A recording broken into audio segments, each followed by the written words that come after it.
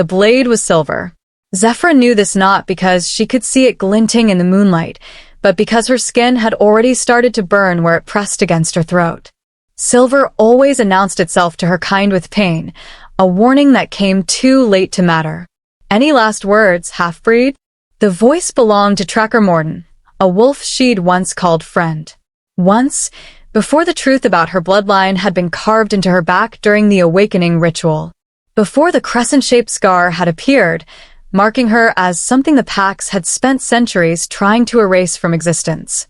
Zephyra's knees pressed into the frozen ground of the whispering forest, her hands bound behind her back with iron chains that suppressed her wolf. Around her, 12 wolves formed a circle, their eyes glowing amber in the darkness. Witnesses. Executioners. Former pack members who'd sworn to protect her. Funny how quickly oaths turned to ash when fear took root. "I didn't kill those children," Zephyra whispered, her breath forming clouds in the winter air. "I tried to save them." Morden's laugh was sharp, brittle. "Save them? We found you covered in their blood, standing over their bodies, with that cursed mark glowing on your back. The evidence doesn't lie, half-breed. But you do." The worst part was that he believed it. They all did. Because the alternative, that someone had orchestrated the massacre specifically to frame her, was too terrifying to consider. It meant the real killer was still out there. Still among them. Still wearing a trusted face. "The Convergence Pack has delivered its judgment," Morden announced, his voice carrying through the trees.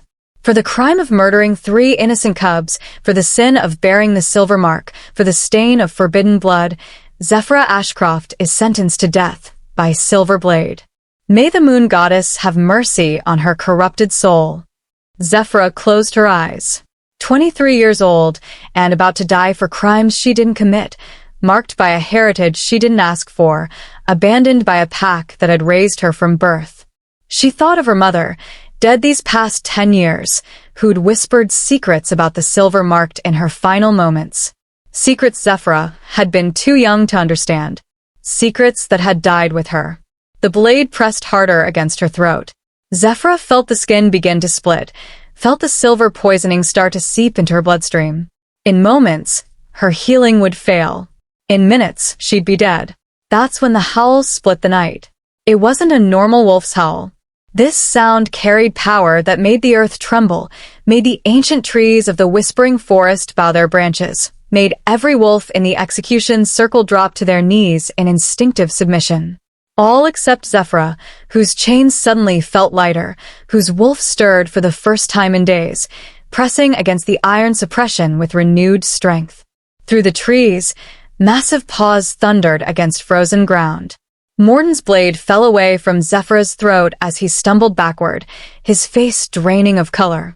"Impossible," he breathed. "The apex wolves don't leave the Shadow Peak Mountains. They haven't interfered in the Lowland Pack business for 200 years.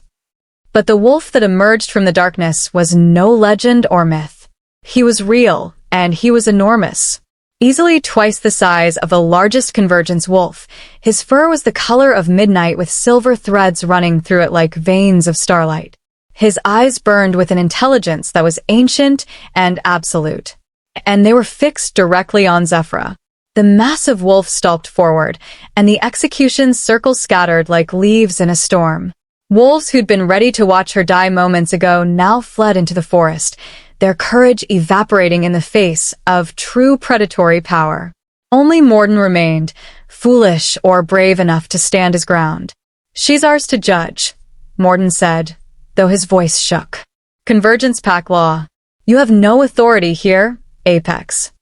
The wolf's lips pulled back, revealing teeth that could tear through steel. Then, impossibly, he began to shift. Bones restructured, fur receded, and within seconds, a man stood where the beast had been. He was beautiful in the way that dangerous things were beautiful. Tall, powerfully built, with dark hair that fell to his shoulders and those same burning eyes that seemed to see straight through to her soul. He wore only black pants, his torso bare despite the winter cold, revealing intricate tattoos that moved across his skin like living shadows. Authority. The man's voice was deep, resonant, carrying the same power as his howl. "I am Theron Nightshade. Alpha of the Shadow Peak Apex Pack, descendant of the first wolves, keeper of the ancient laws. He took a step toward Morden, and the tracker actually whimpered. And that woman bears the silver mark, which means she falls under MY authority. She always has. Zephyra's heart hammered against her ribs. The silver mark. He'd said it not with disgust or fear, but with something that sounded disturbingly like reverence. Theron's eyes shifted to her, and Zephyra felt the weight of his gaze like a physical touch. The question is, he said softly, though his words carried to every corner of the clearing, why is a silver-marked wolf being executed by her own pack? Why wasn't she brought to Shadow Peak the moment her heritage awakened? Because the silver marks are cursed, Morden spat. Everyone knows the stories. They bring death and destruction. They tear packs apart from the inside. We were protecting our own. By murdering one of the rarest, most precious gifts the moon goddess has ever bestowed on our kind. Theron's laugh was cold. Your ignorance is matched only by your cowardice, tracker. He moved with blinding speed, crossing the distance to Zephyra in a heartbeat. His hands grasped the iron chains, and with a casual flex of strength that should have been impossible, he snapped them like twigs. The moment the iron fell away, Zephyra's wolf surged back to full strength, and she gasped at the sudden return of power. Can you stand? Theron asked, his voice gentler now, meant only for her ears. Zephyra nodded, though her legs shook as she rose. The silver wound on her neck was already healing now that the blade was gone, but she could still feel the poison in her system. Theron's nostrils flared as he scented it, and something dark flickered across his features. They used silver on you. It wasn't a question. Did they know what that does to a silver marked? They knew, Zephyra whispered. They wanted it to hurt. Theron's jaw clenched, and when he turned back to Morden, his eyes had started to glow. Run back to your alpha. Tell him that Zephyra Ashcroft is now under Shadow Peak protection. Tell him that if any wolf from Convergence Pack sets foot in my territory or makes any attempt on her life, I will consider it an act of war. And tell him. His voice dropped to something that promised violence, that the Apex Wolves remember. We remember the old laws, the true laws, the laws written in blood and moonlight before your ancestors learned to walk upright. The silver marks are sacred, and anyone who harms them answers to me. Morden fled. Zephyra stood alone with the most powerful alpha in the Northern Territories, a male who just claimed her protection for reasons she didn't understand, whose pack existed in myths and whispered legends. Her neck still burned from silver poisoning, her hands bore the marks of iron chains, and somewhere in the Convergence Pack lands, 3 dead cubs lay unavenged. Why? She finally asked, her voice hoarse. Why would you do this? You don't know me. You don't know if I'm guilty or innocent. The silver marked might be sacred to you, but I could still be a murderer. Theron turned to face her fully, and Zephyra's breath caught at the intensity in his gaze. Because, he said softly, the moment I caught your scent on the wind, the moment I felt the pull of your mark calling to mine, I knew 3 things with absolute certainty. He took a step closer, and Zephyra's traitorous heart began to race. First, you are innocent. Silver-marked wolves cannot lie, not truly. It's part of what makes your bloodline so rare, so dangerous to those who traffic in deception. Another step. Second, someone very powerful wants you dead, and they've gone to extraordinary lengths to make it happen. Which means you're important. More important than you know. One more step, and he was close enough that Zephyra could feel the heat radiating from his skin, could see the way his tattoos seemed to pulse with each heartbeat. And third, Zephyra whispered. Theron's hand lifted, his fingers gently brushing the crescent-shaped scar on her collarbone, the mark that had condemned her. Where he touched, warmth bloomed, chasing away the lingering cold of silver poisoning. Third, he said, his voice dropping to barely audible, you're my mate. And I've been waiting 200 years for you to be born. The world tilted. Mate. The word echoed in Zephyra's mind, her wolf surging forward with recognition that her human half wanted desperately to deny. Because it was impossible. Alphas didn't wait centuries for mates. The silver marks were cursed, not blessed. and males like Theron Nightshade, with power radiating from every pore and eyes that held the weight of ages, didn't claim Broken, accused murderers as their destined partners. That's insane, Zephyr breathed, taking a step back. You're insane. Perhaps. Theron's smile was slight, sad. But it doesn't make it less true. He held out his hand, palm up, an offering rather than a demand. Come with me to Shadow Peak. Let me show you what you really are. Let me teach you why the silver marks were never meant to be feared, but revered. And if I refuse, then I'll leave you here, and the Convergence wolves will finish what they started. His expression remained neutral, but Zephyra heard the unspoken truth beneath his words. He wouldn't force her, couldn't force her. Whatever bond he claimed existed between them, it required her choice. Zephyra looked back toward the Convergence Pack lands, toward the only home she'd ever known. A home that had turned on her the moment her heritage revealed itself. She thought of the three cubs, small bodies broken and cold, their blood on her hands when she'd tried desperately to save them. She thought of the real killer, still out there, still hidden. If she stayed, she died. If she went with Theron, she might finally get answers. One condition, Zephyra said, lifting her chin. Help me find out who really killed those cubs. Help me clear my name. Theron's eyes flashed with something that might have been approval. Done. He gestured toward the dark forest behind him, toward mountains she could barely see in the distance. Welcome to your new life, Zephyra Ashcroft. Try not to die before we reach it. With that ominous promise hanging in the air, he shifted back into his massive wolf form and knelt low, an invitation for her to climb onto his back. Zephyra's hands shook as she gripped his thick fur. The moment she settled against him, she felt it. The connection Theron had spoken of, thrumming like a second heartbeat beneath her skin. Her wolf recognized his wolf in a way that transcended logic or reason. Then Theron was moving, powerful muscles bunching and releasing as he ran through the whispering forest at impossible speed. Trees blurred past, the cold wind stung Zephyra's face, and somewhere behind them, the Convergence Pack would be discovering that their condemned prisoner had vanished with an apex wolf. There would be consequences. There would be war. But as the Shadow Peak Mountains rose before them like ancient sentinels guarding secrets older than memory, Zephyra realized with startling clarity that her old life was over. Whatever waited in those mountains, whoever Theron Nightshade truly was, whatever destiny the silver mark had carved into her flesh, this was only the beginning.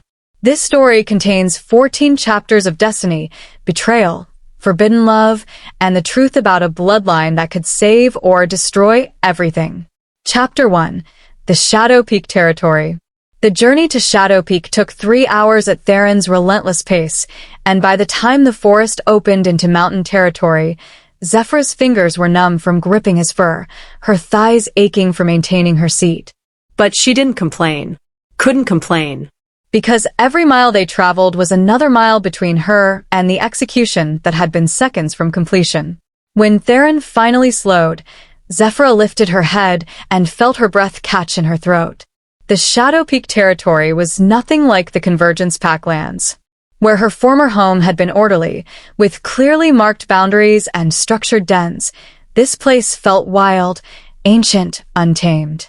Massive pine trees towered overhead, their branches so thick they blocked out most of the moonlight. Mist clung to the ground like living things, swirling around Theron's paws as he walked. And everywhere, Zephyra felt the hum of power, old magic that had seeped into the very soil over centuries. They emerged into a clearing, and Zephyra's eyes widened at what lay before her. The Shadow Peak compound wasn't a compound at all. It was a fortress carved directly into the mountainside. Stone structures blended seamlessly with natural rock formations, creating buildings that looked like they'd grown from the mountain itself. Torches burned with blue-white flames that never seemed to flicker, casting everything in an ethereal glow. And everywhere she looked, wolves moved through the shadows, massive creatures that made even the largest Convergence wolves look like pups. Theron shifted back to human form, and Zephyra quickly averted her eyes as his nakedness became apparent. A low chuckle rumbled from his chest. Modesty. How refreshing. His voice held amusement. Though you'll need to get over that particular hang-up quickly. Shadow Peak wolves don't trouble themselves with such lowland sensibilities. Zephyra felt heat crawl up her neck, but kept her gaze firmly fixed on the compound ahead. Where I come from, we believe in decency. Where you come from, they just tried to execute you for crimes you didn't commit. Theron's tone lost its humor.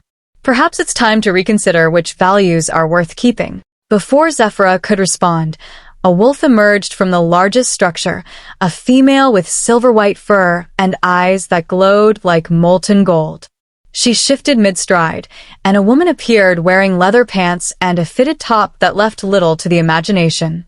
She was stunning, with platinum hair that fell to her waist and features that could have been carved from marble. You brought her. The woman's voice was cool, assessing. Her eyes raked over Zephyra with an intensity that made her feel exposed. The silver-marked half-breed from Convergence Pack. I'd hoped the rumors were exaggerated. Careful, Ashcroft. Theron's warning carried an edge that made the woman pause. That half-breed, as you so eloquently put it, is my mate. You'll show her the respect due to your future Luna. Ashcroft's expression flickered with something dark, gone too quickly to identify. Then she bowed her head in a gesture that managed to convey both obedience and disdain. Of course, Alpha. Forgive my surprise. It's not every day our Alpha brings home a wanted murderer and declares her his mate. Zephyra's wolf bristled at the insult, pushing against her skin, demanding she defend herself. But Zephyra forced herself to remain calm. She was in unknown territory, surrounded by wolves whose power dwarfed anything she'd ever experienced. Losing her temper would be suicidal.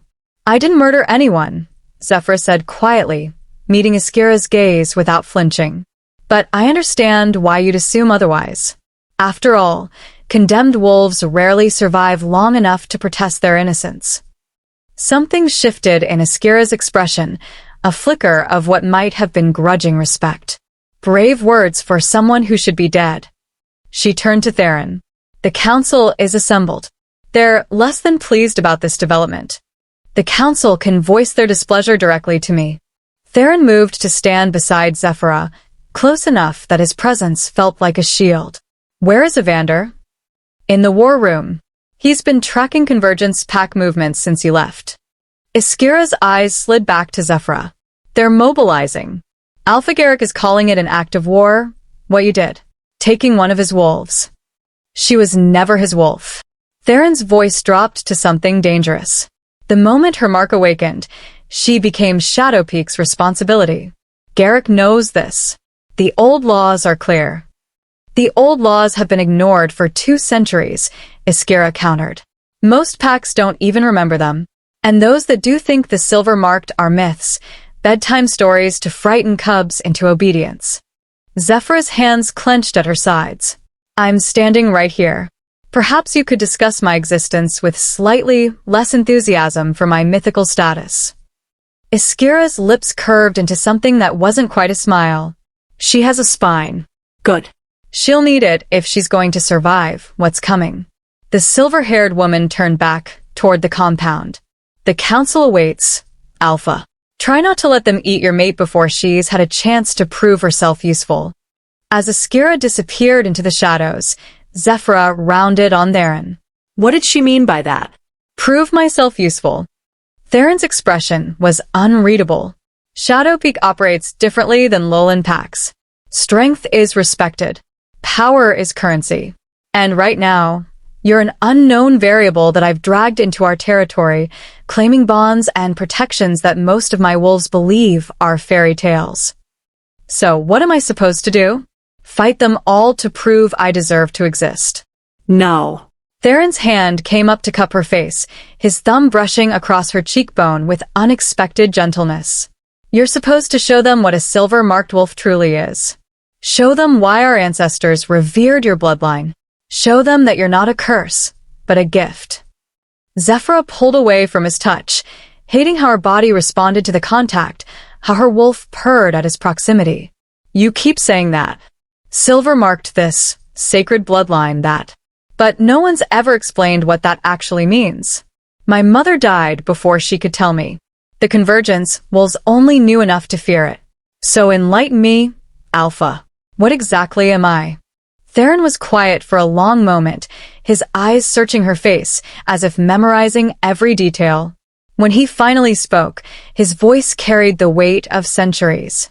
You are a bridge, Zephyra, between the physical world and the spirit realm, between a wolf and something more. He gestured to the mark on her collarbone. That crescent scar isn't just a birthmark. It's a seal. A lock that, when opened, will grant you access to abilities that haven't been seen since the first wolves walked these mountains. Zephyra's heart hammered against her ribs. What kind of abilities? The kind that could change everything. The kind that could tip the balance of power among all the packs. The kind that makes you either the most valuable asset or the most dangerous threat in the Northern Territories. Theron's eyes glowed in the darkness. And the kind that someone is willing to commit mass murder to keep suppressed. The pieces clicked together in Zephyra's mind with sickening clarity. The cubs. They weren't just killed to frame me. They were killed to force your execution before you could fully awaken, Theron finished. Yes. Someone knew what you are, knew what you could become, and decided you needed to die before that transformation could occur. But who? Who would even know about the silver marked if the bloodline is so rare? That, said a new voice from the shadows, is precisely what we need to find out. A male stepped into the clearing, and Zephyra's wolf immediately recognized him as Theron's equal in power. He was slightly taller than the alpha, with dark copper hair pulled back from a face that was all sharp angles and predatory grace. His eyes were amber, bright and intelligent, and they studied Zephyra with an intensity that made her want to shift under his gaze. Evander, Theron acknowledged. What have you learned? Nothing good. Evander moved closer, his movements fluid and controlled. The Convergence Pack is in chaos. Alpha Garrick is calling for your head, claiming you violated pack sovereignty. But more interesting is what he's not saying. The copper-haired male's eyes fixed on Zephyra. He's not demanding her return. Not calling for her execution to be carried out in his territory. In fact, he's going out of his way to declare her permanently banished, stripped of pack bonds, not worth pursuing. Zephyra frowned. That doesn't make sense. If he's angry enough to threaten war, why wouldn't he demand I be returned to face justice? Because, Evander said slowly, whatever his public anger, his private relief is palpable. It's almost as if he wanted you gone but couldn't afford to be the one who made it happen. You think Garrick is involved? Theron's voice had gone dangerously soft. I think Garrick knows more than he's saying. Whether he's directly involved or simply complicit through willful ignorance. Evander shrugged. Either way, someone in the Convergence Pack wanted Zephyra dead. Someone with enough authority to orchestrate a massacre and frame her for it. Someone who knew exactly how the pack would react to a silver-marked wolf. Zephyra's mind reeled. Alpha Garrick had raised her after her mother died, had trained her, protected her, treated her like a pack. The thought that he might have been part of the conspiracy to kill her was almost more painful than the execution itself. There's more, Evander continued. Whispers have started spreading through the territories. Rumors about the silver-marked, about ancient bloodlines awakening, about a prophecy that hasn't been spoken of in generations. What prophecy? Zephyra demanded. Evander's eyes met hers, and what she saw there made her blood run cold. That when the silver-marked awakens, the old powers will rise again. That the balance between packs will shatter. That everything our kind has built over centuries will be tested. He paused. And that the silver-marked will either unite all wolves under one banner, or tear the territories apart in a civil war. The weight of those words settled over Zephyra like a physical thing. Unite or destroy. Save or damn. No pressure. The council is waiting, Theron said quietly. They'll want to see you, judge you, determine if my claim of mate bond is legitimate or simply an alpha's whim. And if they decide it's not legitimate, Theron's smile was sharp as a blade. Then I remind them that I don't answer to the council. They answer to me. He offered his hand once more. But it would be easier if you could show them even a fraction of your power. Give them something to fear, something to respect. Zephyra stared at his outstretched hand, then at the compound looming before her, filled with ancient wolves who would judge her, test her, possibly try to kill her. She thought about the 3 dead cubs, about the real murderer still walking free, about a prophecy she didn't understand and powers she couldn't control. Every instinct screamed at her to run, to disappear into the wilderness and never look back. But where would she go? The Convergence Pack had already condemned her. Other packs would hear the rumors and turn her away. She was alone, powerless, marked by a heritage that made her a target. Unless Theron was telling the truth. Unless the silver-marked really were something more than cursed half-breeds. Unless she could learn to control whatever power lay dormant in her blood. Zephyra took Theron's hand, felt his fingers close around hers with surprising gentleness. Teach me, she said. Teach me what I am. Teach me how to use this power. And when I've learned... Her eyes hardened. Help me find the ones who killed those cubs. Help me make them pay. Theron's smile was terrible and beautiful. Now that, he said, is the spirit of a true Shadow Peak wolf. As they walked toward the compound, toward the council that waited in judgment, Zephyra felt her old life fall away like shed skin. She wasn't a Convergence Pack anymore. Wasn't a quiet, obedient wolf who'd tried so hard to fit in, to be normal, to suppress the strangeness that had always marked her as different. She was silver-marked. She was Theron Nightshade's mate, whether she understood what that meant or not. And she was about to walk into a den of ancient predators who would either accept her or tear her apart. The massive doors to the council chamber swung open, revealing a circular room lit by those same blue-white flames. Around the perimeter, 7 wolves sat in human form, their eyes glowing in the darkness. And at the center, carved into the stone floor, was a symbol that made Zephyra's mark burn with sudden recognition. A crescent moon, identical to her scar, surrounded by 7 stars. "Welcome, silver-marked," said an ancient voice from the shadows. "We've been waiting 200 years for you to come home." Chapter 2. The Council's Judgment. The voice belonged to a woman so old that Zephyra couldn't begin to guess her age. She sat at the head of the council circle, her hair white as fresh snow, her face lined with centuries of wisdom and sorrow. But her eyes were sharp, clear, and they burned with the same amber fire that marked all Shadow Peak wolves. "Elder Mireia," Theron acknowledged, his hand still wrapped around Zephyra's. "I bring before the council." "We know what you bring, young alpha." Mireia's voice carried an edge of amusement at calling a 200-year-old wolf young. "The question is whether she knows what she is." Zephyra felt 7 pairs of eyes focus on her with laser intensity. The weight of their collective power pressed against her skin like a physical force, testing her, measuring her, searching for weakness. Her wolf wanted to submit, to bare her throat and acknowledge their dominance. But something deeper, something connected to the mark on her collarbone, refused to bow. "I know that I'm silver-marked," Zephyra said, lifting her chin. "I know that my bloodline is rare. Beyond that, I know very little. My mother died before she could teach me what I was." The Convergence Pack feared what they didn't understand. And now I'm here, in a place that claims my heritage is sacred rather than cursed, standing before a council that's apparently been waiting centuries for someone like me to appear. A male council member, broad-shouldered with dark skin and silver streaks through his black hair, leaned forward. "Someone like you? Girl, there is no one like you. Not anymore." The silver-marked bloodline was thought extinct. "We believed the last of your kind died over a century ago." "Then how am I here?" Zephyra challenged. "That," said another council member, a thin woman with hawk-like features, "is precisely what we need to determine. Bloodlines don't simply reappear after generations of dormancy. Someone in your ancestry hid what they were. Someone survived when they should have been found."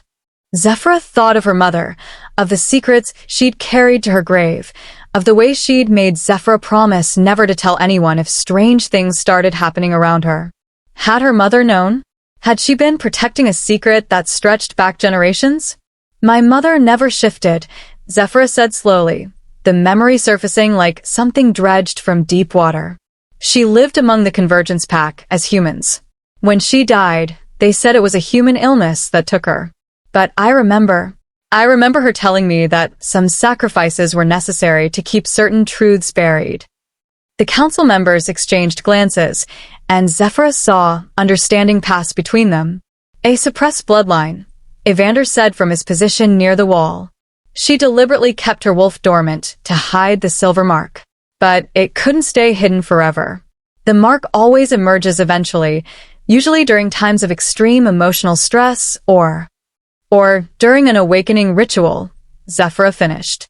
The night I turned 21, the Convergence Pack held the traditional ceremony.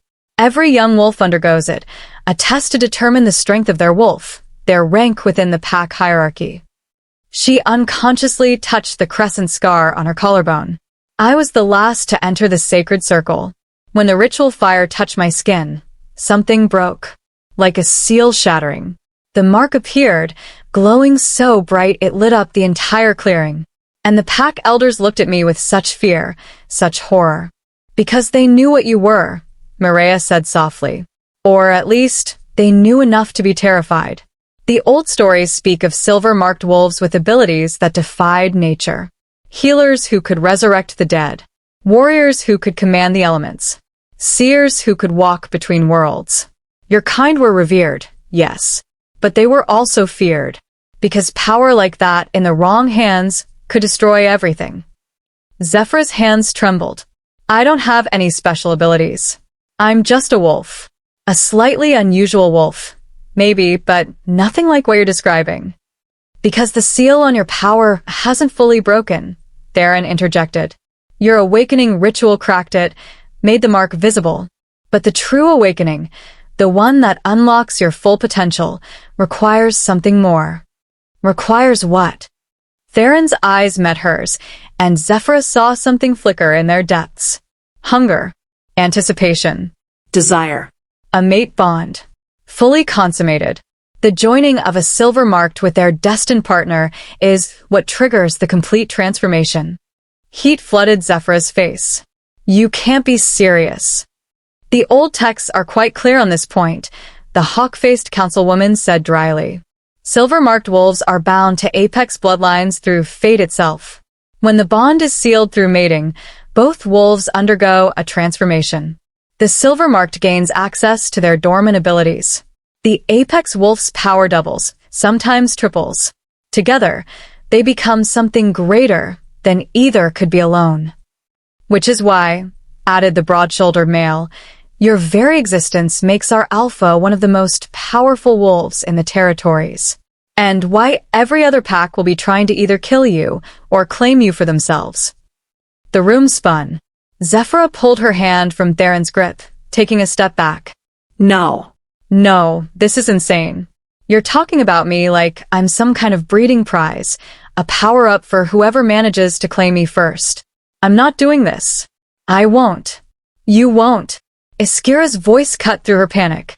The silver-haired woman had entered the council chamber silently, and now she stood in the doorway, with her arms crossed.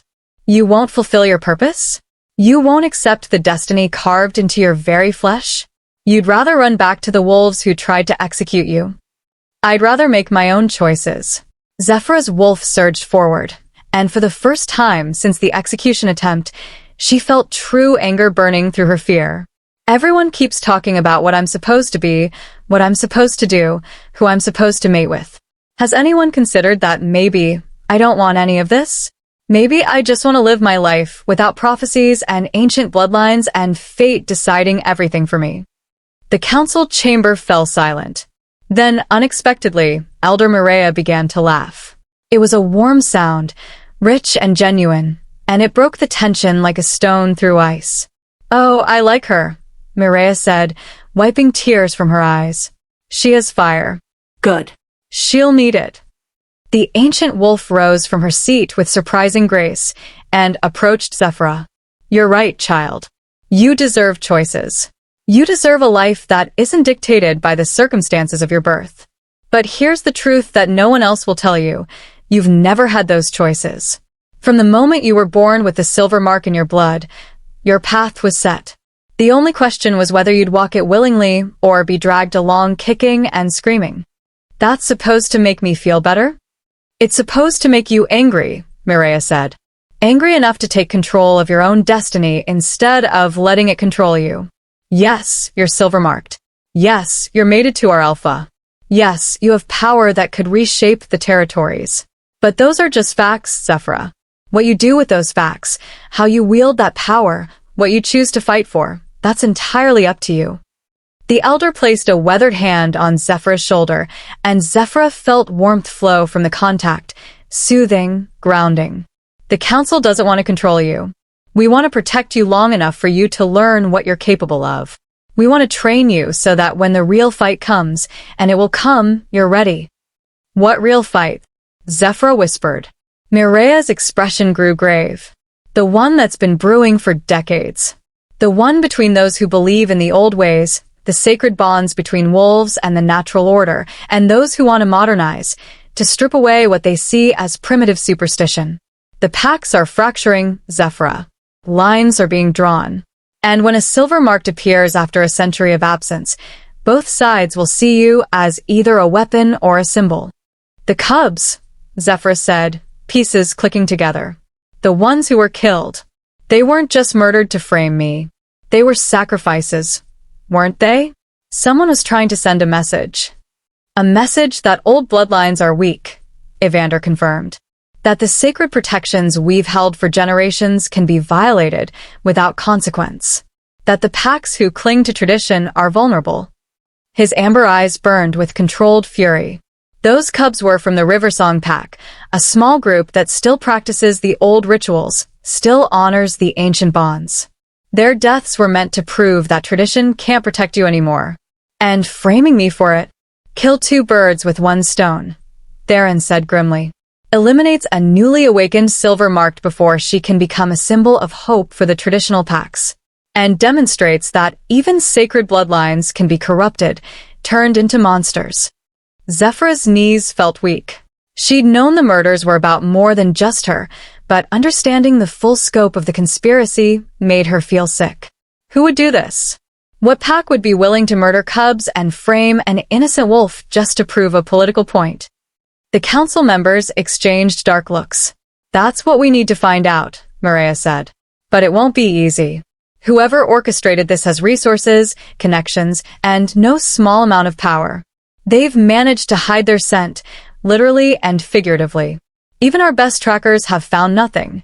Then how are we supposed to? That's where your abilities come in, the hawk-faced woman interrupted. Once fully awakened, silver-marked wolves can sense truth and lies with perfect accuracy. They can track corruption like a scent, follow threads of deception that normal wolves can't perceive. You could find the killers, Zephyra. You could expose them and bring them to justice. But only if you complete the mate bond, Iskira said, and there was something sharp in her voice. Only if you give yourself to our alpha and unlock your full power.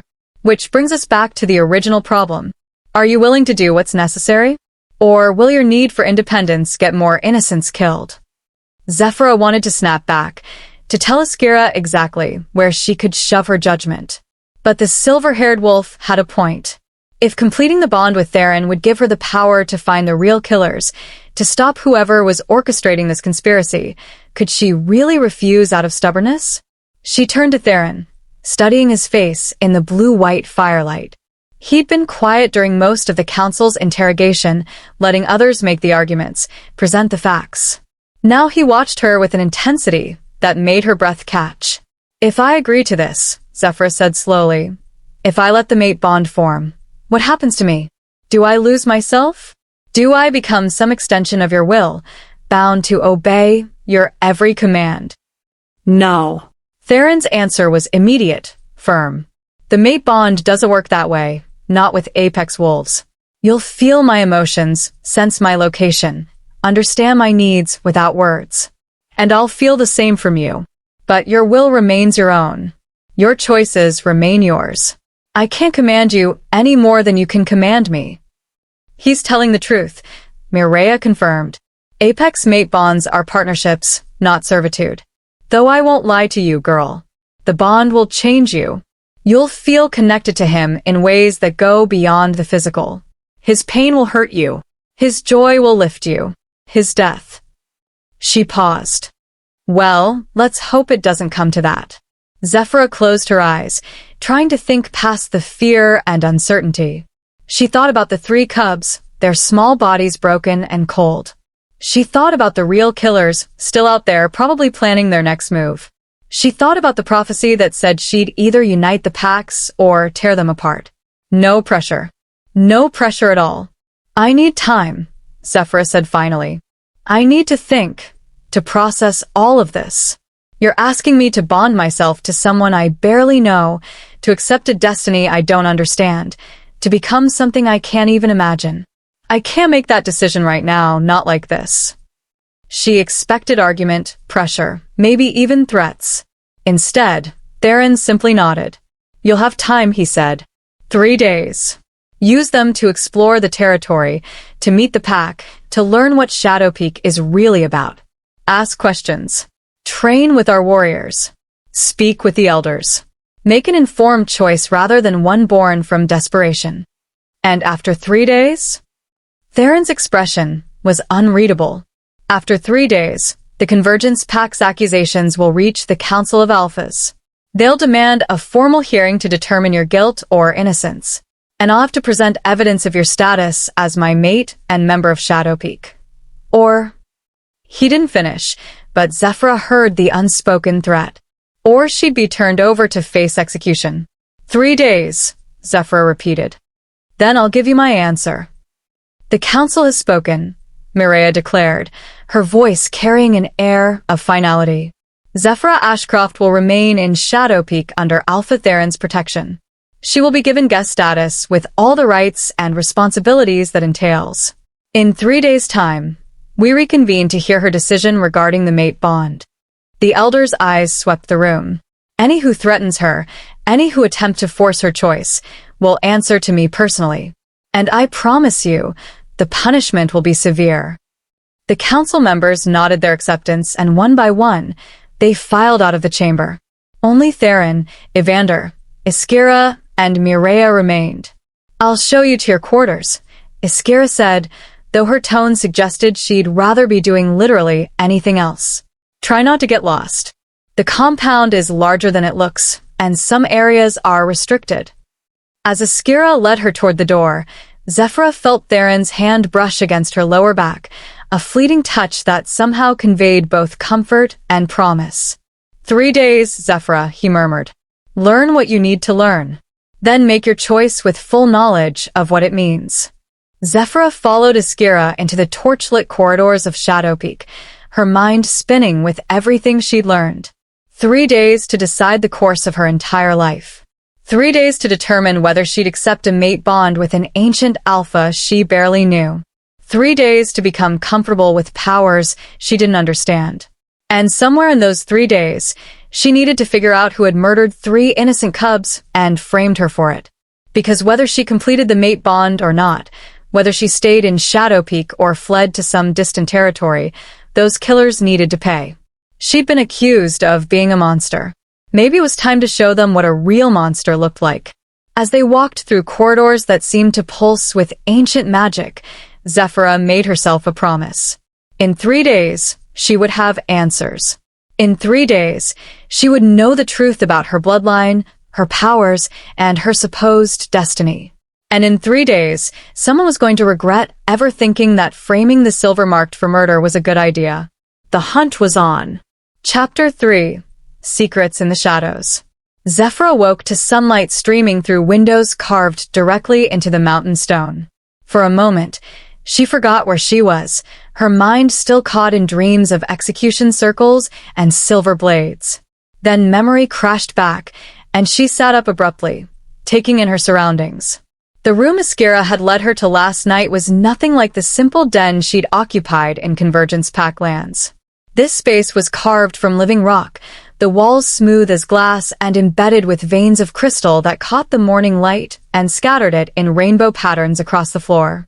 Furs covered a bed large enough for 3 wolves, and a natural hot spring bubbled in the corner, steam rising in lazy spirals toward ventilation shafts hidden in the ceiling. It was beautiful, luxurious, and it felt like a gilded cage. Zephyra pushed off the furs and padded to the window. The view took her breath away. From this height, she could see the entire Shadow Peak territory spread out below, dense forests that stretched for miles, mountain peaks that pierced the clouds, and in the distance, a waterfall that cascaded down sheer cliffs with enough force to create a constant mist that painted rainbows in the air. This was what power looked like. This was what it meant to be Apex. A knock at the door interrupted her thoughts. Before Zephyra could respond, the door swung open, and a young woman entered carrying a tray laden with food. She was small, delicate-looking, with auburn hair that fell in waves to her shoulders and eyes the color of honey. "Good morning," the woman said, her voice soft and melodic. "I'm Nixera. Elder Mireia sent me to attend to you during your stay." She set the tray on a stone table near the hot spring. "I've brought breakfast, and there are clothes in the chest by the bed. Alpha Theron thought you might want something more suitable for our territory, then." She gestured delicately at Zephyra's torn and blood-stained garments from the previous night. Zephyra looked down at herself and winced. She'd been so exhausted last night that she'd simply collapsed onto the bed without changing. Now, in daylight, she could see just how wrecked she looked. "Thank you, Nixera. That's very thoughtful." Nixera smiled, and there was genuine warmth in it. "It's not every day we have a silver marked in Shadow Peak." The whole pack is buzzing with excitement and speculation. She moved to the chest and began pulling out clothes, leather pants, fitted tunics, boots that looked both functional and beautiful. Some are afraid, of course. The old stories speak of your kind with both reverence and terror. But most are simply curious. "And what about you?" Zephyra asked. "Are you afraid of me?" Nixera paused, considering the question with a seriousness that Zephyra appreciated. "I'm cautious," she said finally, "but not afraid. Fear is what got you nearly executed by your own pack. I'd rather reserve judgment until I know who you really are." She glanced over her shoulder. "Besides, Elder Mireia speaks well of you, and I trust her judgment above all others." Zephyra felt something in her chest relax slightly. "You're the first person since I arrived who hasn't looked at me like I'm either a threat or a prize to be won. That's because I'm not dominant enough to challenge you and not foolish enough to try claiming you." Nixera's smile turned wry. "I occupy a comfortable middle ground in the pack hierarchy. It gives me the freedom to be honest without worrying about political consequences." As Zephyra washed in the hot spring and changed into the clothes Nixera had provided, the auburn-haired wolf kept up a steady stream of information about Shadow Peak. The pack structure, the training schedules, the territories where guests were welcome, and those that were restricted. It was casual conversation, but Zephyra sensed an underlying purpose. Nixera was assessing her, measuring her responses, determining what kind of wolf she really was. "So," Zephyra said as she laced up boots that fit perfectly, "tell me about Iskira. She seems less than thrilled about my presence." Nixera's expression flickered with something complicated. Iskira is the Alpha's second. She's been by his side for over 50 years, fought with him, bled with him, protected him when enemies came calling. And for most of that time, she believed she would eventually become his mate. Zephyra's hands stilled on the bootlaces. They were together? Not officially. Theron never claimed her, never allowed a bond to form. But Iskira, she waited. She hoped. And now you've appeared, and all those hopes have been crushed in a single night. Nixera moved to the window, her reflection visible in the crystal-clear glass. "I'm not saying her behavior is justified. I'm just saying it's understandable. Imagine waiting half a century for someone, only to watch them claim a complete stranger as their fated mate." Guilt twisted in Zephyra's stomach. She hadn't asked for this, and hadn't wanted to disrupt anyone's life. But she was disrupting it nonetheless, simply by existing. "Does she hate me?" Zephyra asked quietly. "I think she wants to," Nixera replied. "But Iskira is too practical for pure hatred. She'll observe you, test you, look for weaknesses. And if she finds them, the unspoken threat hung in the air. A second knock interrupted them, this one more forceful. The door opened to reveal Evander, his copper hair pulled back from his face, his expression all business. Training yard. Now. His amber eyes fixed on Zephyra. If you're going to survive in Shadow Peak, you need to prove you can hold your own against wolves who've been training since before you were born. The pack needs to see what you're capable of. Zephyra's wolf bristled at the command in his tone. And if I refuse? Evander's smile was sharp. Then you prove Ashcroft right. That you're weak, that you're hiding behind the Alpha's protection because you can't defend yourself. The pack respects strength, Zephyra. Show them you have it, or they'll tear you apart the moment Theron's attention is elsewhere. It was a challenge and a threat wrapped in practical advice. Zephyra could refuse, could stay in this beautiful room and hide from the pack's judgment. Or she could face them head-on and prove she deserved to be here. Lead the way, Zephyra said, rising to her feet. The training yard was a massive clearing carved into the mountainside, the ground-packed earth covered with fighting circles marked in white stone. As Zephyra followed Evander into the space, she felt dozens of eyes turned toward her. Wolves in various stages of training stopped what they were doing to watch her approach, their expressions ranging from curious to hostile. At the center of the largest fighting circle stood Ashcroft, her silver hair bound back in a warrior's braid, her body clad in training leathers that accentuated every line of controlled muscle. When she saw Zephyra, her lips curved into something that wasn't quite a smile. So the silver marked emerges from her den. Ashcroft called out, her voice carrying across the yard. Come to show us what you're made of. Or are you just here to watch real wolves train? The gathered pack members murmured, some with amusement, others with anticipation. Zephyra felt her temper flare, but forced herself to remain calm. This was a test. Everything here was a test. I'm here to learn, Zephyra replied evenly. Though, if you're offering to teach me, I'm willing to be a student. Ashcroft's eyes glittered with something dangerous. Oh, I'll teach you, half-breed. I'll teach you exactly what happens to wolves who think they can walk into Shadow Peak and claim privileges they haven't earned. She moved with blinding speed, crossing the distance between them in a heartbeat. Zephyra barely had time to react before Ashcroft's fist connected with her jaw, sending her sprawling across the packed earth. Pain exploded through her face, and her wolf surged forward with fury. Rule 1, Ashcroft said, standing over her. In Shadow Peak, we don't wait for formal challenges. If you can't defend yourself at all times, you're dead. Zephyra tasted blood. She could feel her jaw already swelling, healing slower than it should. The iron chains from her near execution had done more damage than she'd realized, weakening her natural regeneration. Around the training yard, wolves watched with varying expressions. Some looked pleased at seeing the newcomer put in her place. Others seemed uncomfortable, as if this display was crossing some unspoken line.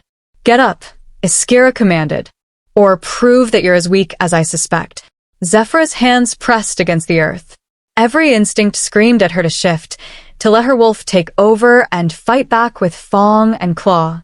But something deeper, something connected to the mark on her collarbone, whispered a different truth. This isn't a fight you win with violence. Slowly, deliberately, Zephyra rose to her feet. She wiped blood from her split lip and met Ashcroft's gaze, without flinching. Rule 1 learned, she said quietly. Now teach me Rule 2. Confusion flickered across Ashcroft's face. She'd expected anger, expected retaliation, expected the kind of dominance battle that was common in wolf packs. What she hadn't expected was calm acceptance and a request for continued instruction. Rule 2, Evander's voice cut through the tension, is that strength isn't just about physical power. It's about control. Discipline. The ability to choose when to fight and when to endure. He stepped into the fighting circle, his amber eyes moving between Ashcroft and Zephyra. Ashcroft, you've made your point. The silver marked isn't some fragile flower who'll shatter at the first sign of aggression. But continuing this demonstration will only make you look petty rather than protective. Ashcroft's jaw clenched. For a moment, Zephyra thought she might refuse, might escalate the situation into something truly dangerous. Then the silver-haired wolf stepped back, her expression carefully neutral. Fine. But don't expect me to coddle her during actual training. Iskira turned to address the assembled pack. Anyone who wants to test themselves against the silver-marked is welcome to challenge her.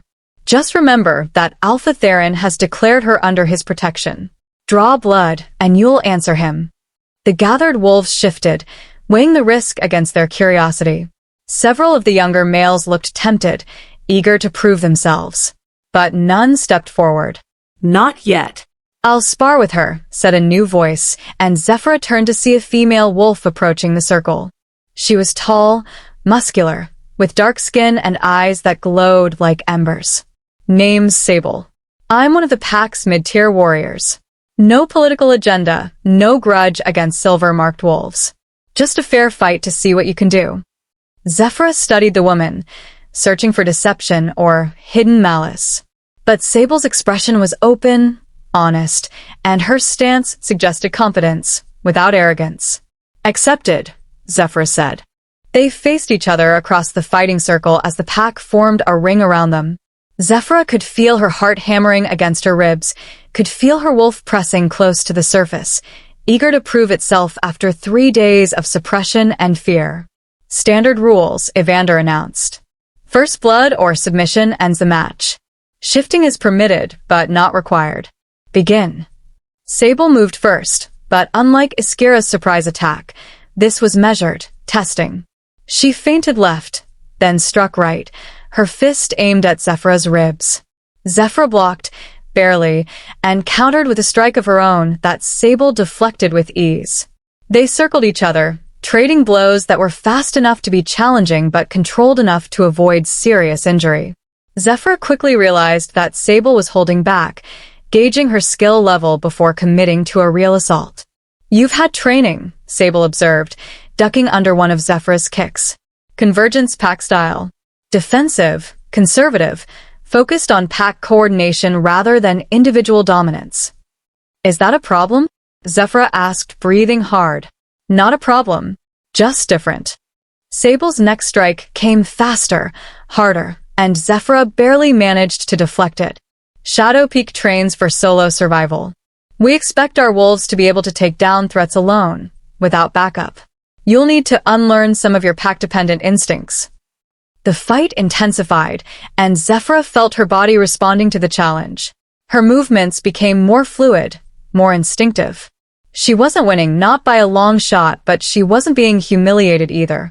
She was holding her own against a trained Shadow Peak warrior, and from the murmurs around the circle, the pack was noticing. Then something strange happened. Sable launched a combination attack that should have overwhelmed Zephyra's defenses. But just as the strikes were about to land, Zephyra felt a surge of something hot and electric course through her veins. The world seemed to slow down, and she saw the attack coming not as a series of movements, but as a pattern of energy, bright lines of intent that showed her exactly where each strike would land before it happened. She moved without thinking, flowing between the attacks like water through rocks. Her hand shot out and connected with Sable's shoulder with perfect precision, hitting a pressure point that made the warrior's entire arm go numb. Sable stumbled back, her eyes wide with shock. What the hell was that? Zephyra stared at her own hands, feeling the energy still crackling beneath her skin. The mark on her collarbone was warm, almost hot, and when she looked down, she could swear it was glowing faintly beneath her shirt. I don't know, Zephyra whispered. Around the training circle, the pack had gone silent. They'd just witnessed something that shouldn't be possible. A newly awakened silver-marked, barely trained, had moved with a speed and precision that rivaled their best warriors. Her powers are manifesting. Elder Mirea's voice cut through the shocked silence. The ancient wolf stood at the edge of the training yard, her expression thoughtful. Even without the completed mate bond, her bloodline is beginning to wake. Interesting. Theron materialized beside the elder, his eyes fixed on Zephyra with an intensity that made her skin prickle. How is that possible? The texts say silver-marked wolves can't access their abilities until the bond is sealed. The texts were written by wolves who'd never met a silver-marked, Mireia replied. Only observe them from a distance and recorded legends. Perhaps the bond merely accelerates the awakening. Perhaps proximity to her destined mate is enough to trigger partial manifestation. The elder's eyes gleamed with fascination. Or perhaps this particular silver marked is stronger than any that came before. Zephyra felt the weight of every gaze in the training yard. The pack was looking at her not with mockery or disdain now, but with a mixture of awe and fear. She'd just proven that she was more than a political inconvenience or a powerless exile. She was dangerous. And from the expression on Askira's face, that realization had just made everything significantly more complicated. Training's over for today, Theron announced, his voice carrying absolute authority. Everyone back to your duties.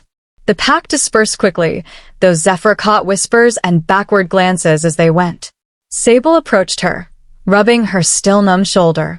That was impressive, the warrior said, and there was genuine respect in her voice. Also terrifying. If you can do that without formal training, I'd hate to see what you're capable of once you've actually learned to control it. I didn't mean to. I know. Which makes it even more impressive. Sable grinned. Welcome to Shadow Peak, Silver marked. I think you're going to fit in better than anyone expected. As Sable walked away, Zephyra found herself alone with Theron, Mireia, and Evander. The three powerful wolves studied her with expressions that ranged from concerned to calculating. We need to accelerate your training, Evander said. If your powers are manifesting this quickly, you need to learn control before something dangerous happens. Dangerous how? Zephyra demanded. Mireia's expression grew grave. Silver-marked abilities are tied to emotion, child. Anger, fear, love. All of these can trigger surges of power. And if you don't learn to channel them properly, you could hurt someone. Or worse, you could burn yourself out from the inside, consuming your own life force to fuel abilities you can't control. The warmth Zephyra had felt during the fight suddenly felt more like a warning than a gift. So what do? You train, Theron said simply. Every day, all day, until you can call on your abilities that will instead of having them erupt randomly. I'll work with you personally. Why you? His eyes met hers, and Zephyra felt that pull again, the connection that her wolf recognized even if her human mind still resisted. Because I'm your mate. Whether you accept the bond or not, whether you complete it or not, that connection exists. And it means I can help stabilize your power in ways no other wolf can. Zephyra wanted to argue, wanted to maintain her independence and prove she didn't need anyone's help. But the memory of that surge of energy, of the way it had felt both exhilarating and terrifying, stopped her protests. Fine, she said. But training is all this is. Don't mistake my acceptance of help for agreement to the mate bond. Theron's smile was slight, knowing. Understood. We begin tomorrow at dawn. For now, rest. You've had an eventful morning. As the three wolves walked away, leaving Zephyra alone in the training yard, she felt the weight of everything that had just happened settle over her like a cloak. Her powers were manifesting. The pack had seen what she could do, and she had just agreed to spend every day in close proximity to the male who claimed she was his destined mate. 3 days suddenly felt like both too much time and nowhere near enough. Zephyra looked down at her hands, still tingling with residual energy. Somewhere in these mountains, a killer was hiding. Somewhere in the territories, a conspiracy was unfolding. And somehow, she was at the center of it all. The hunt had begun. But as Zephyra was quickly discovering, she wasn't sure whether she was the hunter or the prey. Chapter 4. The Bond Awakens. Dawn came too quickly. Zephyra had barely slept, her mind spinning with images of glowing energy patterns and the memory of power coursing through her veins. Every time she closed her eyes, she saw the 3 dead cubs, their small bodies broken and cold. Saw the accusation in the Convergence Pack's eyes. Saw the silver blade pressed against her throat. And beneath it all, she felt the pull. A constant tug in her chest that seemed to point toward a specific direction in the compound. Toward Theron. She tried to ignore it, had buried herself under furs, and willed herself to sleep. But the connection persisted, a thread of awareness that told her exactly where he was, what he was feeling. Right now, he was awake, moving through the compound with purpose. And he was thinking about her. Zephyra threw off the furs with a growl of frustration. This was exactly what she'd feared about the mate bond. The loss of privacy, the invasion of her thoughts and feelings, the way her wolf seemed to yearn toward him even when her human mind resisted. She dressed quickly in the training clothes Nyxera had left for her. Flexible leather pants, a fitted tunic that allowed freedom of movement, and boots designed for both running and fighting. When she looked at herself in the polished crystal that served as a mirror, she barely recognized the wolf staring back. 2 days ago, she'd been a condemned prisoner awaiting execution. Now she wore the clothes of a Shadow Peak warrior and carried power in her blood that she didn't understand. The transformation was dizzying. A knock at the door announced Theron's arrival before she could sense him approaching. When she opened it, she found him leaning against the stone doorframe with an ease that suggested he'd been waiting patiently for her to finish preparing. "You're late," he said, though there was no censure in his tone. "Dawn was 15 minutes ago." "I didn't sleep well," Zephyra replied, stepping into the corridor and closing the door behind her. Strange dreams about ancient wolves and power that burns like silver fire. Theron's eyes studied her face, and Zephyra knew he could sense the exhaustion she was trying to hide. The awakening always brings dreams. Your subconscious is processing memories that aren't yours, knowledge passed down through bloodlines that stretches back millennia. It will fade as you learn to control the connection. They walked through the compound in silence, moving past wolves who were just beginning their day. Some nodded respectfully to Theron. Others watched Zephyra with the same mix of curiosity and wariness she'd seen in the training yard. Word had spread quickly about her display of power. Theron led her away from the main compound, following a narrow path that wound up the mountainside. The morning air was crisp and cold, and Zephyra's breath formed clouds as they climbed. After 20 minutes of steady ascent, they emerged onto a plateau that overlooked the entire territory. The view was breathtaking. The sun was just cresting the eastern peaks, painting the sky in shades of gold and crimson. Below them, the Shadow Peak compound looked like a fortress of shadows and stone, perfectly camouflaged against the mountain. And beyond, the forest stretched endlessly, a sea of green punctuated by rivers that glowed silver in the dawn light. "This is the sacred peak," Theron said quietly, "where the first apex wolves made their covenant with the moon goddess. Where every alpha of Shadow Peak has come to seek guidance in times of crisis." He turned to face her. "And where I learned to control the beast that lives inside me." Zephyra felt the power of the place immediately. The air hummed with ancient magic, and the stone beneath her feet seemed to pulse with a heartbeat that matched her own. "Why did you bring me here?" "Because this is where you'll learn to master your abilities without fear of hurting anyone." Theron gestured to the empty plateau. "No pack members to accidentally injure. No structures to destroy if your power surges beyond your control. Just you, me, and enough space to make mistakes without consequences." The consideration in his planning made something warm bloom in Zephyra's chest, and she quickly squashed it down. She couldn't afford to soften toward him, couldn't let gratitude turn into something deeper. "So, how does this work?" Zephyra asked, moving to the center of the plateau. "How do I learn to control something I don't understand?" Theron circled her slowly, his movements predatory and assessing. "First, you need to understand what silver-marked abilities actually are. Most wolves think it's magic, some supernatural gift from the moon goddess. But that's not quite accurate. Then what is it?" "It's perception." Theron stopped in front of her, close enough that she could feel the heat radiating from his skin. Silver-marked wolves don't create power. They see it. The world is full of energy, life force flowing through every living thing like blood through veins. Normal wolves sense it instinctively, use it to track prey, to identify pack members, to feel the health of the forest. But silver-marked wolves see it as clearly as you see my face right now. Zephyra thought about the training yard, about how she'd seen Sable's attacks as patterns of light and energy. The lines I saw during the fight, that was life force. Intent energy, Theron corrected.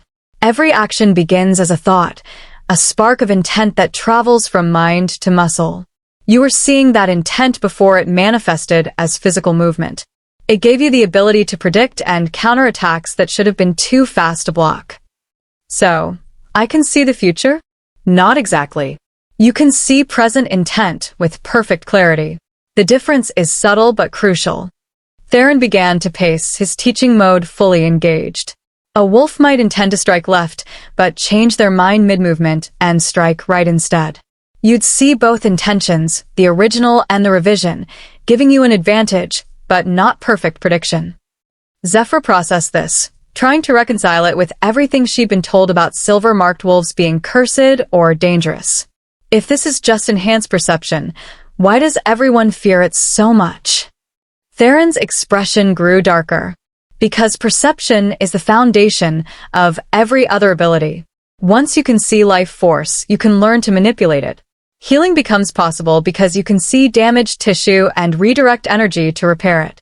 Combat becomes devastating because you can see exactly where to strike to cause maximum harm.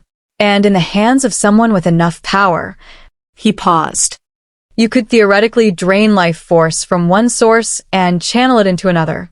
Take from the dying to heal the living, or take from the living to kill. Horror crawled up Zephyra's spine. That's what people think I'll do. Steal life force like some kind of parasite. Some fear that, yes.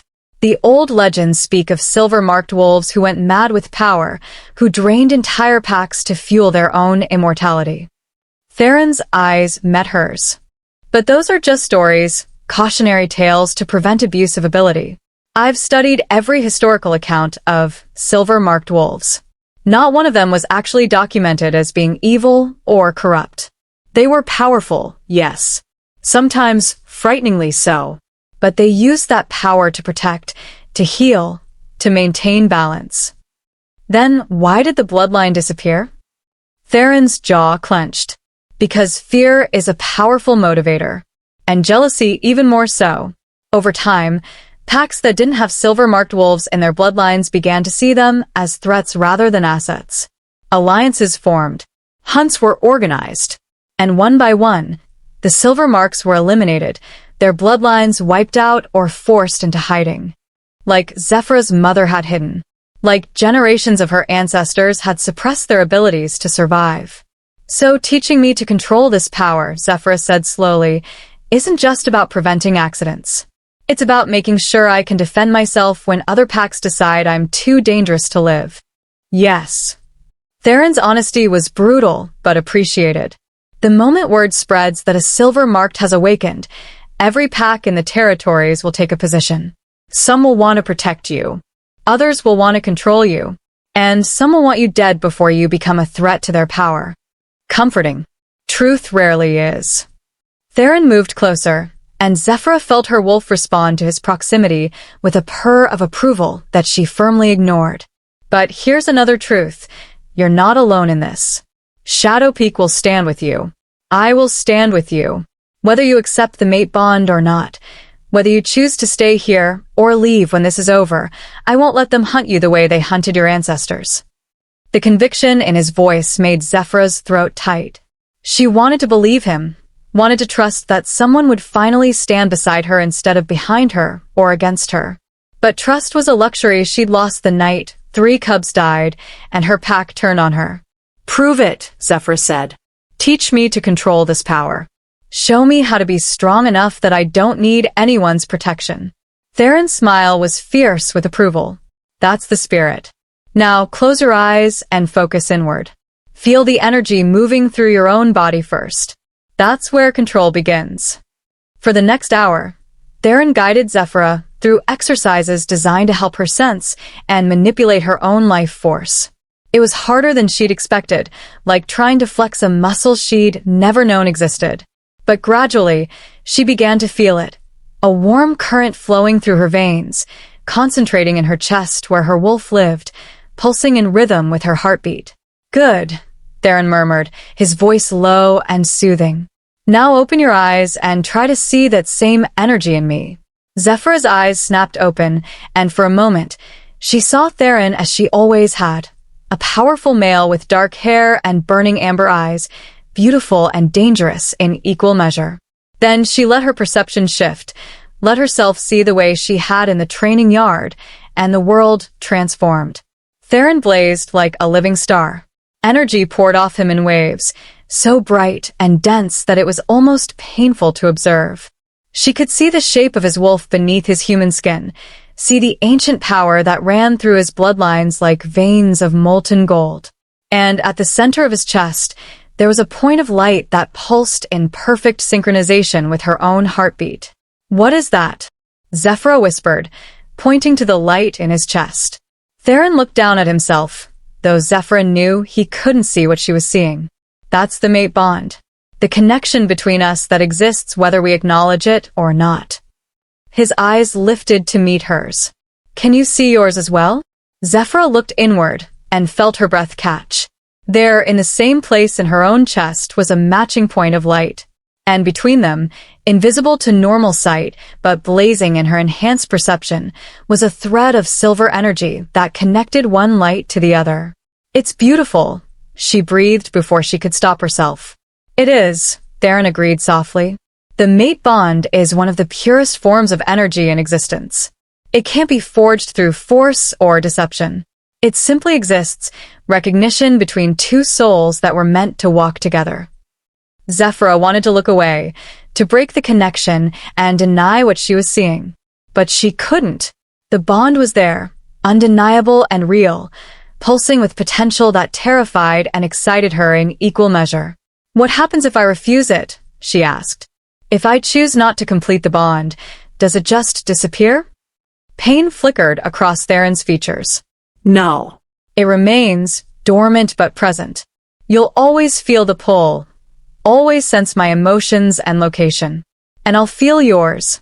But without completion, the bond can't reach its full strength. Your powers will remain limited. And..."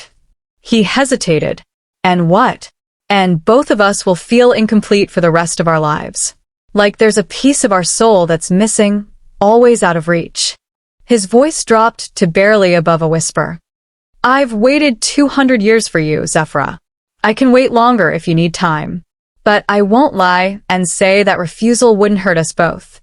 The honesty in his words, the vulnerability he was showing despite his power and authority, made something crack in the walls Zephyra had built around her heart. "I'm scared," she admitted, "of the bond, of the power, of making another mistake that gets innocent people killed." Theron closed the distance between them, his hand coming up to cup her face with devastating gentleness. "Fear is wisdom, not weakness. Only fools rush into power without understanding the consequences." His thumb brushed across her cheekbone. "But Zephyra, you need to stop punishing yourself for things that weren't your fault. Those cubs were murdered by someone else. The only mistake you made was trying to save them." Tears burned in Zephyra's eyes. "How do you know that? You weren't there. You didn't see." "I see you," Theron interrupted. "I see a wolf who feels every death is like a personal failure, who carries guilt that belongs to others, who would rather be executed than let an injustice stand." His eyes blazed with intensity. "That's not the profile of a killer, Zephyra. That's the profile of a protector. And that's exactly what the silver marks were meant to be." The tears spilled over, and Zephyra was shocked to find herself leaning into Theron's touch, seeking comfort from the male who'd claimed her as his mate. Her wolf crooned with approval, pushing closer to the surface, wanting to accept what her human side still resisted. "I don't know if I can do this," Zephyra whispered. "You don't have to decide today." Theron's hand slid to the back of her neck, grounding her. "You have 2 more days. Use them. Learn your power. Meet the pack. Search for answers about the murders. And when the time comes, make whatever choice feels right to you. And if I choose to leave..." Pain flashed in his eyes, but his voice remained steady. "Then I'll help you disappear. Give you resources to start over somewhere safe. And I'll make sure no one ever comes looking for you." It was the last answer Zephyra had expected. She'd thought he'd fight to keep her, to convince her to stay, to leverage the mate bond for his own advantage. Instead, he was offering her freedom, even though it would cost him everything. "Why?" she asked. "Why would you let me go when claiming me would make you the most powerful alpha in the territories?" Theron's smile was sad and beautiful, because a bond forged through coercion isn't a bond at all. It's a prison. And I've spent 2 centuries learning that true power doesn't come from forcing others to submit. It comes from earning their loyalty, their trust, their love. His forehead pressed against hers. "I want you to choose me, Zephyra. Not because fate says we're mates. Not because you're trapped or afraid. But because you genuinely want to build a life with me." The sincerity in his words, the raw emotion that he wasn't trying to hide, broke through the last of Zephyra's defenses. For the first time since her near execution, she let herself feel something other than fear and anger. She let herself feel hope. "Teach me," she said again, but this time the words carried different weight. "Teach me everything.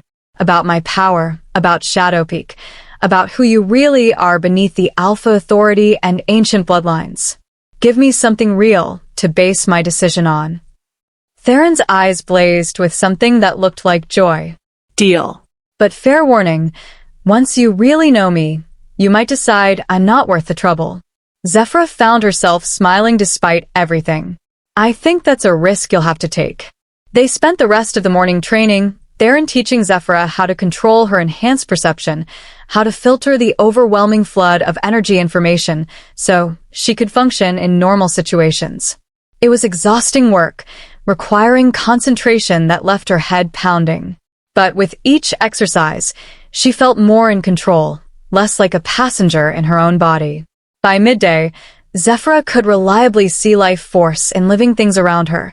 The birds that nested in the rocks, the small mammals that scurried through the brush, even the ancient trees that grew from cracks in the stone. The world had become a tapestry of light and energy, beautiful and terrifying in equal measure. "Enough for today," Theron finally said, noting the exhaustion in her face. "Push too hard and you'll burn out. Power development is a marathon, not a sprint." As they descended from the sacred peak, Zephyra felt different. Lighter somehow, as if acknowledging the mate bond's existence had released some pressure she hadn't known she was carrying. She still hadn't decided whether to complete it, but at least now she could think about the choice without panic clouding her judgment. They were halfway back to the compound when Evander materialized from the forest, his expression grim. "We have a problem," he said without preamble. "A messenger just arrived from the Council of Alphas. They've moved up the hearing." Theron's entire body went tense. "When?" "Tomorrow night." Evander's amber eyes flicked to Zephyra. "They're demanding proof of the mate bond's legitimacy. And if we can't provide it, they're authorizing the Convergence Pack to reclaim her for execution." The world tilted beneath Zephyra's feet. Tomorrow. She had tomorrow to decide whether to complete a mate bond with a male she barely knew, or face execution for crimes she didn't commit. 3 days had just become 1. And somewhere in the territories, whoever had orchestrated this conspiracy was watching, waiting to see if their plan to eliminate the Silver Marked would finally succeed. Chapter 5. Threads of Deception. The council chamber felt different this time. The air was thick with tension, the blue-white flames casting shadows that seemed to writhe with malicious intent. Every member of Shadowpeak's inner circle had assembled within an hour of Evander's announcement, their faces grim as they processed the implications of the accelerated timeline. "How is this possible?" Iskira demanded, pacing the stone floor like a caged predator. "The Council of Alphas follows strict protocol. Hearings are scheduled weeks in advance, giving all parties time to prepare evidence and testimony. They can't just move it up on a whim." "It wasn't a whim," Evander said, unrolling a parchment on the central table. "According to the messenger, new evidence has emerged. Evidence that allegedly proves Zephyra's guilt beyond doubt. The council claims they're acting in the interest of justice by expediting the hearing before more lives are lost." Zephyra felt ice settle in her stomach. "What evidence? I didn't kill those cubs. There can't be evidence of something I didn't do." "Fabricated evidence," Theron growled, his power radiating through the room in waves that made even the strongest wolves shift uncomfortably. "This reeks of conspiracy." Someone on the council is working with whoever orchestrated the murders. Elder Mireia studied the parchment with ancient eyes that missed nothing. The timing is too convenient. They wait until Zephyra has been in Shadow Peak for barely a day, giving us minimal time to investigate or prepare a defense. And they demand proof of a completed mate bond, knowing full well that such a bond can't be forged overnight. Unless they're hoping we'll attempt it anyway, said Sable, who'd been invited to the meeting due to her interaction with Zephyra in the training yard. A rushed mating ceremony, performed under duress, could be challenged as invalid. They could claim coercion and use it to invalidate Shadow Peak's protection claim. The layers of manipulation made Zephyra's head spin. Every move seemed designed to trap her, to eliminate escape routes until execution was the only possible outcome. So, what do we do? Nyxera asked from her position near the door. We can't just hand her over to be killed. We fight, Iskira said flatly. The Council of Alphas has no authority over Shadow Peak. We're an autonomous territory, beholden to no one. If they want Zephyra, they'll have to go through every wolf in this pack.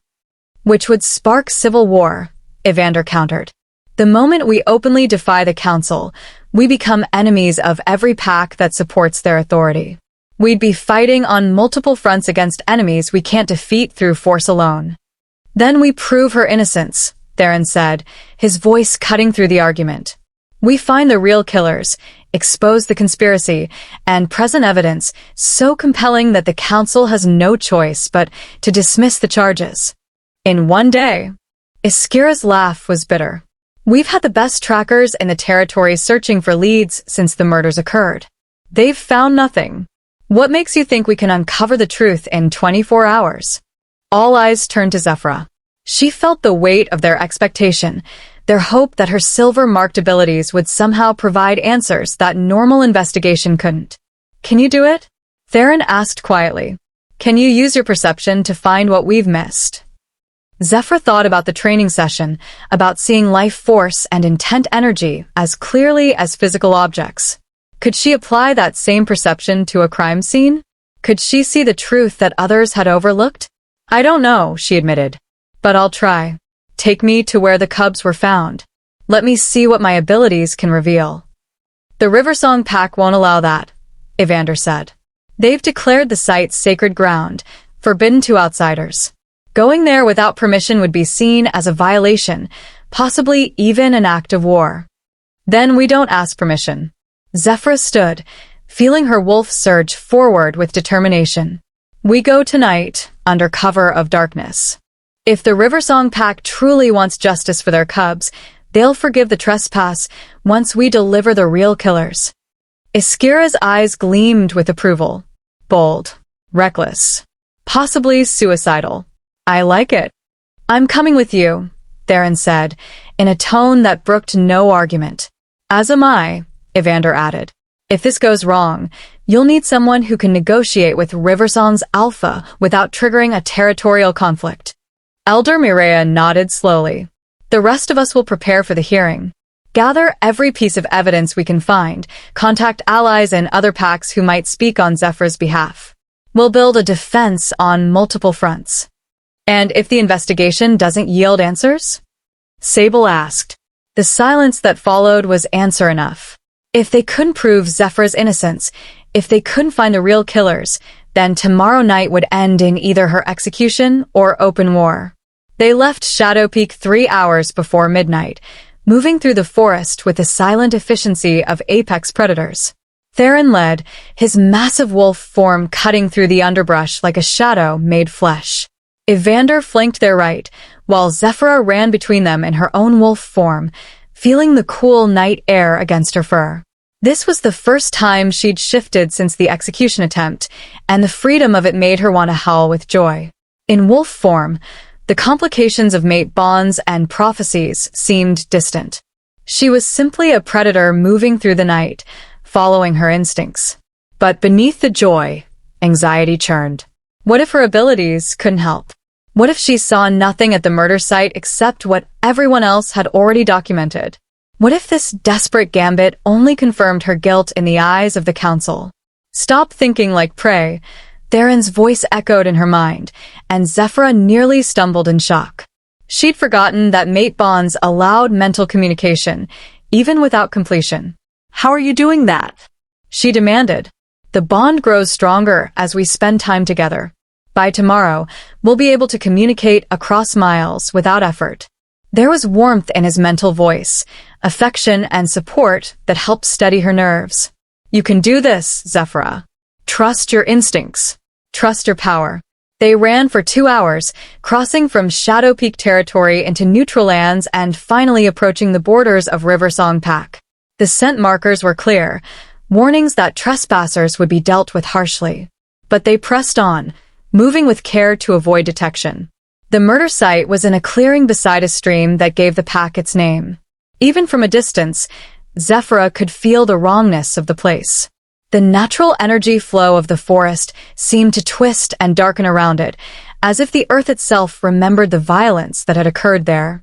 They shifted back to human form at the clearing's edge, and Evander tossed them clothing he'd carried in a pack. Once dressed, they approached the site with reverent silence. Someone had built a memorial.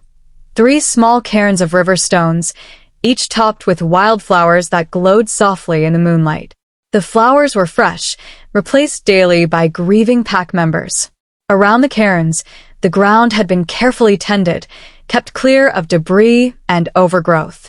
This is where they died, Evander said quietly, pointing to the 3 cairns. The cubs were found at dawn, their bodies positioned to form a triangle. Their throats were torn out, standard kill method. But there was something else, something the official reports didn't mention. What? Zephyra asked, already moving toward the nearest cairn.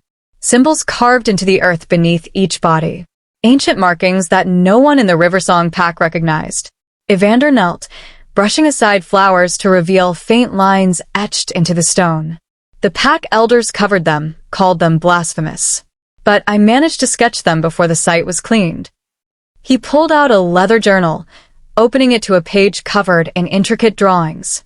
The symbols were complex, composed of interlocking circles and lines that seemed to shift and change the longer Zephyra stared at them. Do you recognize these? Theron asked, watching her face intently.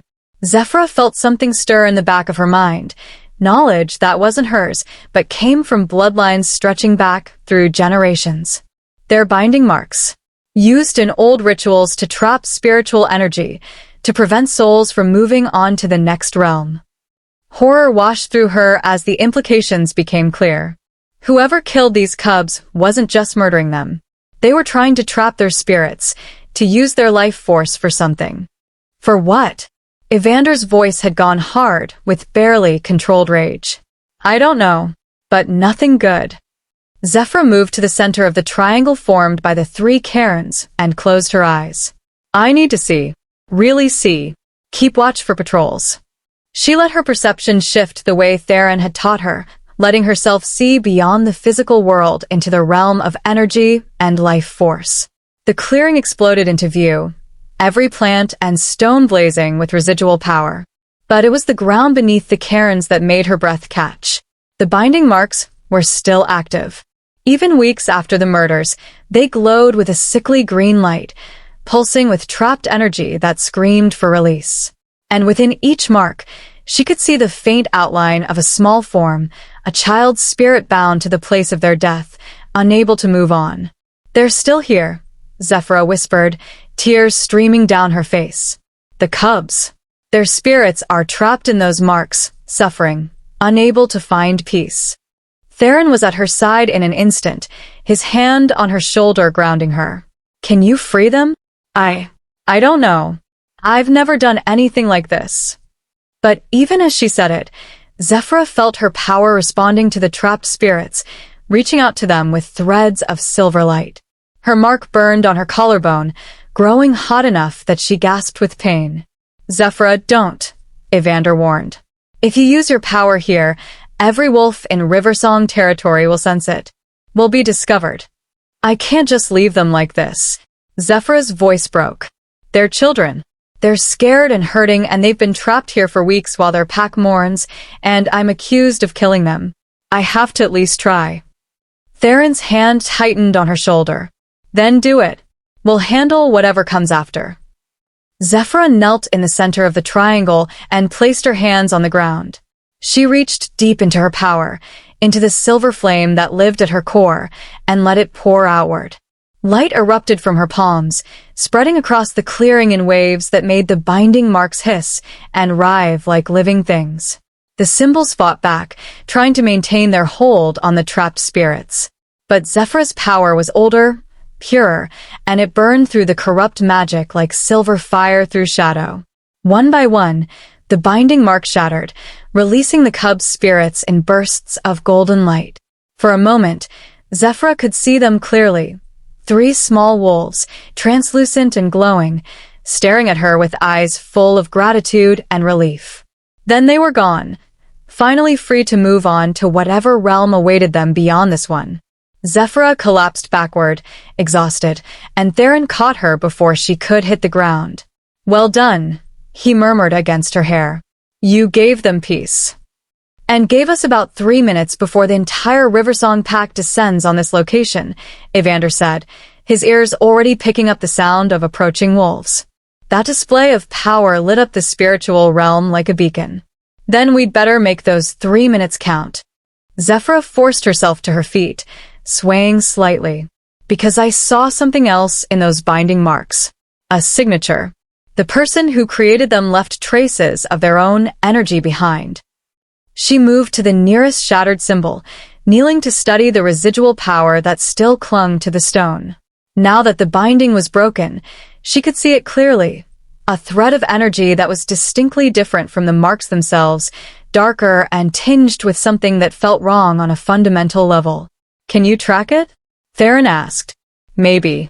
It's faint, but—" Zephyra reached out with her perception, following the thread backward through time and space.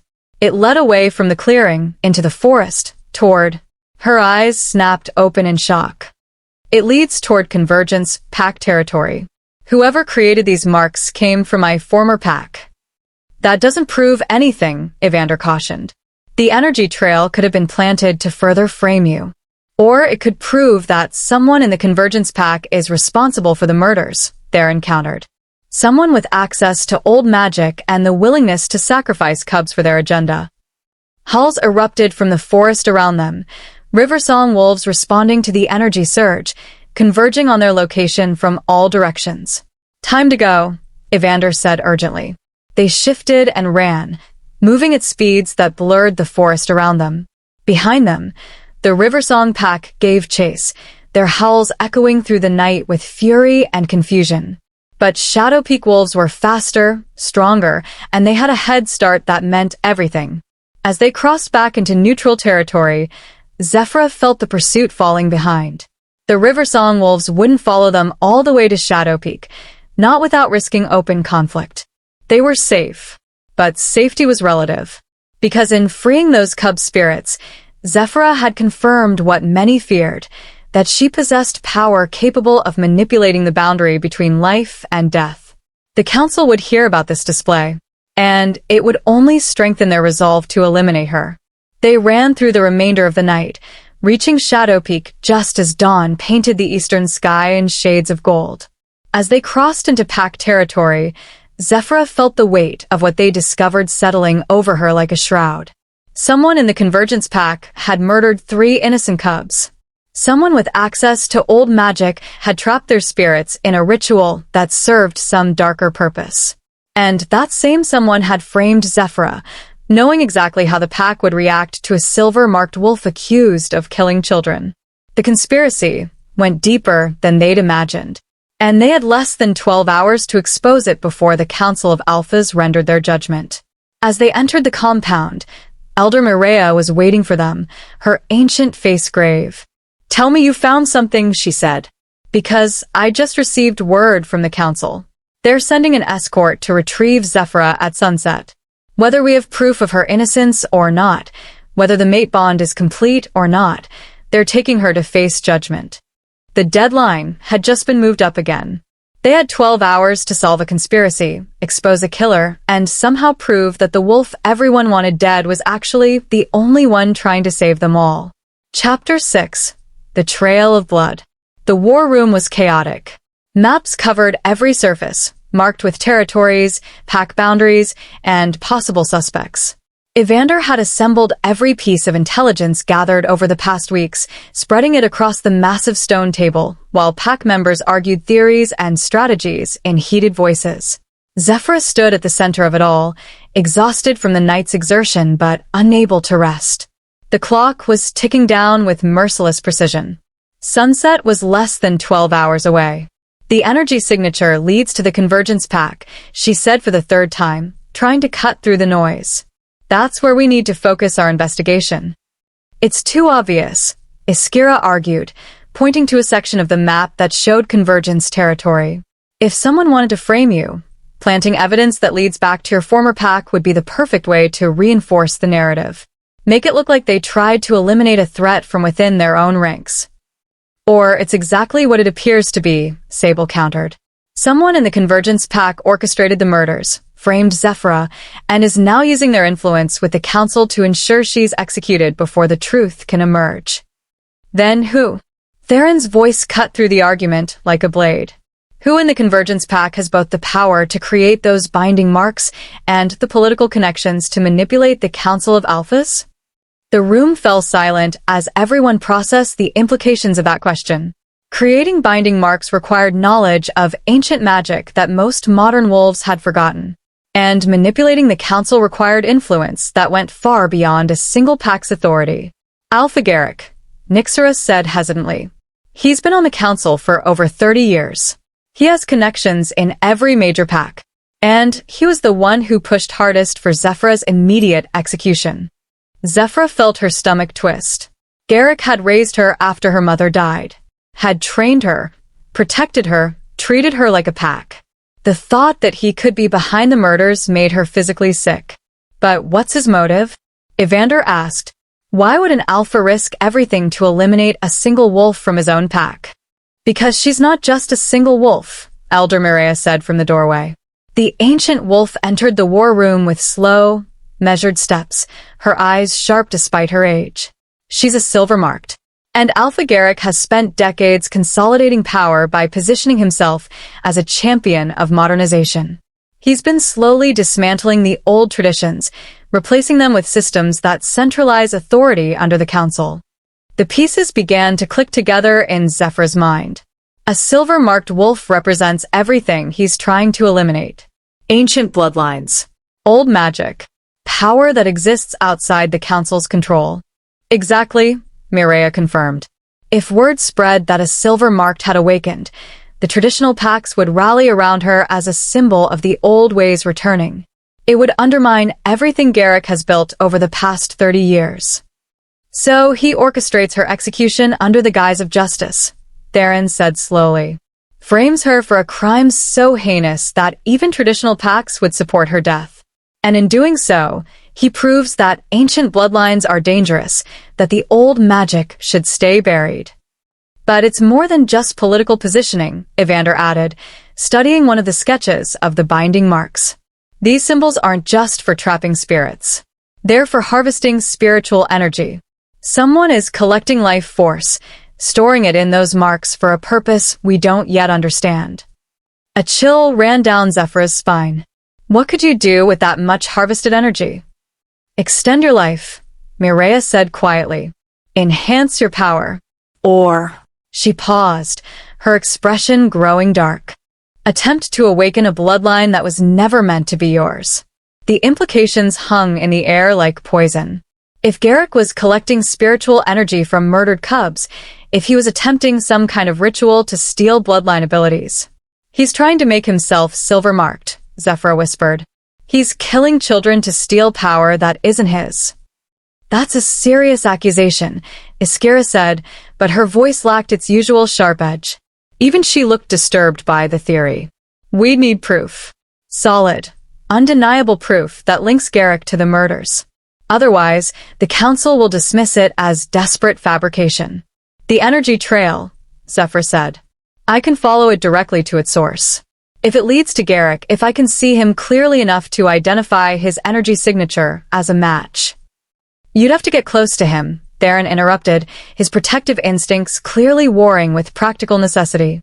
Close enough to read his life force, which means going back to Convergence Pact territory.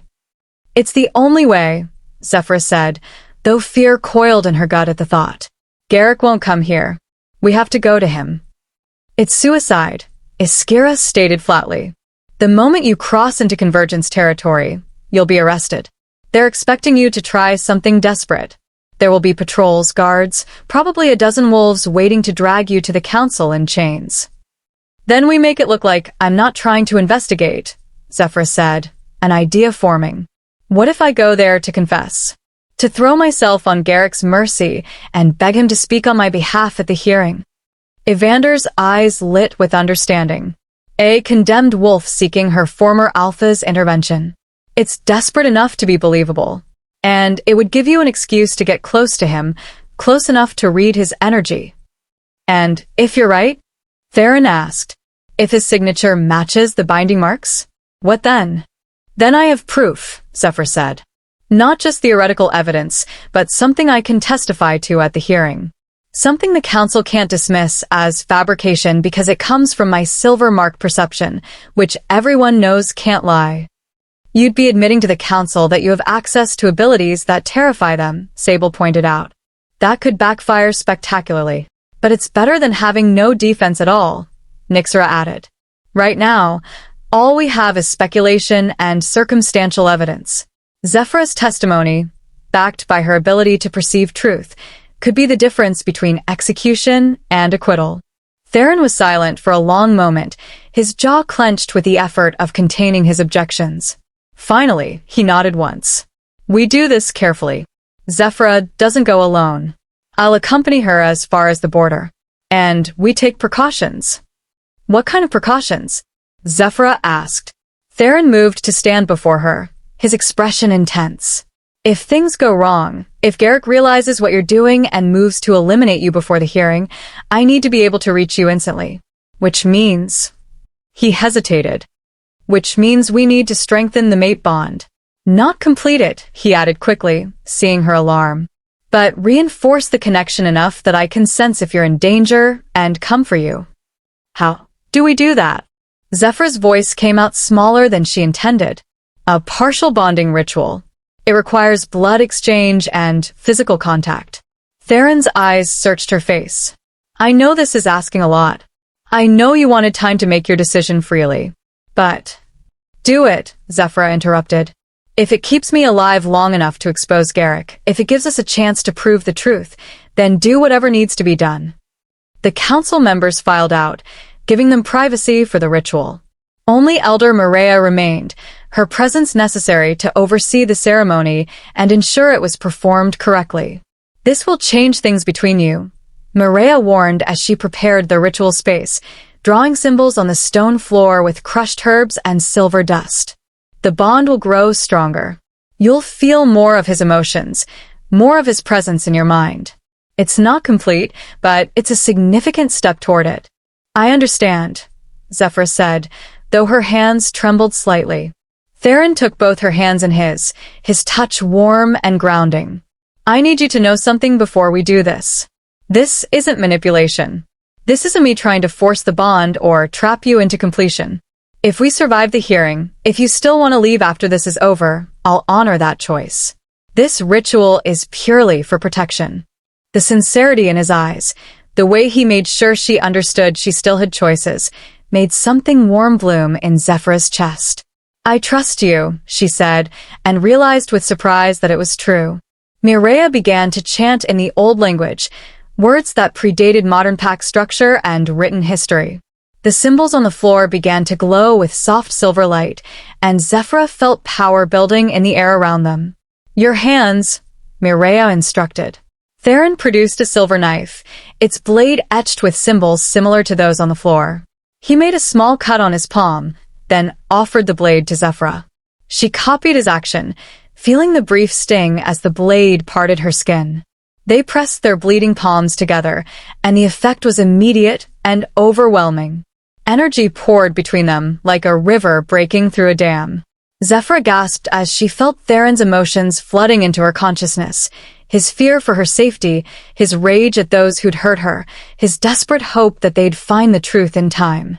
And beneath it all, a love so pure and absolute that it made her want to weep. She felt his wolf recognizing hers, felt the ancient power in his bloodlines reaching out to embrace the silver-marked abilities on her own. The connection was beautiful and terrifying, intimate in a way that went beyond physical touch. Through the bond, she could sense his memories, 2 centuries of waiting, watching, searching for a mate he'd seen in dreams.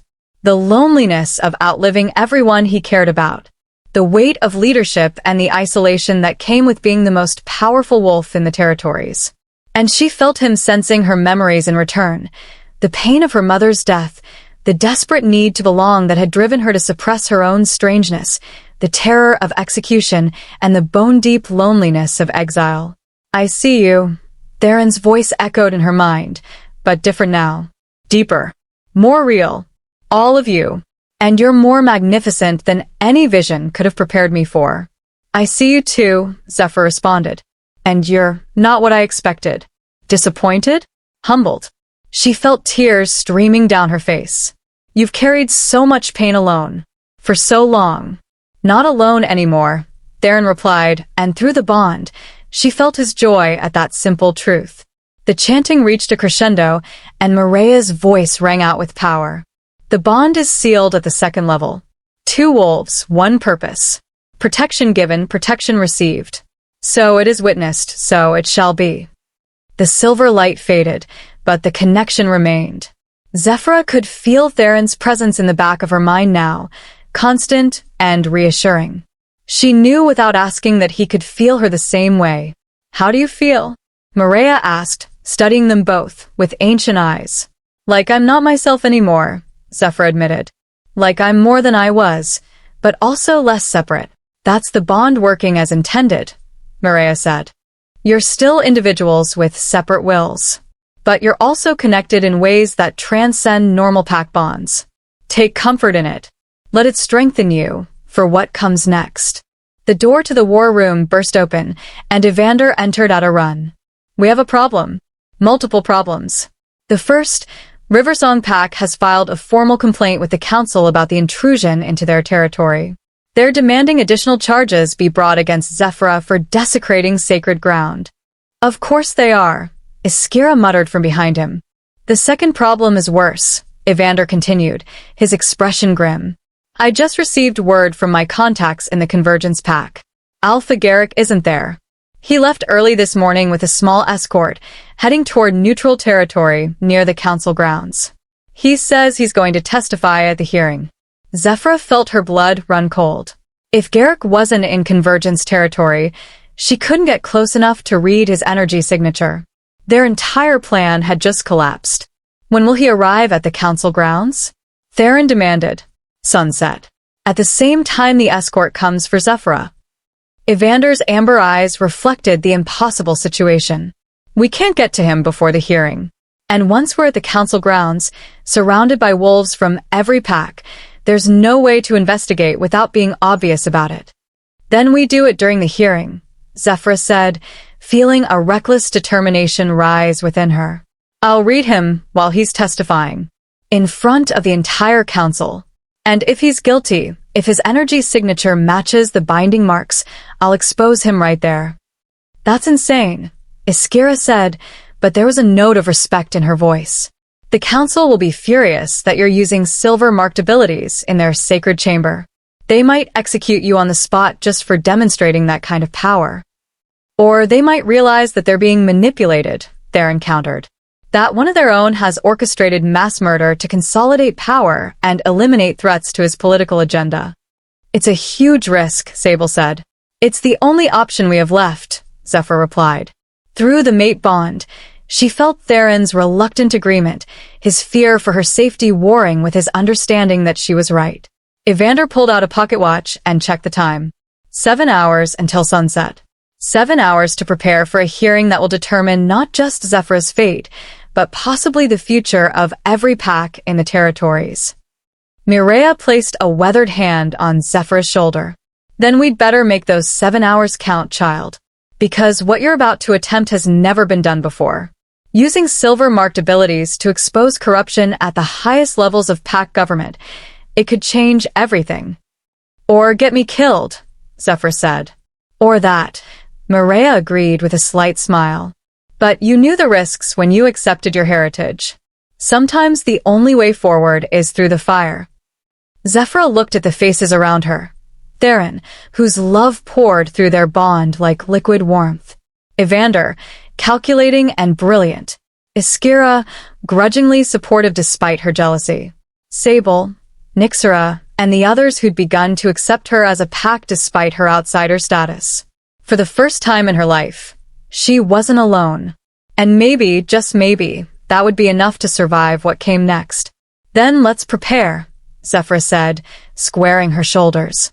Because in 7 hours, I'm going to walk into that council chamber and prove to every wolf in the territories that the silver-marked aren't the monsters they've been taught to fear.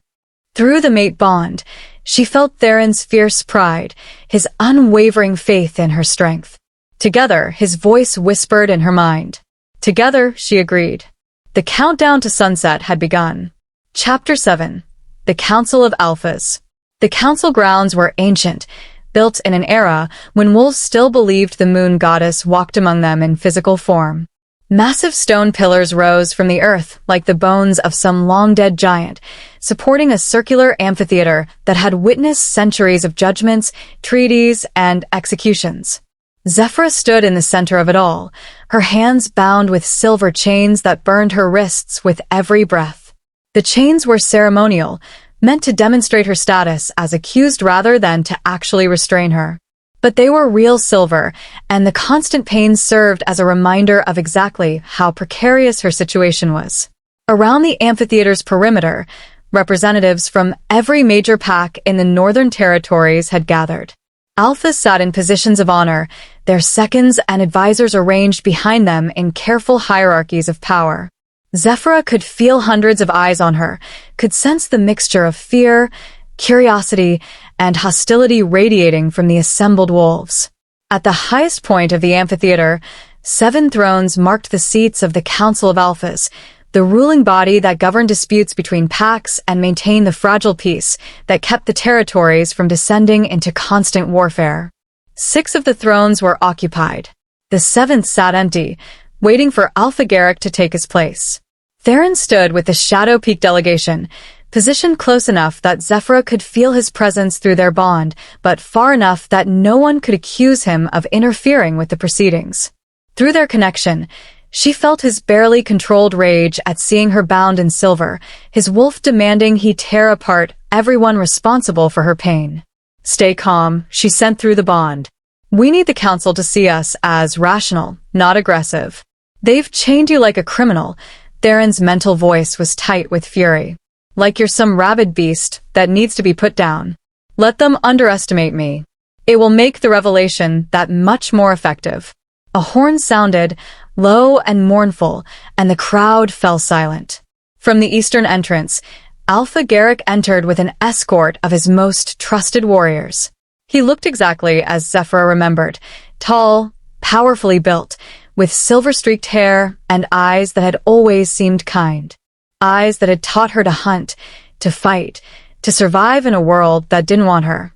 Eyes that had orchestrated the murder of 3 innocent cubs and framed her for it. Garrick took his seat on the 7th throne, and Zephyra studied him with her enhanced perception. His life force blazed bright and strong, marking him as a powerful alpha in his prime. But there was something else, something dark that twisted through his energy, like veins of corruption. And when she focused on that darkness, she felt a shock of recognition. It matched the binding marks perfectly. The evidence was right there, written in his very essence. But proving it to the council would require more than just her word. She'd need to demonstrate, to show them what she could see in a way that couldn't be denied or dismissed. The center throne's occupant rose, an ancient female alpha with white hair and scars that told stories of centuries of battles. This council convenes to judge the case of Zephyra Ashcroft, formerly of Convergence Pack, accused of the murder of 3 cubs from Riversong territory. Additional charges have been filed for desecration of sacred ground and use of forbidden magic. Her voice carried across the amphitheater with absolute authority. How does the accused plead? Zephyra lifted her chin, meeting the ancient Alpha's gaze without flinching. Not guilty, High Alpha Varia. I'm innocent of all charges. Murmurs rippled through the crowd. Most had expected submission, fear, possibly even a confession. The certainty in her voice caught them off guard. Bold words from one whose guilt is well documented, Garrick said, rising from his throne. I come before this council with a heavy heart. Zephyra was raised in my pack after her mother's death. I trained her, protected her, treated her as one of my own. But when her true nature emerged, when the cursed mark revealed itself, she became something I no longer recognized. Liar, Zephyra said quietly, and the word cut through the amphitheater like a blade. Garrick's expression flickered with surprise before settling back into practiced sorrow. I understand your denial, child. The horror of what you've done must be difficult to accept. But the evidence is clear. You were found covered in the cub's blood, standing over their bodies with your mark glowing like a brand. Multiple witnesses can testify. I was trying to save them, Zephyra interrupted, her voice growing stronger. I sensed their distress through the forest, felt their terror, and I ran to help. But by the time I arrived, they were already dying. I tried to heal them, used every bit of power I had to pull them back from death. That's why I was covered in their blood. That's why my mark was glowing. A convenient story, another council member said, a male alpha with dark skin and eyes like chips of ice. But it doesn't explain the binding marks found beneath their bodies. Magic that has your energy signature all over it. Because whoever created those marks wanted it to look like I was responsible, Zephyra said. They knew about my heritage, knew how the pack would react to a silver-marked wolf accused of murdering cubs. They orchestrated the entire scenario to ensure I'd be executed before the truth could emerge. And what truth is that? High Alpha Varia asked, leaning forward with interest. Zephyra took a deep breath, feeling Theron's support flowing through their bond. This was it. The moment that would either save her or condemn her beyond any hope of redemption. The truth is that someone on this very council is the real murderer. Someone who's been using those children's deaths to consolidate power and eliminate threats to their political agenda. Someone who's harvesting spiritual energy through forbidden rituals, trying to steal abilities that were never meant to be theirs. The amphitheater erupted into chaos. Alphas rose from their seats, shouting accusations and denials. Warriors reached for weapons. The carefully maintained order of the council grounds dissolved into barely controlled violence. Silence. High Alpha Varia's voice cracked like thunder, and wolves fell silent through sheer instinctive submission to her authority. These are serious accusations, Zephyra Ashcroft. Do you have proof? Or are these simply the desperate lies of a condemned wolf? I have proof, Zephyra said. But it requires me to demonstrate an ability that many of you fear. An ability that is my birthright as silver-marked, but one that has been called cursed and forbidden by those who don't understand it. You speak of truth-seeing, Garrick said, and Zephyra noted the slight tension in his shoulders, the way his energy signature flickered with something that might have been fear. The ability to perceive lies and corruption. But such power is subjective, influenced by the user's own biases and beliefs. The council cannot base judgment on something so unreliable. Then let me prove its reliability, Zephyra challenged. Let me demonstrate before this entire assembly that what I see is objective truth, uncolored by personal opinion or desire. High Alpha Varia studied her for a long moment, then nodded slowly. Proceed. But be warned. If you're using this demonstration to manipulate the council, if we discover deception, your execution will be immediate and without further appeal. Zephyra felt the silver chains burning her wrists, felt the weight of hundreds of hostile gazes, felt Theron's presence in her mind like an anchor. She reached deep into her power, into the silver flame that lived at her core, and let her perception shift. The world exploded into light and energy. Every wolf in the amphitheater became a blazing constellation of life force, their emotional states written in colors and patterns that Zephyra could read as clearly as written text. She saw fear, anger, curiosity, hope, hatred, all of it swirling around her in a symphony of living energy. And she saw the corruption in Garrick's life force like a cancer eating at his soul. "I see you," Zephyra said, her voice carrying harmonics that came from her power rather than her vocal cords. "All of you.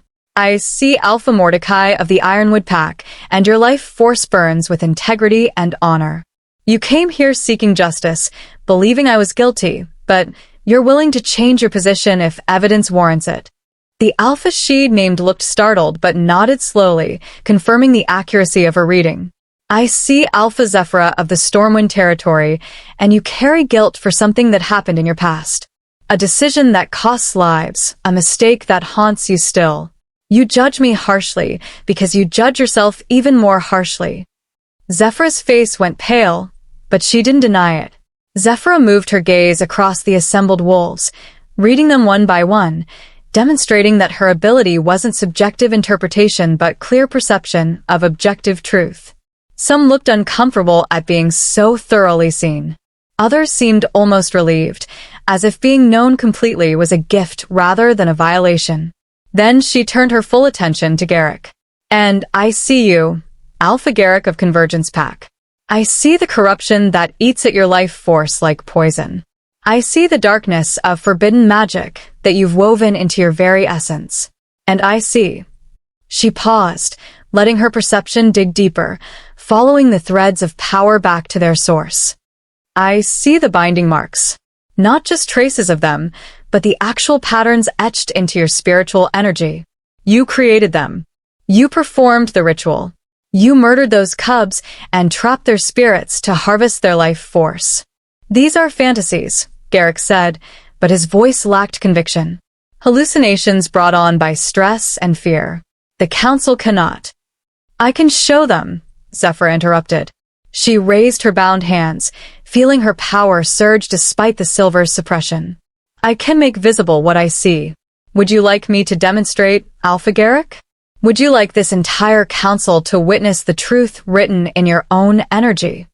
For the first time, genuine fear flickered across Garrick's face. He opened his mouth to object, but High Alpha Various spoke first. "Demonstrate," the ancient wolf commanded. "Show us what you claim to see."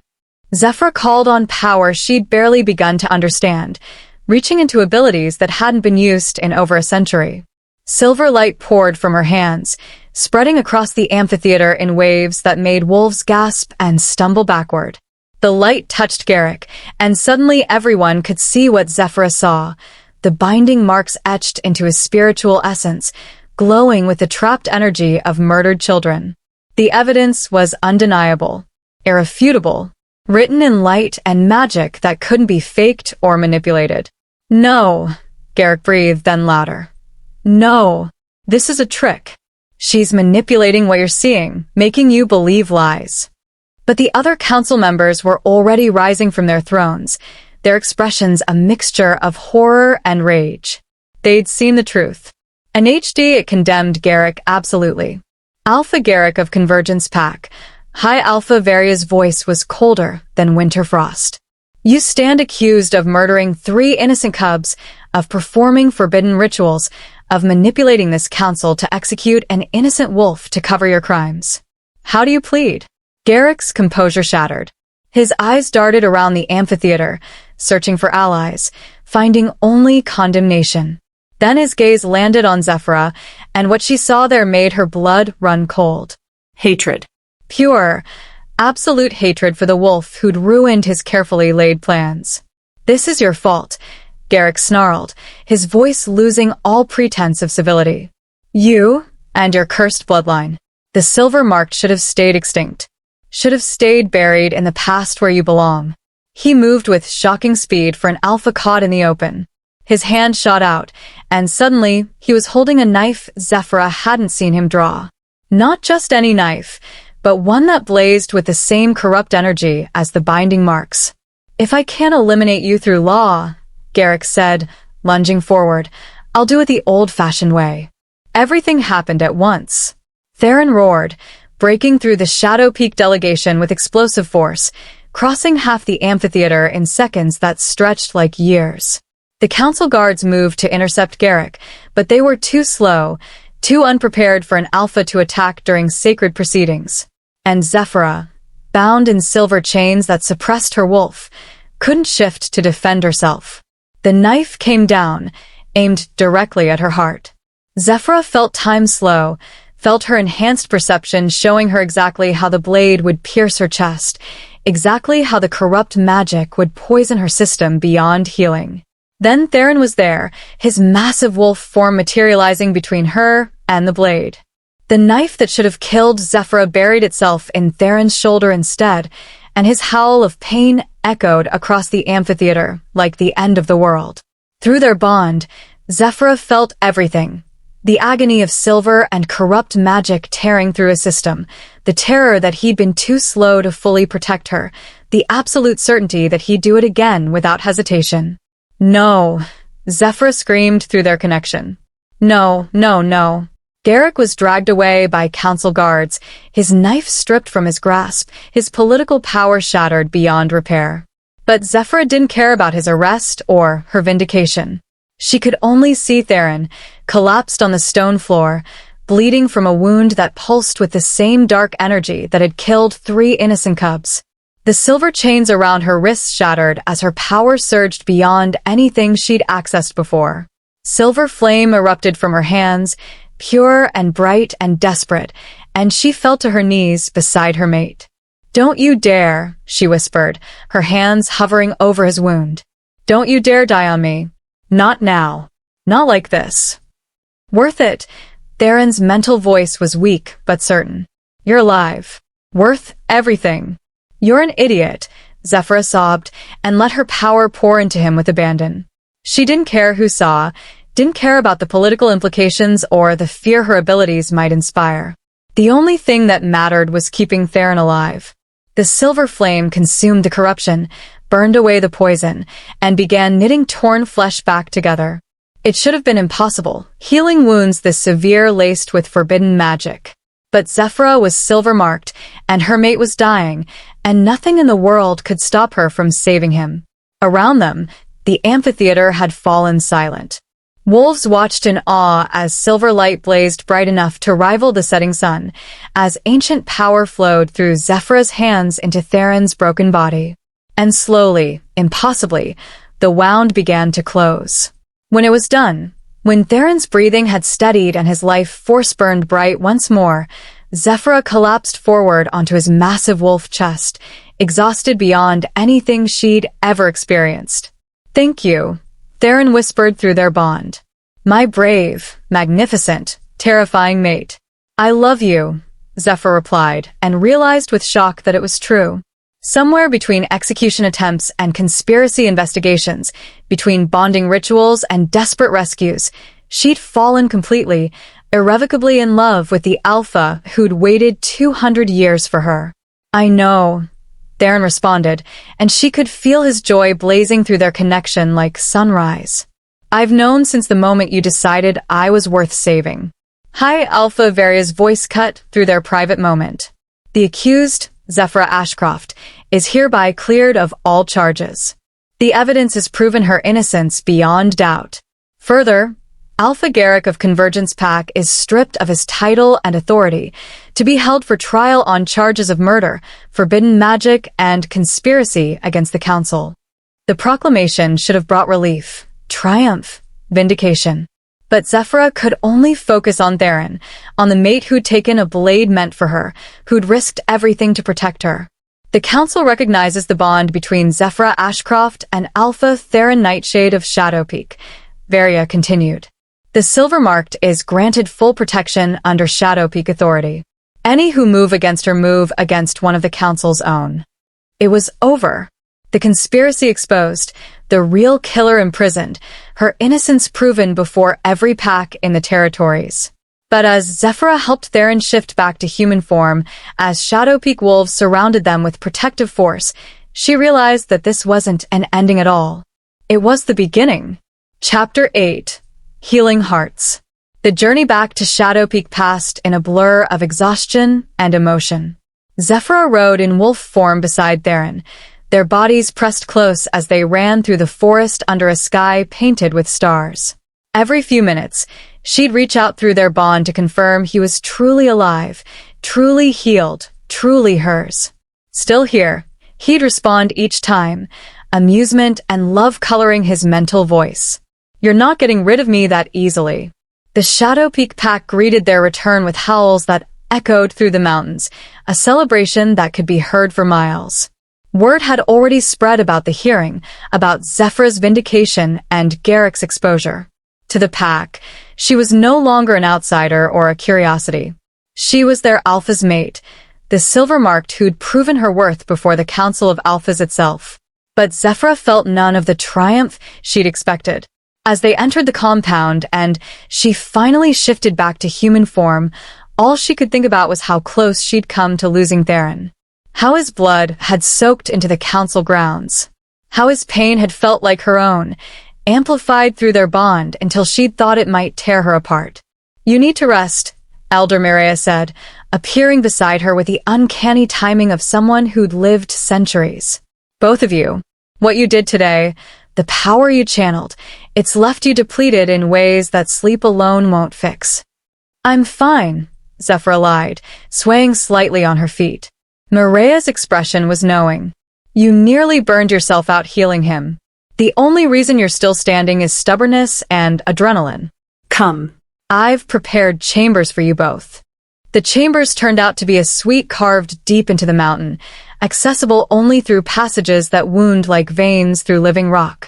The main room centered around a natural hot spring that steamed with mineral-rich water, its surface reflecting the soft glow of crystals embedded in the ceiling. Sleeping furs were piled near the spring, and someone had laid out food and fresh clothing. It was private, intimate, and clearly designed for a mated pair. Theron caught her expression and sent waves of reassurance through their bond. "Mireia knows I won't pressure you. Partial bond or not, you still have choices about how this progresses." "I know," Zephyra said softly. And she did know. Theron had proven time and again that he valued her autonomy, her freedom to choose. "But that's not what I'm worried about." "Then what?" Zephyra moved to the spring's edge, trailing her fingers through the warm water. "I realized something today. When you took that blade, when I thought I might lose you, I realized that the choice I've been agonizing over, it was never really a choice at all. I just hadn't admitted it to myself yet." She heard Theron's sharp intake of breath, felt his hope blazing through their bond like a supernova. But he didn't speak, didn't pressure, just waited for her to continue in her own time. "I've spent my whole life trying to fit in, trying to be normal, trying to suppress the parts of myself that made me different." Zephyra turned to face him, and in the crystal light, she saw him clearly. Not as an alpha or an ancient power, but as the male who'd claimed her as his mate and then spent every moment since proving she could trust him. "With you, I don't have to hide. I can be everything I am, everything I'm becoming, and you don't just accept it. You celebrate it." Theron closed the distance between them, his movements careful, giving her space to retreat if she needed it. "Zephyra, I want to complete the bond," she interrupted, her voice steady despite the way her heart hammered against her ribs. "Not because I'm forced to, not because it's politically advantageous, not even because fate says we're meant to be together. I want it because when I look at you, I see home. I see partnership. I see the future I didn't know I was allowed to want." The joy that flooded through their connection was so intense it made her gasp. Theron's hands came up to frame her face with devastating gentleness, his thumbs brushing across her cheekbones. "Are you certain?" he asked, his voice rough with emotion. "Because once we do this, there's no going back. We'll be bound for life, connected in ways that transcend death itself. I need you to be absolutely sure." Zephyra placed her hands over his, holding them against her face. "I watched you take a blade meant for me. I felt you dying through our bond and knew that if you didn't survive, some essential part of me would die too. I'm already bound to you, Theron. The ritual will just make official what my heart has known since the moment you carried me away from my own execution. Then we do this properly, Theron said, and she heard the determination beneath his words. Not an exhaustion or desperation. Tomorrow night, under the full moon, with the pack as witnesses. I want everyone to know that you chose me, that this bond is built on love, not necessity. The consideration in his planning, the way he wanted their bonding to be celebrated rather than rushed, made something warm bloom in Zephyra's chest. Tomorrow night, she agreed. They stayed up late into the night, talking about everything and nothing. Theron shared stories from his 2 centuries of life, the packs he'd known and lost, the changes he'd witnessed in wolf society, the loneliness that had been his constant companion until her arrival.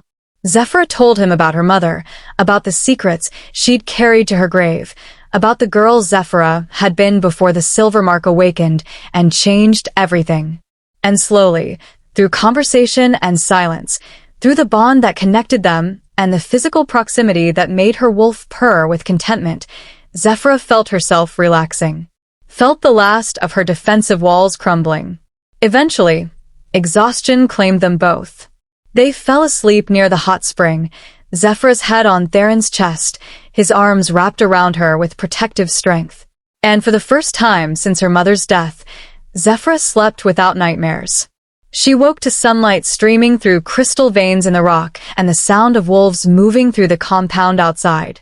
Theron was already awake, watching her with an expression so tender it made her throat tight. "Good morning," he murmured, brushing a strand of hair from her face. "Good morning."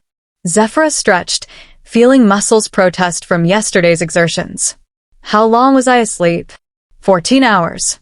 You needed it." Theron sat up, and Zephyra admired the play of light across his skin, the tattoos that moved like living shadows. "The pack is preparing for tonight's ceremony. Word has spread quickly about your decision to complete the bond." A flutter of nervousness moved through Zephyra's stomach. "Is it always this public? I thought mate bonding was a private affair." "Usually yes. But you're not just any wolf, and I'm not just any alpha." Theron's expression grew serious. "What we do tonight will be witnessed by every pack in the territories through representatives and messengers. It needs to be clear that our bond is legitimate, freely chosen, and unbreakable. It's both a celebration and a political statement." "No pressure," Zephyra muttered, and Theron's laugh was warm and genuine. "You faced down the Council of Alphas yesterday. I think you can handle a bonding ceremony." A knock at the chamber door interrupted them, and Nyxera's voice called from outside. "Zephyra, Elder Mireia sent me to help you prepare. There are traditions that need to be observed before the ceremony." Zephyra looked at Theron with raised eyebrows. "Traditions? The bride prepares separately from the groom," Nyxera explained through the door. "It's an old custom. Elder Mireia will explain everything." Theron pressed a kiss to Zephyra's forehead, lingering for a moment. "I'll see you tonight. Under the moon." "Under the moon," Zephyra repeated, and felt anticipation thrumming through their bond. The preparation was more elaborate than Zephyra had expected. Nyxera led her to a chamber filled with other female pack members, all of them there to assist with the ancient rituals that preceded a mate bonding. They washed her hair with water infused with moonflower and silver dust, painted symbols on her skin using dyes made from crushed crystals, dressed her in garments that were both beautiful and symbolic, white leather that represented purity of intent, silver thread that honored her bloodline, and dark fur that acknowledged her acceptance into Shadowpeak. Through it all, the female wolves shared stories of their own bondings, their own journeys to finding mates. Even Iskira was present, standing in the corner with an expression that was carefully neutral. "You look beautiful," Sable said, stepping back to admire their work. "Alpha Theron won't be able to take his eyes off you." Assuming he doesn't pass out from the bond completion, another wolf added with a laugh. "They say silver-marked bondings are intense. Reality-alteringly intense." "What does that mean?" Zephyra asked, a flutter of nervousness moving through her. Elder Mireia, who'd been overseeing the preparation, smiled enigmatically. "You'll find out soon enough, child. But know this. What you and Theron are about to experience is rarer than most wolves can imagine. The bond between a silver-marked and an apex bloodline, it's the stuff of legends. As the sun began to set, painting the sky in shades of crimson and gold, the pack began to gather in a sacred grove at the peak of the mountain. Zephyra could hear their howls echoing through the stone, could feel the anticipation building like static electricity in the air. "It's time," Mireia said gently. "Are you ready?" Zephyra thought about everything that had led to this moment. The execution she'd barely survived, the conspiracy she'd helped expose, the male who'd claimed her as his mate and then proven he meant every word. She thought about the fear she'd carried for so long, and how Theron had shown her that being different wasn't a curse, but a gift. "I'm ready," she said. The path to the sacred grove was lined with torches that burned with blue-white flame, the same fire that lit Shadow Peak's compound. Pack members stood on either side, creating an honor guard that Zephyra walked through alone.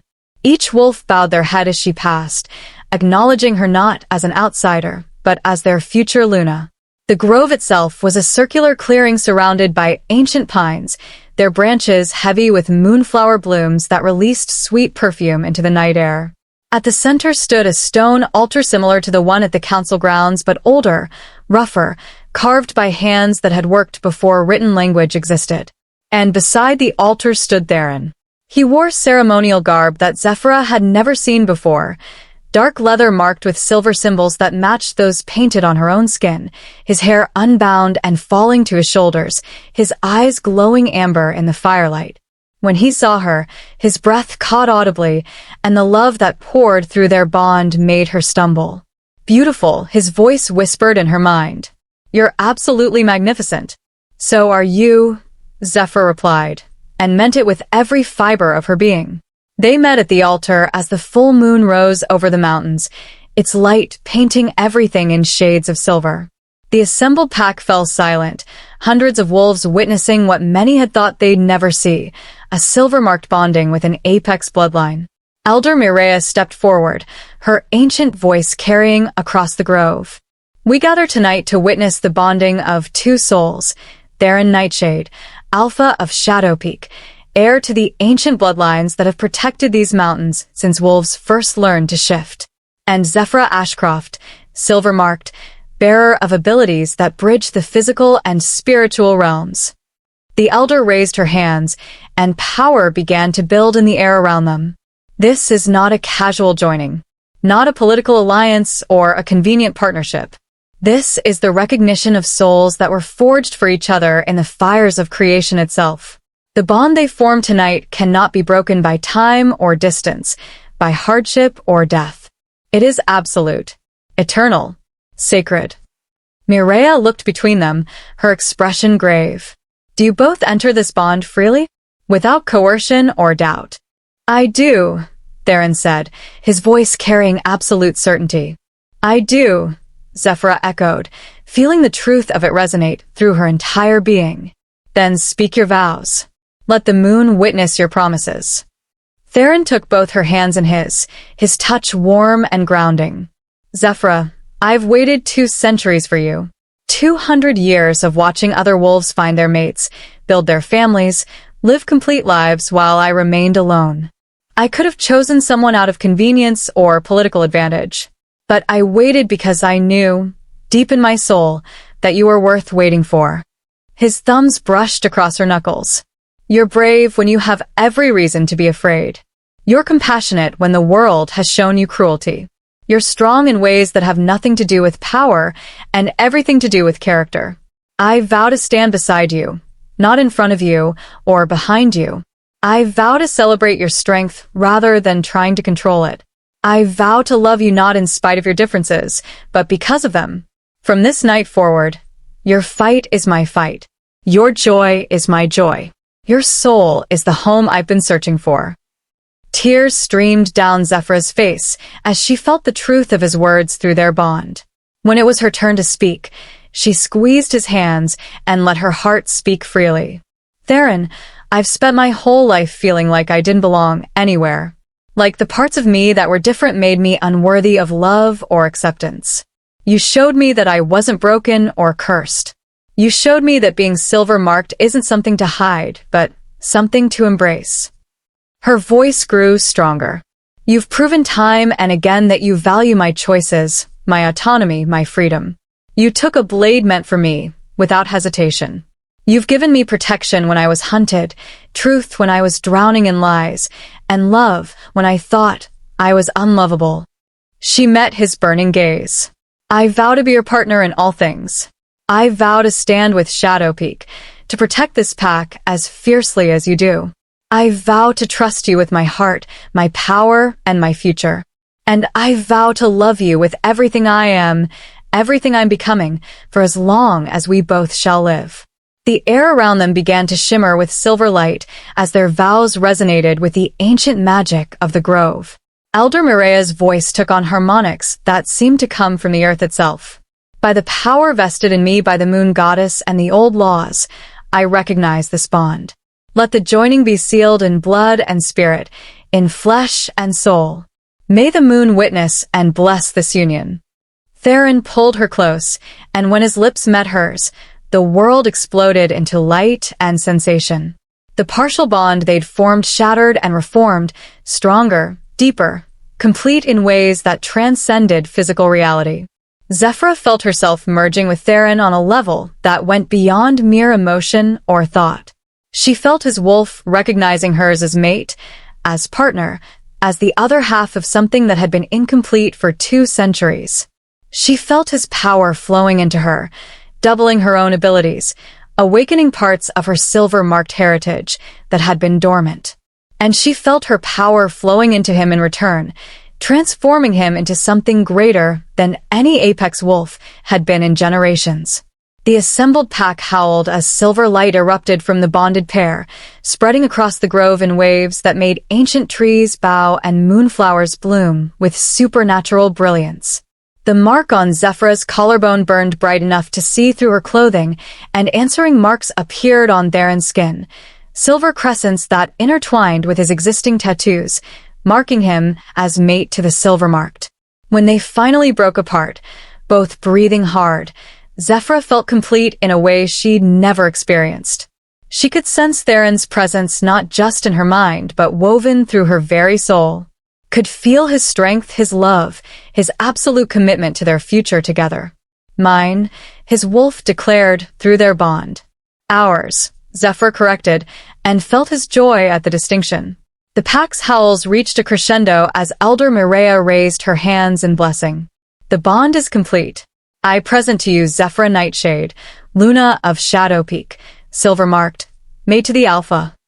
The title settled over Zephyra like a mantle, and for the first time in her life, she didn't feel the weight of it as a burden. She felt it as a promise, as a purpose, as a beginning rather than an ending.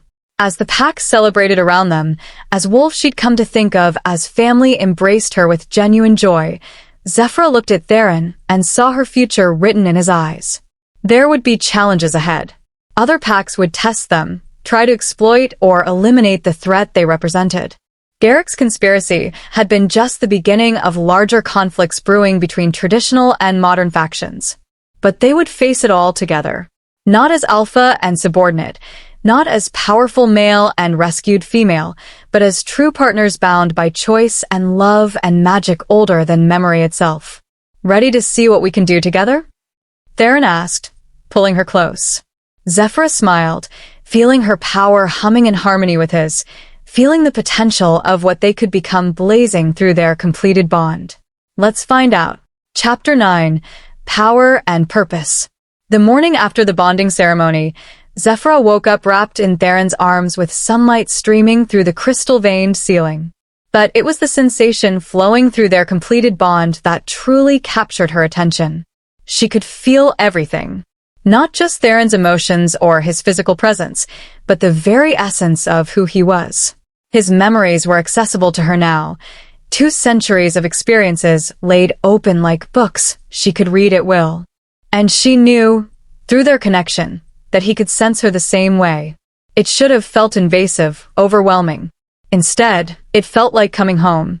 Good morning, mate. Theron's voice echoed in her mind, warm with affection and desire. Good morning, Alpha. Zephyra replied, then gasped as she felt not just her own response to him but his response to her, creating a feedback loop of sensation that made them both shudder. That's going to take some getting used to, Theron said aloud, his voice rough with need. Agreed. Zephyra shifted to face him fully, admiring the way morning light painted his features in gold and shadow.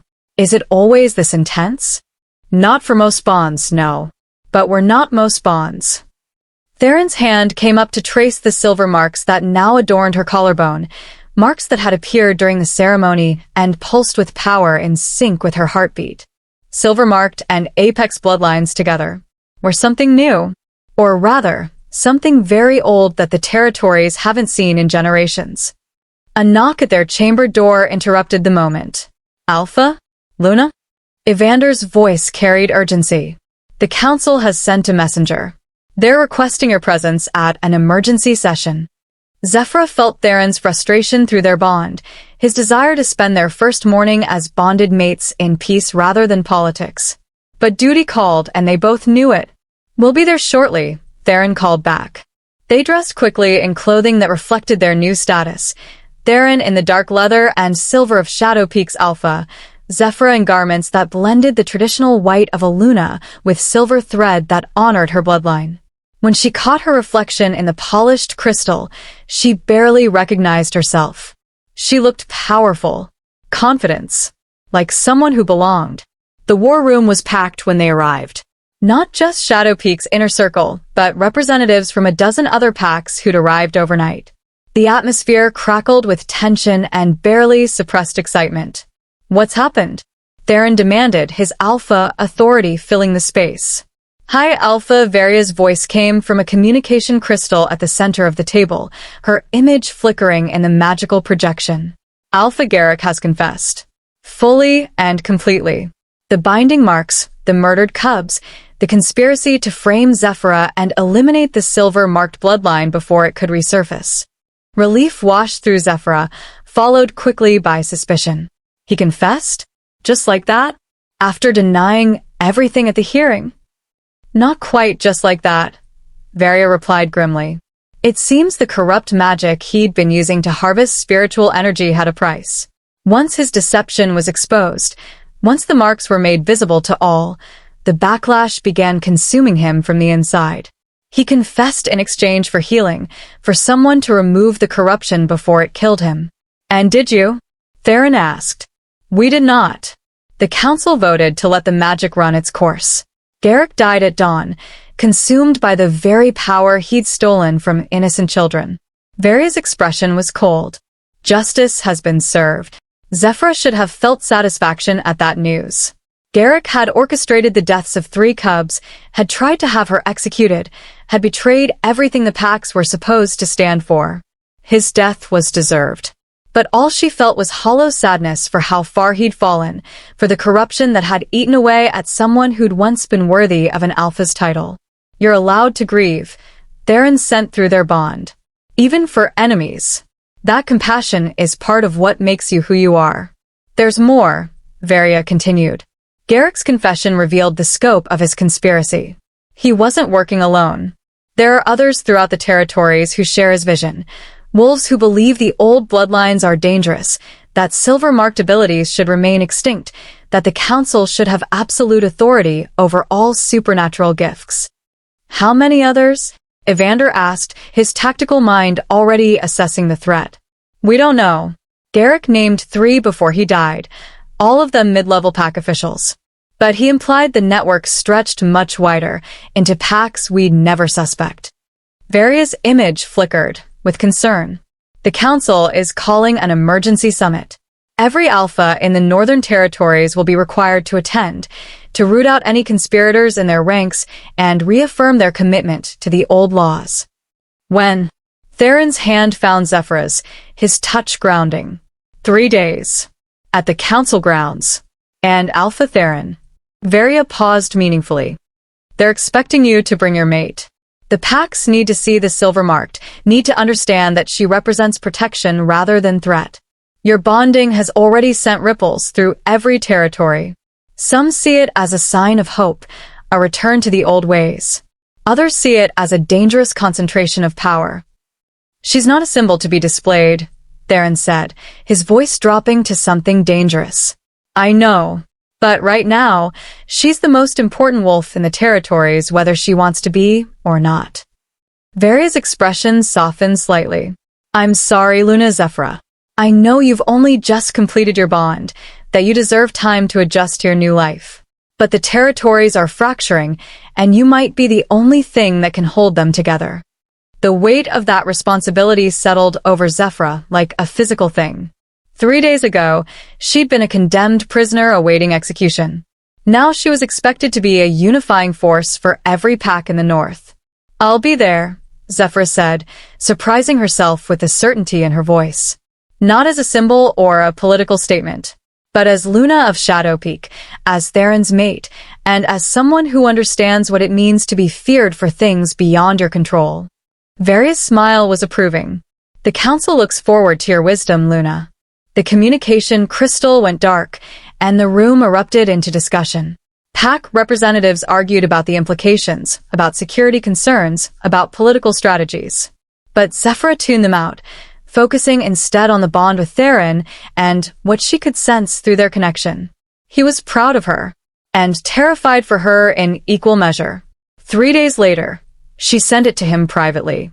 That's not much time to figure out how to be a Luna, much less one who can unite fractured territories. Then it's good you're not doing it alone, Theron replied.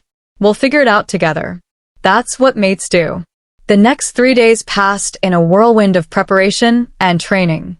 Elder Mireia taught Zephyra the formal protocols expected of a Luna, the subtle politics of pack dynamics, the ways to project authority without aggression. Evander drilled her on territory histories and current conflicts, ensuring she'd understand the context of whatever discussions arose at the summit. But it was the training with Theron that revealed the true scope of what their completed bond had created. On the sacred peak, away from curious eyes, they explored their merged abilities. Zephyra's silver-marked perception, enhanced by Theron's apex power, could now see not just life force, but the intricate web of connections between all living things. She could sense pack bonds, trace bloodlines, identify corruption or deception with perfect accuracy. And Theron, amplified by her abilities, had become something more than even the ancient text described. His strength had tripled, his speed became almost supernatural. When he shifted, his wolf form was massive enough to rival the legendary direwolves of old, and his howl carried power that made every wolf within miles instinctively submit. We're going to terrify people, Zephyra said after a particularly intense training session that had left scorch marks on the stone where her silver flame had erupted. Good, Iskira said from her observation post. The silver-haired wolf had insisted on overseeing their training, claiming it was her duty as second to assess any threats to the pack. But Zephyra suspected it was more complicated than that. Let them be afraid. Fear breeds respect. And respect is what you'll need to survive the summit. I don't want them to fear me, Zephyra protested. I want them to understand that my abilities aren't a threat. Then you're naive, Iskira said bluntly. You represent everything the conspiracy was trying to eliminate.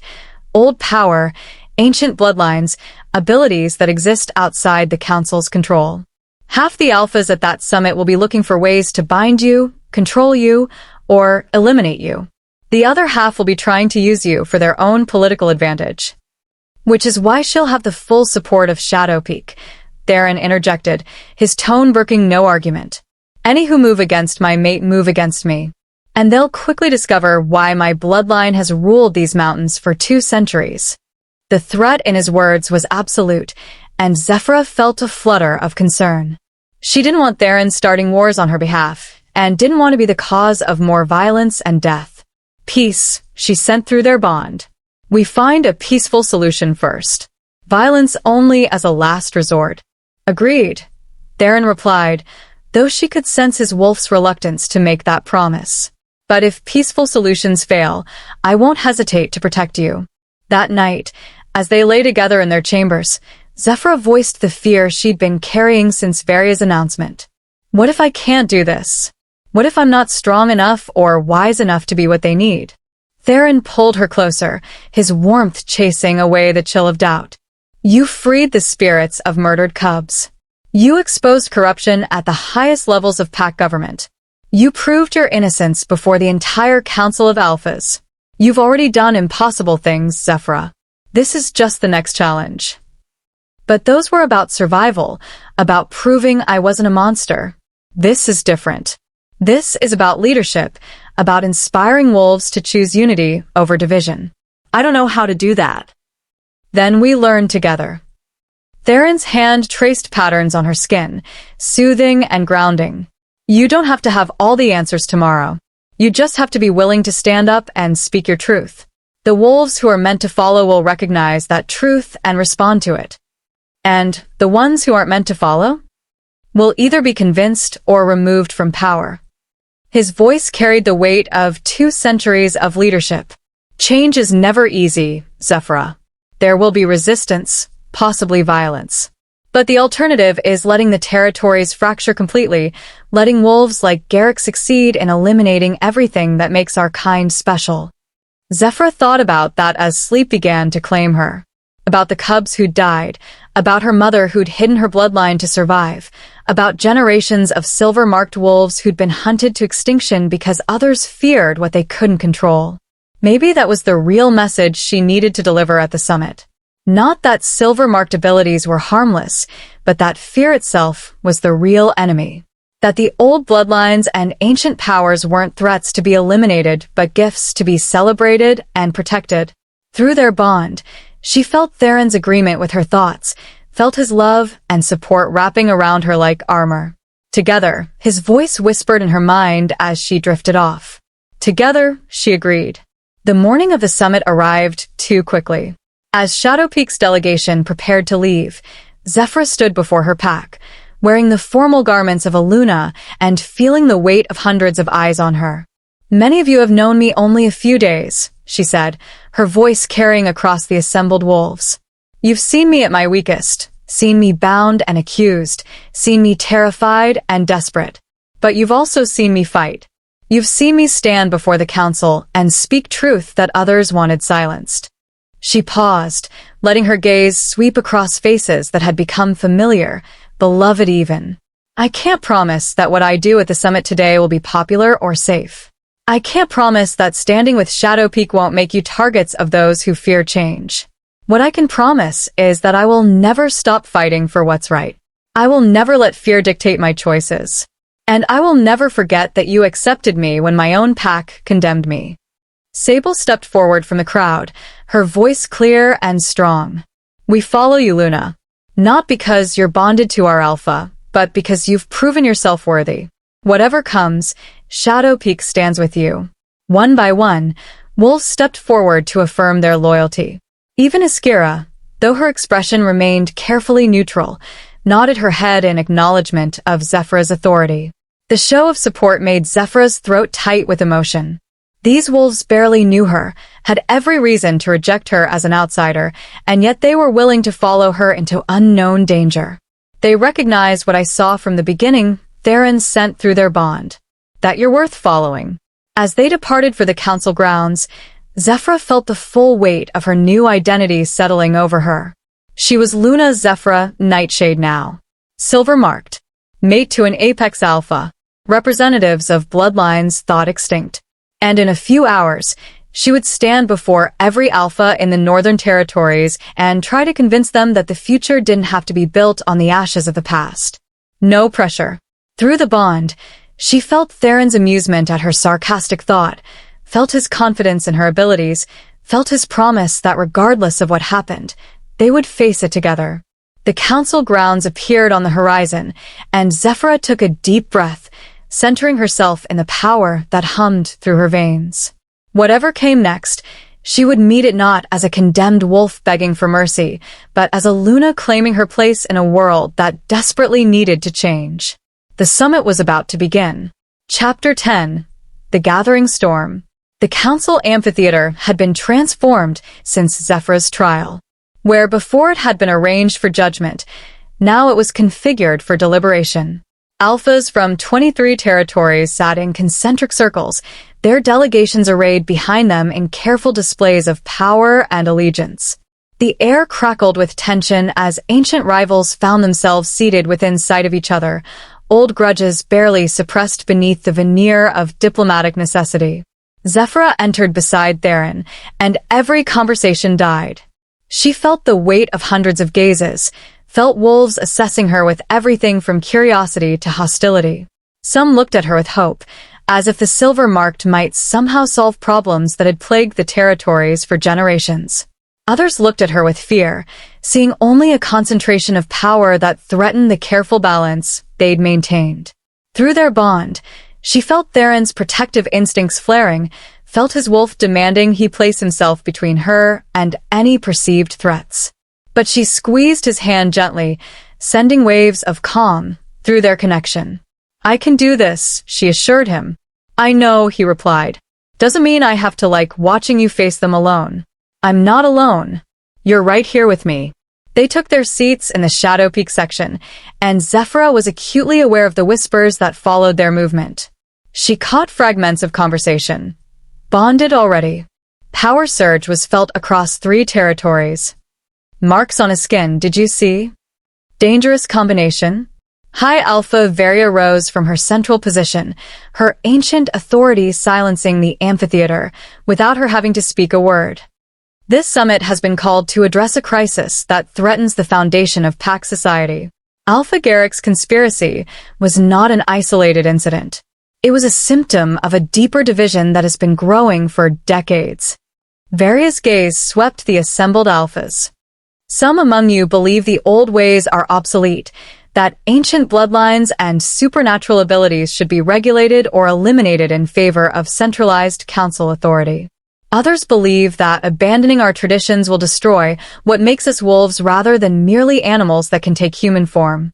This divide has led to conspiracy, murder, and the near execution of an innocent wolf whose only crime was being born with abilities that some fear."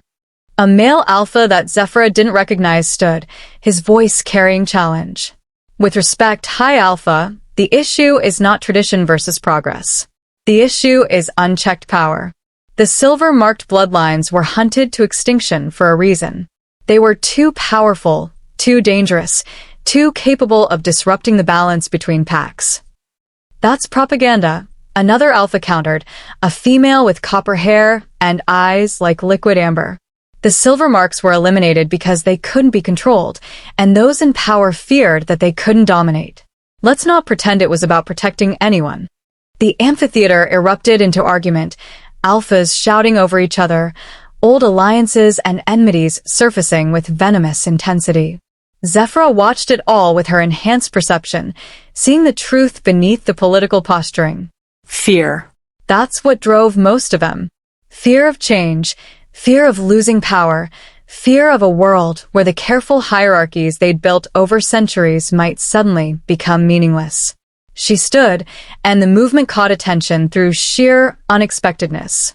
A newly bonded Luna, barely 4 days into her role, rising to address the Council of Alphas was audacious bordering on insulting. "Luna Zephyra," Varia acknowledged, curiosity evident in her tone. "You wish to speak?" "I do, High Alpha." Zephyra's voice was steady despite the way her heart hammered against her ribs. "If the council will permit it." Murmurs rippled through the amphitheater, but Varia gestured for silence. "The council recognizes Luna Zephyra Nightshade, silver-marked, mate to Alpha Theron of Shadow Peak. Speak, and let your words be heard." Zephyra stepped forward into the center of the amphitheater, feeling exposed and vulnerable. Through the bond, Theron sent waves of support, of pride, of absolute faith in her ability to handle this moment. "I understand your fear," she began, letting her gaze move across the assembled alphas. "I've lived with it my entire life. From the moment my mark appeared, I was seen as a threat. My own pack, wolves who'd raised me from childhood, looked at me with terror in their eyes. They saw not the girl they'd known, but a monster waiting to happen." She paused, letting the words sink in. "Alpha Garrick orchestrated the murder of 3 innocent cubs because he feared what I might become. He framed me for those deaths because a dead silver marked was safer than a living one. He was willing to let children die and condemn an innocent wolf to execution, all to maintain a world where power remained predictable and controlled. And can you blame him? The challenge came from an alpha near the back, his voice harsh with suspicion. You just admitted your own pack feared you. Perhaps their instincts were correct. Perhaps the silver marks are meant to remain extinct. Zephyra turned to face him directly and let her perception shift. Let everyone in the amphitheater see what she saw. Life force blazing through every wolf present, the intricate web of connections that bound them all together, the potential for both creation and destruction that existed in every supernatural being. You want to talk about dangerous power? Zephyra asked, her voice carrying harmonics that came from her abilities rather than her vocal cords. Every alpha in this amphitheater possesses enough strength to kill dozens of wolves. Every pack enforcer has abilities that could be used to terrorize rather than protect. Every wolf here is dangerous. The question isn't whether power exists. The question is what we choose to do with it. She let her perception fade, returning the amphitheater to normal sight. I could have let those cub spirits remain trapped. Could have walked away and let them suffer, because investigating would put me at risk. I could have refused to testify at my trial, could have fled rather than face the council's judgment. I could have used my abilities to escape, to hide, to hurt those who'd hurt me. Zephyra's hands clenched at her sides. But I didn't, because being silver-marked doesn't make me a monster. It makes me responsible for using my gifts wisely. Just like every wolf here is responsible for their own choices, their own actions, their own conscience. Pretty words, another alpha said, though her tone was less hostile than curious. But words are easy. How do we know you won't become exactly what Garrick feared? How do we know that in 10 years, 20 years, you won't decide that your power gives you the right to rule over us all? It was a fair question, and Zephyra appreciated the honesty in it. You don't, she said simply. You have to trust. Just like I have to trust that the wolves in this amphitheater won't use my moment of vulnerability to eliminate a perceived threat. Just like every pack has to trust that their alpha won't abuse the authority they've been given. Trust is the foundation of pack society. Without it, we're not packs at all. We're just predators circling each other, waiting for the first sign of weakness. She turned to address Varia directly. Hi, Alpha. You asked what message I wanted to send to the territories. Here it is. I am silver-marked. I possess abilities that haven't been seen in generations. I am bonded to one of the most powerful alphas in the north, and our combined strength is formidable. But I am not your enemy. I am not a threat to be eliminated or a weapon to be controlled. I am simply a wolf trying to live with honor, trying to use my gifts to protect rather than destroy. Zephyra's voice grew stronger. The real threat isn't ancient bloodlines or supernatural abilities. The real threat is the fear that makes us turn on our own kind. The fear that makes us see differences as dangers rather than strengths. Garrick's conspiracy succeeded because we've created a culture where being different is cause for execution rather than celebration. She gestured to the assembled alphas. You want to prevent another tragedy, like the Cubs murders? Then stop hunting wolves for the crime of being born with abilities you don't understand. Stop treating the old bloodlines like diseases to be eradicated. Stop letting fear dictate policy.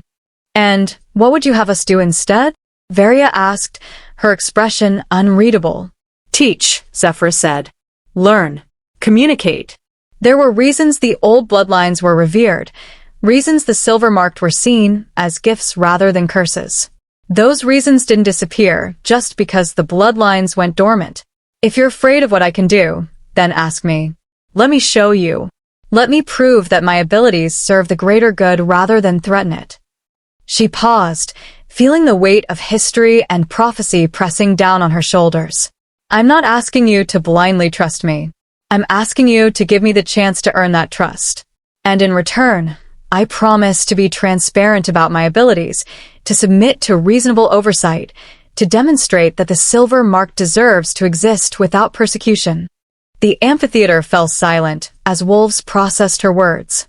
Through her enhanced perception, Zephyra could see opinions shifting, could sense the complex interplay of fear and hope, suspicion and curiosity that her speech had triggered. Then an alpha stood, one Zephyra recognized from Evander's briefings. Alpha Darien of the Moonridge Pack, known for his adherence to traditional values.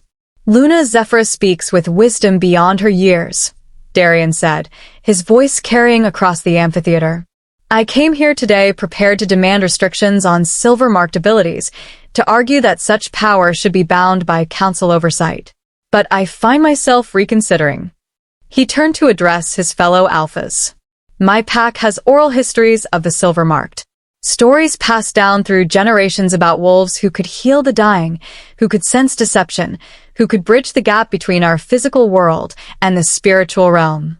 In those stories, the silver-marked were always protectors, guardians, healers. They were feared not because they abused their power, but because their very existence challenged those who wanted absolute control. Darien's gaze found Zephyra's. Perhaps the real question we should be asking is not how to control the silver market, but how to support them. How to ensure they have the resources and guidance to use their gifts responsibly.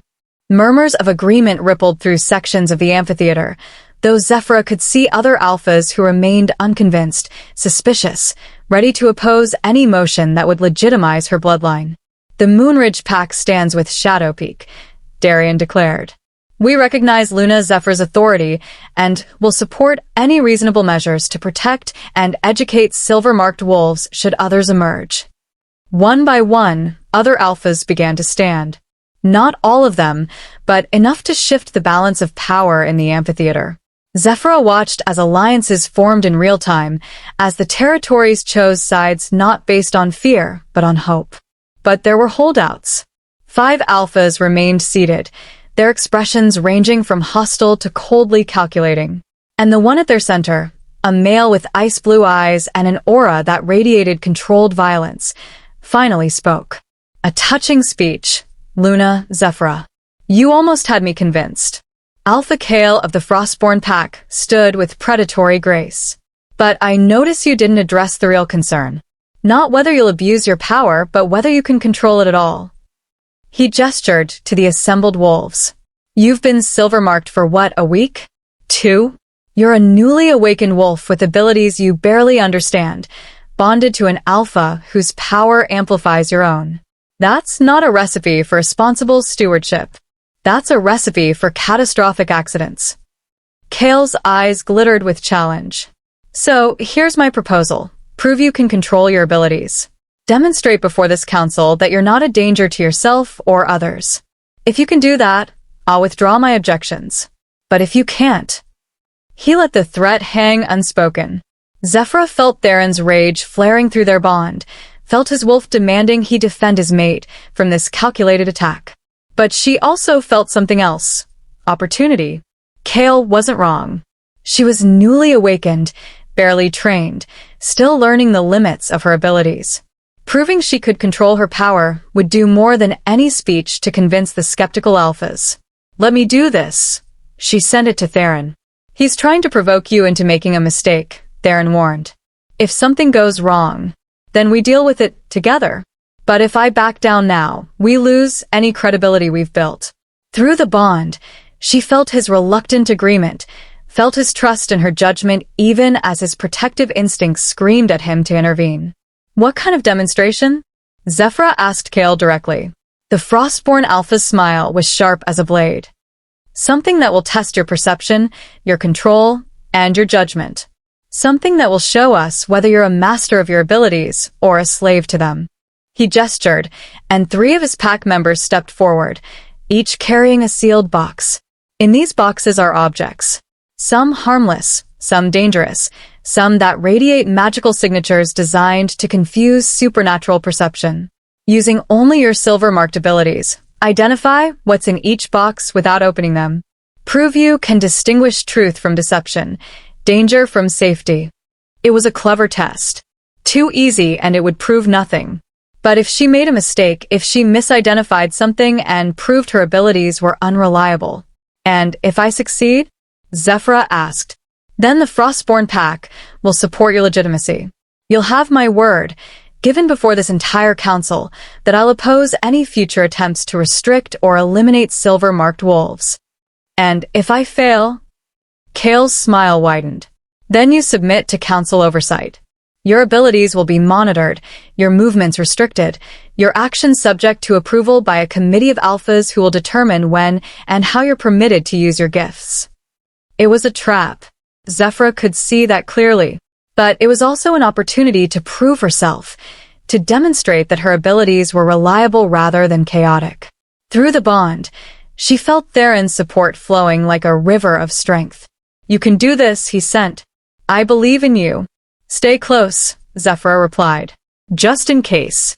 She stepped forward to face Kale's challenge, feeling the eyes of every alpha in the territories on her. The real test was about to begin. Chapter 11. Trial by Perception. The 3 boxes were placed before Zephyra in the center of the amphitheater. Each was identical in size and construction, dark wood bound with iron, sealed with wax that bore the Frostborn pack sigil. No visible markings to indicate contents, no sounds or scents escaping the sealed containers. Zephyra studied them with her normal senses first, looking for any obvious clues. But Kale had been thorough. The boxes gave away nothing through conventional observation. "The rules are simple," Kale announced, his voice carrying to every corner of the amphitheater. "Identify what's in each box using only your silver-marked perception. No opening them, no physical contact beyond what's necessary to read their contents. 3 correct identifications prove your control. Even 1 mistake proves your abilities are unreliable." "And if the boxes contain nothing?" Zephyra asked. "If this is simply a test to see if I'll fabricate findings to avoid admitting ignorance." Kale's expression flickered with something that might have been respect. "A fair question. I give you my word before this council that each box contains something. What that something is, you must discover." Zephyra nodded and stepped toward the first box. Through her bond with Theron, she felt his presence like an anchor, steadying her nerves. She took a deep breath and let her perception shift. The world exploded into layers of energy and light. The first box blazed with life force, bright and warm and pulsing with vitality. Zephyra focused deeper, letting her enhanced senses peel back the layers of what she was seeing. Not just life, but specific life. She could make out the shape of it now. Small, compact, radiating the unique signature of a crystal, Zephyra said, opening her eyes. But not just any crystal. This one is alive, or as close to alive as mineral formations can be. It's been growing in a place of concentrated magical energy for decades, absorbing power until it became something more than stone. Specifically, she focused harder, reading the distinct patterns in the energy. A moonstone from the sacred pools in the northern wastes, used traditionally for enhancing perception and spiritual connection. Murmurs rippled through the amphitheater. Some alphas looked impressed, others remained skeptical. Kale's expression revealed nothing. "Correct," he said simply. "The first box contains a moonstone crystal harvested from the northern sacred pools. It has been growing for 43 years in waters blessed by the full moon." He gestured to his pack members, who opened the first box to reveal a crystal the size of a fist, glowing with soft inner light that made several wolves gasp. "One down," Kale continued. 2 to go. "And I should warn you, Luna Zephyra, the remaining boxes are not so straightforward." Zephyra moved to the second box, feeling her confidence building. She could do this. She had to do this. She let her perception shift again, but this time, what she saw made her stumble backward. Darkness. Pure, absolute darkness that seemed to devour light rather than simply block it. And within that darkness, something moved. Something that carried a hunger so profound it made her wolf whimper with instinctive fear. "What's wrong?" Theron was beside her instantly, his hand on her shoulder. "What do you see?" "Shadow," Zephyra whispered. "But not natural shadow. This is old. Ancient. It predates the packs. Predates, maybe even wolves themselves." She forced herself to look deeper, to push past her fear and truly perceive what was contained in the box. And then she understood. "It's a fragment of the void," Zephyra said, her voice carrying across the suddenly silent amphitheater. "A piece of the darkness that existed before creation, before light and life. Someone has bound it inside this box using blood magic and silver seals. It's not alive in any conventional sense, but it's aware. Hungry. And it's been feeding on the life force of whoever sealed it inside." She turned to face Kale directly. "This isn't a test of my perception. This is a weapon. If I'd opened this box without knowing what it contained, that fragment would have consumed my life force and anyone else's within range. You brought a piece of the void to a council summit and risked every wolf here." The amphitheater erupted into chaos. Alphas shouted accusations at Kale, demanded explanations, and reached for weapons in case this was the beginning of an attack. High Alpha Varia's voice cracked like thunder, demanding silence. "Alpha Kale, explain yourself." Now. Kale's expression remained calm, almost amused. "I brought nothing that Luna Zephyra couldn't handle. The box is sealed with wards that would contain the void fragment indefinitely. Opening it would only be dangerous if done without understanding what was inside." His eyes fixed on Zephyra, which is precisely what I needed to test. Whether she would recklessly open boxes without first perceiving their contents, or whether she would exercise caution and discernment. "You risked all our lives to make a point," an alpha in the crowd demanded. "I risk nothing," Kale countered. "The words are absolute. But I needed to know if our silver-marked Luna would panic at the first sign of danger, or if she would maintain control and make accurate assessments even under pressure." He inclined his head toward Zephyra. She passed. "The second box does indeed contain a void fragment, sealed by my pack's shamans 3 generations ago. It is kept as a reminder of the darkness that exists beyond our world and the vigilance required to keep it at bay." Varia's expression was glacial. "We will discuss the appropriateness of bringing such artifacts to council grounds later. For now, the test continues. Luna Zephyra, 1 box remains." Zephyra moved to the 3rd box, her heart still racing from the encounter with the void fragment. Through the bond, Theron sent waves of support and pride, but she could also feel his barely controlled rage at Kale for putting her in danger. "Focus," she told herself. "1 more box. 1 more reading." She let her perception shift for the 3rd time, and what she saw made tears spring to her eyes. Light.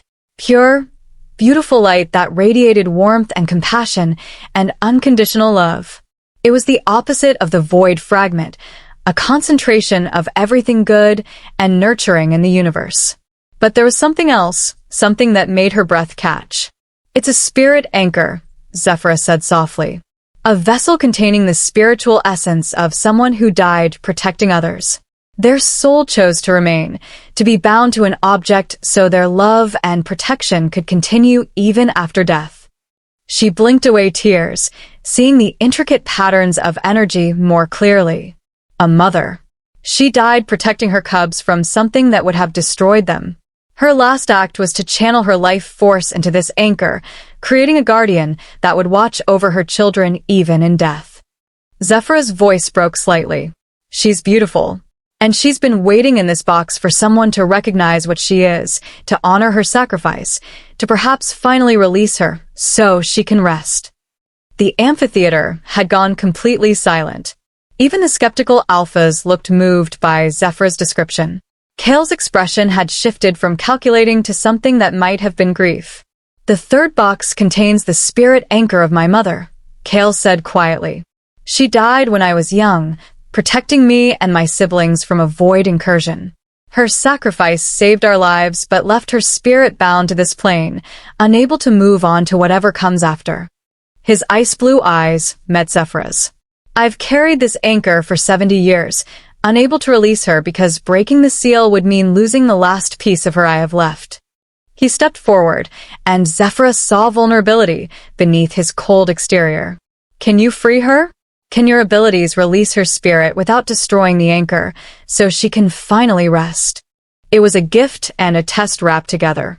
If Zephyra succeeded, she'd prove her abilities could be used for profound good.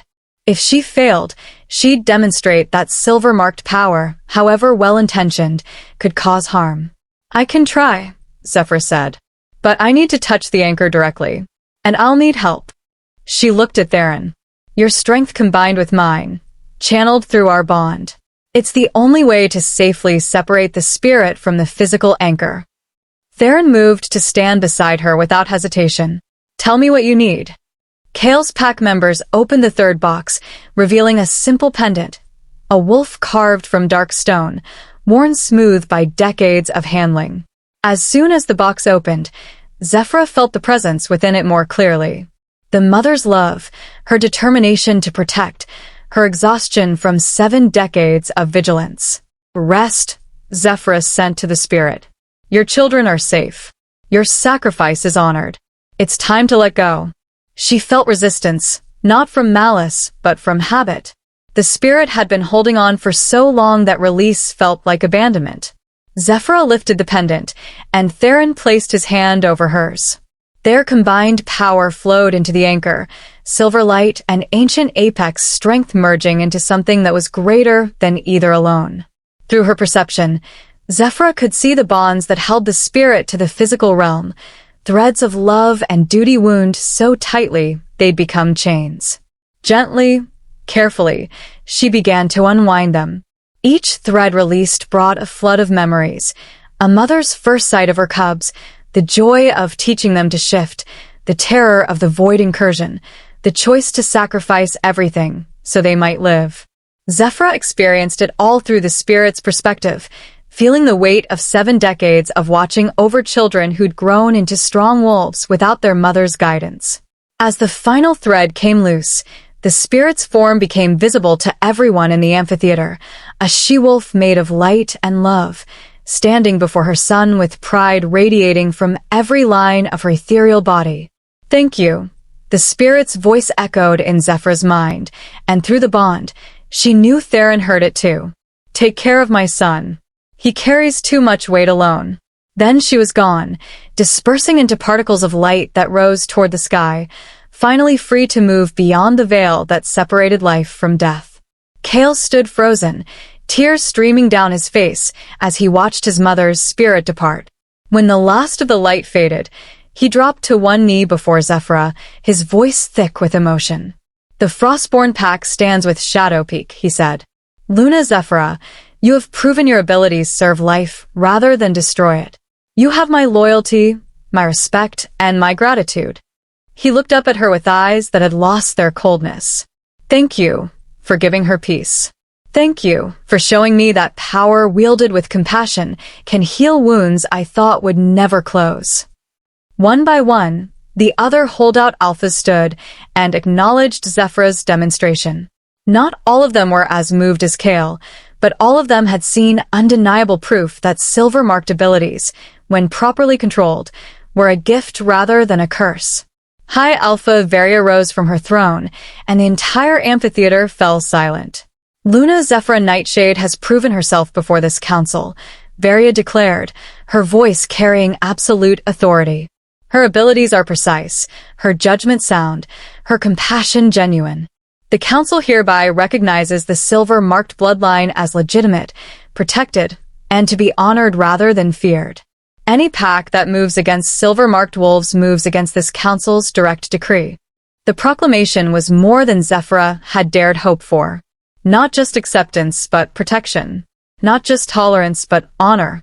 Furthermore, Varia continued, a task force will be established to investigate the remaining members of Garrick's conspiracy. Luna Zephyra, given your abilities to perceive truth and deception, you are hereby appointed to lead this task force with full council authority. Through the bond, Zephyra felt Theron's surprise and pride. This wasn't just recognition of her abilities. It was an appointment to a position of real power, real responsibility. The council was trusting her not just to exist, but to actively protect the territories from future threats. I accept, Zephyra said, her voice steady. And I swear before this council that I will use my abilities in service of all packs, traditional and modern alike. The silver marks were meant to be guardians. It's time we remembered that purpose. As the summit began to disperse, As alphas approached to formally pledge their support or simply to satisfy their curiosity about the silver marked, Zephyra felt the weight of her new reality settling over her. She was no longer just a condemned wolf who'd proven her innocence. She was a Luna with council authority, a task force leader with the power to investigate and expose corruption, a symbol of the old bloodlines returning not as threats, but as protectors. Kale approached as the crowds thinned, still holding the pendant that had once contained his mother's spirit. She was right, you know. I do carry too much weight alone. He met Zephyra's gaze. If you need allies in your investigation, the Frostborn pack stands ready. My mother died fighting the void. I won't let her sacrifice be meaningless by allowing another conspiracy to tear the territories apart. I accept your offer, Zephyra said, feeling the beginning of an alliance that would reshape the political landscape. And Alpha Kale? Your mother was proud of you. I felt it in her essence. She watched you lead your pack with honor for 70 years. That's why she was finally able to let go. Because she knew you didn't need her protection anymore. The Frostborn Alpha's expression cracked, revealing grief and relief in equal measure. He nodded once, unable to speak, and walked away with his pack. Theron pulled Zephyra close, his arms wrapping around her with fierce protectiveness. You were magnificent. Terrifying and magnificent. We were magnificent, Zephyra corrected, leaning into his embrace. I couldn't have done it without you. Through their bond, she felt his love blazing like a sun, felt his pride in her accomplishments, felt his absolute certainty that together they could face whatever challenges the future held. The summit had been a success. The conspiracy would be rooted out. The silver marks were protected and honored. But as Zephyra stood in her mate's arms, surrounded by alphas who now saw her as an asset rather than a threat, she knew this was just the beginning. The real work of healing the territories, of bridging the gap between old and new, of proving that power could be wielded with wisdom and compassion, that work was still ahead. But for the first time since her mark had awakened and changed her life forever, Zephyra felt ready for that work. She had a mate who believed in her, a pack that stood behind her, allies who respected her, and abilities that, far from being a curse, were exactly what the territories needed to survive the storms ahead. The silver marked had returned, and the world would never be the same. Chapter 12. Roots of Conspiracy. 3 weeks after the summit, Zephyra stood in a chamber deep beneath the council grounds, surrounded by evidence that painted a picture far more disturbing than anyone had anticipated.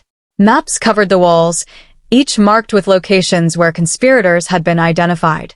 Documents lay scattered across tables, detailing decades of systematic efforts to eliminate supernatural bloodlines and centralize power under council authority. The conspiracy hadn't begun with Garrick. It had begun almost a century ago. This is extensive, Kale said, studying a document that outlined plans to infiltrate traditional packs and sow discord from within. Since the summit, the Frostborn Alpha had become one of Zephyra's most trusted allies in the investigation. His pack's resources and his personal dedication to honoring his mother's sacrifice had proven invaluable. They've been working toward this for generations. Garrick was just one piece of a much larger operation. And we've only identified a fraction of the players, Evander added, marking another location on the central map. For every conspirator we've exposed, there are likely 3 more we haven't found yet. Zephyra let her perception shift, studying the web of connections between the documents and locations. Through her silver-marked sight, she could see threads of energy linking certain names, certain places, forming patterns that normal investigation would miss. There's a central figure, she said slowly, following the threads with her enhanced vision. Someone who's been coordinating everything, pulling strings from a position of influence. Garrick reported to them. So, did the others we've identified. But their identity is... She frowned, frustrated. Hidden. Protected by magic I don't recognize. Theron moved to stand beside her, his presence grounding through their bond. Could it be someone on the council itself? Someone with enough authority that discovering their involvement would destabilize everything. It's possible, Zephyra admitted. But I can't read council members without their permission. The old laws protect alphas from supernatural surveillance, even from silver mark perception. It's a safeguard to prevent exactly this kind of investigation from becoming a witch hunt. So we're at an impasse, Alpha Darien of Moonridge Pack said from his position near the door.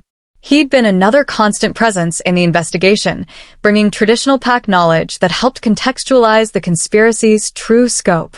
We know there's a leader, but we can't identify them without violating the very laws we're trying to uphold. A knock at the chamber door interrupted their discussion. Zephyra entered, her expression grave. Luna, there's been an incident. The Riversong Pack, where the cubs were murdered, uncovered something.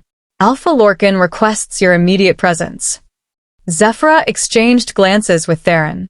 The Riversong Pack had been devastated by the cubs' deaths, their grief compounded by the knowledge that the murders had been orchestrated by a much larger conspiracy. If they'd found something relevant to the investigation. We go now, Zephyr said. Kale, Evander, Darien, you're with us. Zephyra, inform the council that we're following a lead. The journey to Riversong territory took 2 hours at full wolf speed. As they approached the pack lands, Zephyra felt the lingering trauma in the very air. The place where the cubs had died still carried an echo of that violence, a psychic scar that her enhanced perception could read like text. Alpha Lorcan met them at the border, his expression haggard. He was a massive wolf in human form, with dark hair shot through with silver and eyes that held the weight of unbearable loss. Thank you for coming, Luna, Zephyra. What we've found, I didn't know who else to trust with this. He led them deep into Riversong territory, to a section of forest that Zephyra's perception immediately registered as wrong. The life force here was twisted, corrupted by magic that left her feeling nauseous. We've been clearing the area where my cubs died, Lorcan explained, his voice thick with emotion. Trying to reclaim it, to honor their memory by making it a place of peace rather than horror. Our shamans have been purifying the ground, removing the taint of the binding marks. He stopped before a massive oak tree, its trunk scarred with symbols that made Zephyra's mark burn in recognition. And we found this. The symbols were similar to those used in the binding marks but older, more complex. And they weren't carved into the tree's bark, they were growing from within it, as if the magic had become part of the tree's very essence. This is a focal point, Zephyra said, letting her perception dive deeper into the patterns. A place where energy is collected and channeled elsewhere. The cubs weren't just murdered here, they were sacrificed at a site specifically prepared for that purpose. How long has this been here? Theron demanded, his alpha authority radiating with barely controlled fury. Based on the tree's growth patterns, decades, Lorcan replied. Maybe longer. Which means this spot was designated as a ritual site long before my cubs were killed. The conspiracy had been planning this for years. Zephyra placed her hand on the tree trunk, letting her power flow into the corrupted wood. Through her connection to the tree's life force, she could sense the history of the magic that had infected it. She saw flashes of other rituals, other sacrifices, stretching back through time. And she saw the face of the one who'd created the focal point. Zephyra jerked her hand back, gasping. Through the bond, Theron immediately felt her shock and moved to support her. What did you see? He demanded. Hi, Alpha Varia, Zephyra whispered, her voice hollow with disbelief. She created this focal point. She's been orchestrating the conspiracy from the beginning. The words fell like stones into a silent pool. No one moved. No one spoke. The implications were too massive, too catastrophic to process immediately. That's impossible, Darien finally said. Varia has been high alpha for over a century. She's the one who called the summit, who recognized your abilities, who appointed you to lead this investigation. Why would she do all that if she was behind the conspiracy? Because she's controlling the narrative, Kale said, his tactical mind already working through the possibilities. By appearing to support the investigation, she ensures she knows exactly what we discover. By recognizing the silver marked, she positions herself as an ally, making it less likely anyone would suspect her involvement. And by appointing Zephyra to lead the task force, Evander added, his expression darkening. She keeps the most dangerous threat to her plans close, where she can monitor and potentially eliminate her if necessary. Zephyra felt sick. She'd trusted Varia, had believed the ancient Alpha's support was genuine, had accepted authority from a wolf who'd been orchestrating the elimination of her entire bloodline. We can't go public with this, Theron said, his strategic mind overriding his emotional response. If we accuse the High Alpha without absolute proof, it will tear the Council apart. Half the territories will refuse to believe it, and will see it as a power grab by Shadow Peak. Will trigger exactly the civil war the conspiracy has been working toward. But if we don't act, if we let her continue, Zephyra couldn't finish the thought. How many more cubs would die? How many more wolves would be sacrificed to feed whatever dark purpose Varia was working toward? We need more evidence, Kale said. Concrete, undeniable proof that links Varia directly to the murders and the conspiracy. Something that even her most loyal supporters can't dismiss or rationalize away. The focal point, Lorcan said, gesturing to the corrupted oak. Can you trace the energy flow? See where the harvested power is being channeled. Zephyra looked at the tree with new understanding. It wasn't just a collection site, it was part of a network. Energy flowed through it like blood through veins, connecting to other focal points, other rituals, ultimately feeding into a central location where Varia was accumulating massive amounts of stolen life force. I can try, Zephyr said. But tracing energy on this scale, following it across potentially hundreds of miles. I've never attempted anything like that. You're not doing it alone, Theron said firmly, taking her hand. Our bond amplifies your abilities. Use my strength, my power. Whatever you need. Zephyra nodded and pressed both hands against the oak trunk. She let her perception expand, following the threads of stolen energy as they flowed through the earth like underground rivers. Through her bond with Theron, she felt his power merging with hers, giving her the strength to maintain the connection across impossible distances. The network was vast, stretching across the entire northern territories. Dozens of focal points, each one a site of past sacrifices, each one feeding energy into a central repository. And at the heart of it all, blazing with accumulated power that made Zephyra's perception ache, was a structure she recognized. The Council's main chamber, deep beneath the amphitheater where judgments were rendered and laws were made. Varia had been harvesting life force for decades, building a reservoir of power directly beneath the seat of Council authority. But for what purpose? What could require that much stolen energy? Zephyra pushed deeper, forcing her perception past barriers and wards that tried to block her sight. And what she saw made her blood run cold. Varia was preparing a ritual, a massive working that would use the accumulated life force to rewrite the fundamental laws of pack society.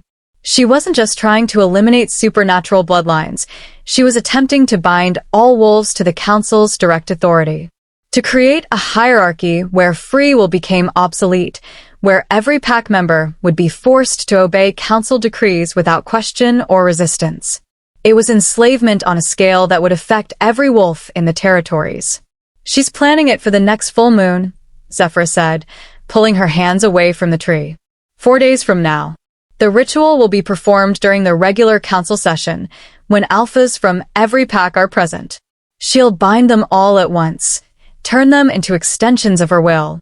And through the alphas, she'll control every pack member in their territories, Evander breathed. It's perfect. Absolute authority, without the appearance of tyranny.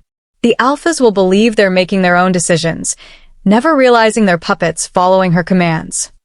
We have to stop her, Darian said. But how? If we reveal what we know, she'll simply move up the timeline or eliminate us before we can act.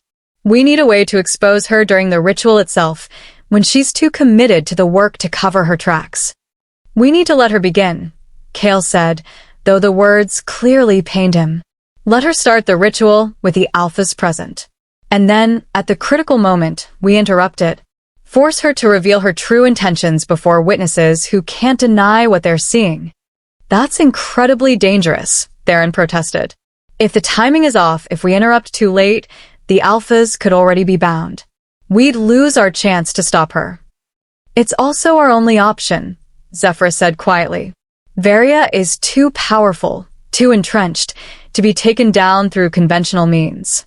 But if we catch her in the act, if we expose her during the ritual, when her guard is down and her true nature visible, we might be able to save the territories from enslavement. Through the bond, she felt Theron's terror at the risk she was proposing and felt his desperate desire to find another way. But she also felt his acknowledgement that no other way existed. Then we prepare, Theron said finally. We gather allies we absolutely trust, wolves who won't be swayed by Varia's influence. And we plan every detail of the interruption, because we'll only get one chance at this. Over the next 4 days, they worked in absolute secrecy. Kale, Darian, and Lorcan quietly contacted alphas they knew to be loyal to the old ways, wolves who would believe the evidence and act on it. Evander coordinated logistics, determining the best moment to interrupt the ritual for maximum impact and minimum danger. And Zephyra trained. She practiced using her perception at range, practiced identifying the specific signatures of binding magic, practiced everything she'd need to do to interrupt Varia's working without getting herself killed in the process. Through it all, the bond with Theron kept her grounded, kept her focused, kept her from drowning in the fear of what they were about to attempt. The night before the full moon, as they lay together in their chambers, Theron pulled her close with desperate intensity. "Promise me something," he said, his voice rough with emotion. "Promise that if things go wrong, if the ritual starts to succeed, you'll run.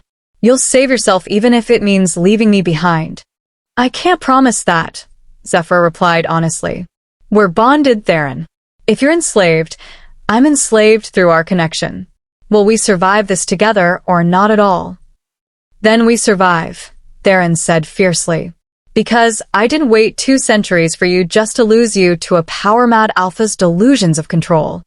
The full moon rose over the council grounds, painting everything in silver light.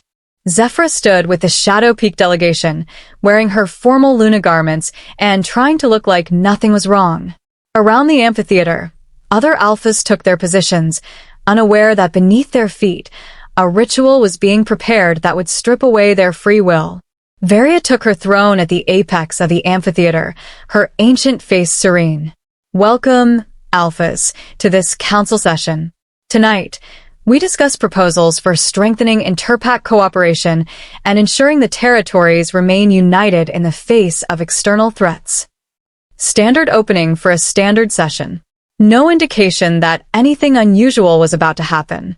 But through her enhanced perception, Zephyra could see the truth. The focal points hidden throughout the amphitheater, glowing with accumulated power. The binding symbols carved into the very stones beneath their feet. The web of magic that Varia had been weaving for decades, all of it converging on this moment. The ritual was about to begin. And Zephyra was the only one who could stop it. Chapter 13. Breaking the Chains. The council session proceeded with deceptive normalcy for the first hour. Varia presided over discussions about territory disputes and trade agreements, her voice calm and authoritative. To any normal observer, this was just another routine gathering of the Northern Territory's leadership. But Zephyra's enhanced perception told a different story. Beneath the amphitheater floor, power was building. The focal points were awakening, drawing on the accumulated life force from decades of sacrifices. The binding symbols carved into stone began to glow with energy invisible to normal sight. And at the center of it all, Varia's own life force pulsed with anticipation. "She's waiting for something," Zephyra sent through her bond with Theron. "The ritual needs a specific alignment, a perfect moment when all the elements converge." "How long?" Theron's mental voice was taut with tension. "Minutes. Maybe less." Around the amphitheater, their allies waited. Kale sat with the Frostborn delegation, his posture relaxed but his eyes sharp. Darian appeared to be dozing during the tedious policy discussions, but Zephyra could sense his wolf coiled and ready to strike. Lorcan stood at the edge of his pack section, positioned where he could move quickly when needed. They'd planned this carefully. When the ritual began, when Varia's attention was focused on the working, Zephyra would use her silver-marked abilities to sever the connections between focal points. Without the network to channel stolen life force, the binding would fail. And in that moment of failure, they'd expose Varia before every alpha in the territories. Simple in theory, potentially catastrophic in execution. Now we turn to new business, Varia announced, and Zephyra felt a power surge through the hidden network. A proposal to strengthen the bonds between packs to ensure unity of purpose and action in times of crisis. The air in the amphitheater grew heavy, charged with magic that made wolves shift uncomfortably without understanding why. Zephyra saw the binding symbols flare to life, saw threads of energy reaching toward every alpha present. It was the beginning. The old ways taught us that packs are strongest when connected by more than just treaties.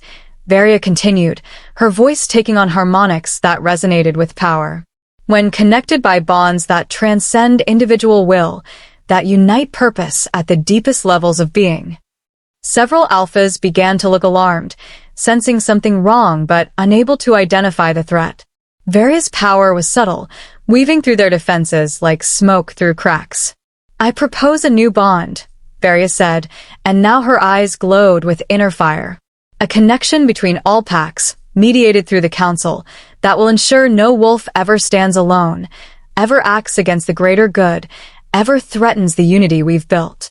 The binding threads reached for the alphas, seeking to anchor themselves to their life forces. Once those connections were established, the ritual would be complete. Every alpha would become an extension of Varia's will, and through them, every pack member in their territories would follow. Now, Zephyra shouted through the bond. She stood, letting her power explode outward in waves of silver flame that made the entire amphitheater visible in ways it had never been before. The hidden focal points blazed into sight, the binding symbols became apparent to every wolf present, and the threads of energy reaching for the alphas became as clear as physical chains. What you're witnessing, Zephyra's voice carried across the shocked silence, is an attempt to enslave every wolf in the northern territories. High Alpha Varia has been orchestrating this for decades. The murdered cubs, the conspiracy against silver-marked bloodlines, all of it was designed to accumulate enough power for this moment. Chaos erupted. Alphas leaped to their feet, some moving toward exits, others reaching for weapons.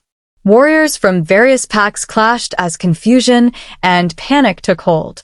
And through it all, Varia remained seated on her throne, her expression shifting from serene to coldly furious. "You dare," Varia hissed, power radiating from her in waves that made the ancient stone tremble. "You dare interrupt a work of this magnitude? Do you have any idea what happens when bindings of this complexity are disrupted?" "I know exactly what happens," Zephyra replied, already reaching out with her abilities to sever the connections between focal points. The stolen power returns to its source. The bindings fail, and your conspiracy ends here. Foolish child.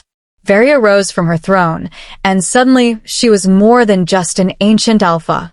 Power poured off her in waves that made reality itself seem to warp and bend. "You think I didn't anticipate interference? You think I've survived for centuries without preparing for every contingency?" She gestured, and the binding threads that had been reaching for the alphas suddenly changed direction. They converged on Zephyra instead, dozens of them striking simultaneously, trying to pierce through her defenses and bind her will. Theron roared, shifting mid-leap as he threw himself between Zephyra and the attack. His massive wolf form absorbed several of the binding threads, and through their mate bond, Zephyra felt his consciousness being pulled toward Varia's control. "No!" Zephyra's power surged, silver flame erupting from her hands to burn away the threads before they could fully anchor. But Varia was too strong, too experienced. For every thread Zephyra severed, two more took its place. "You see?" Varia's laugh was terrible. "This is why the silver-marked had to be eliminated. Your abilities are formidable, yes, but you lack the centuries of knowledge and practice I've accumulated. You're powerful enough to threaten my plans, but not powerful enough to stop them." Around the amphitheater, their allies moved into action. Kale led the Frostborn pack in creating a barrier between Varia and the other alphas, preventing her from binding them while Zephyra fought. Darien and the traditional pack alphas began evacuating wolves who couldn't fight, getting them clear of the magical crossfire. Lorcan and the Riversong wolves worked to disrupt the focal points, breaking the channels that fed power into Varia's working. But it wasn't enough. Varia had been preparing for this for decades, and her power was immense. "We're losing," Theron sent through their bond, his wolf form struggling against binding threads that kept performing no matter how many times they were destroyed. "Not yet," Zephyra replied, an idea forming.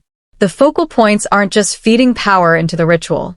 They're also anchoring Varia's life force, extending her lifespan beyond natural limits. That's how she's lived for centuries. If we destroy the network entirely, she loses the power that's been sustaining her.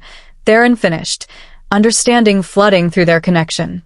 But destroying that much accumulated magic all at once could kill everyone in the amphitheater. Not if we channel it elsewhere. Not if we give it back to those it was stolen from. Through their bond, Zephyra showed him what she intended, using her silver-marked abilities not to destroy the stolen life force, but to return it. To send it back through the network to every territory, every pack, every bloodline that had been diminished by various decades of sacrifice and ritual. It would require more power than Zephyra possessed alone. More control than she'd yet mastered. And if she made even the smallest mistake, the backlash could consume her entirely. "I trust you," Theron sent, and through the bond, she felt him opening himself completely to her, offering every ounce of his apex strength to fuel her working. Zephyra took his offering and channeled it through their mate bond, combining silver-marked perception with apex power into something that had never existed before. She reached out with her enhanced abilities and grasped the entire network of focal points, feeling the weight of decades of stolen life force flowing through her consciousness. So much death. So much suffering. Children sacrificed. Bloodlines eliminated. All to feed one wolf's obsession with control. "What are you doing?" Varia demanded, her confidence finally cracking as she felt Zephyra seizing control of her carefully constructed network. "Stop. You can't possibly manage that much power. It will destroy you." "Maybe," Zephyra agreed, silver flame now pouring from her entire body in waves that lit the amphitheater brighter than the full moon. "But I'm willing to risk it to save everyone you intended to enslave." She pulled, and the network reversed. Life force that had been flowing toward the central repository beneath the amphitheater suddenly reversed direction, pouring back out through the channels Varia had created. It flowed to Riversong territory, returning vitality to land that had been drained by repeated sacrifices. It flowed to the Convergence Pack lands, healing the damage done by Garrick's rituals. It flowed to 100 different locations across the territories, returning stolen power to its rightful sources. And with each return, the focal point shattered. The binding symbols cracked and dissolved. The network that Varia had spent decades building came apart like a sandcastle in a flood. "No!" Varia's scream was anguish and rage combined. Without the network sustaining her, the centuries she'd cheated began to catch up. Her skin aged rapidly, her hair turning from silver to pure white, her body weakening as the power that had kept her alive drained away. But she wasn't finished. With the last of her strength, she reached out and grasped one of the remaining binding threads, using it to anchor herself to Zephyra's life force. If Varia was going to die, she'd take the silver marked with her. Zephyra. Theron's warning came too late. Zephyra felt Varia's presence invading her consciousness, felt the ancient alpha trying to consume her life force to restore her own. The attack was desperate, vicious, and it might have succeeded if Zephyra had been alone. But she wasn't alone. Through the mate bond, Theron poured his strength into her, reinforcing her defenses. Through the alliances they'd built, power flowed from Kale and Darien and Lorcan, wolves who'd come to trust the silver-marked and were willing to risk themselves to save her. And through the very network she'd just freed, life force from across the territories flowed back to her. Not stolen or forced, but given willingly by packs who recognized that she'd just saved them from enslavement. The combined power was overwhelming, more than any single wolf should be able to channel. But Zephyra was bonded to an apex bloodline, supported by allies who believed in her and trusted by territories that had seen her use power with wisdom and compassion. She took all that combined strength and directed it at Varia's consciousness, not to destroy, but to sever. To cut the binding thread the ancient Alpha had created, to free both of them from the fatal connection. The thread snapped with a crack that echoed through the amphitheater like thunder. Varia collapsed, her body rapidly aging to reflect her true years. Within moments, she had withered to dust, the price of her centuries of stolen life force finally coming due. Zephyra fell to her knees, exhausted beyond anything she'd ever experienced. Through the bond, she felt Theron rushing to her side, felt his arms wrapping around her, felt his terror that she might have burned herself out completely. "Still here," she managed to whisper. "Just need to rest." Around them, the amphitheater slowly returned to order. The binding symbols were gone, destroyed by the network's collapse. The stolen life force had been returned to its sources. And Varia's conspiracy had ended not with a political victory, but with the complete dismantling of everything she'd built. High Alpha Varia was dead. The network was destroyed. And the territories were free. Kale approached, his expression a mixture of awe and concern. "Luna Zephyra, what you just did, the power you channeled, no wolf should be able to survive that." "She didn't do it alone," Theron said fiercely, helping Zephyra to her feet. "She had the support of every pack that believed in her. That's what Varia never understood. True power doesn't come from control or enslavement. It comes from trust and freely given loyalty." The remaining alphas gathered, those who'd witnessed everything and understood the magnitude of what had almost happened. They looked at Zephyra not with fear now, but with respect, with gratitude, with recognition that the Silver Marked had saved them all. "The Council needs a new High Alpha," Darian said quietly. "Someone who understands the value of the old ways while recognizing the need for progress. Someone who's proven they'll use power to protect rather than control." "I'm not interested in ruling the Council," Zephyra said quickly. "I'm barely comfortable being Luna of Shadow Peak." "We're not asking you to rule," another Alpha said, one Zephyra recognized as having been skeptical at the summit. "We're asking you to serve on the Council, to be a voice for the old bloodlines, for the supernatural abilities that Varia tried so hard to eliminate, to ensure that what happened here never happens again." Through the bond, Zephyra felt Theron's support and felt his certainty that she could handle this new responsibility. She looked at the faces around her, at alphas from traditional and modern packs alike, all of them waiting for her answer. She thought about the cubs who died, about her mother who'd hidden her bloodline out of fear, about generations of silver-marked wolves who'd been hunted to extinction because others feared what they represented. "I'll serve," Zephyra said. "Not as High Alpha, but as a council member, as a representative of the bloodlines that have been suppressed for too long, and as someone who will make sure that fear never again becomes justification for genocide." The Alphas nodded their acceptance, and Zephyra felt the weight of yet another responsibility settling on her shoulders. But this time, it didn't feel like a burden. It felt like purpose, like the reason she'd survived when so many others hadn't. As the council began to disperse, as Wolf started the long process of rebuilding trust and restructuring leadership, Zephyra leaned into Theron's embrace and let herself finally feel the exhaustion she'd been holding at bay. "Take me home," she whispered. "I want to go home." "To Shadow Peak?" Theron asked. "To wherever you are," Zephyra corrected. "That's home now." Through their bond, she felt his love blazing like a sun, felt his pride in everything she'd accomplished, felt his absolute certainty that together they could face whatever the future held. The conspiracy was ended. The territories were saved. And the Silver Marked had proven once and for all that their abilities were gifts meant to protect rather than destroy. The real work of healing and rebuilding was just beginning.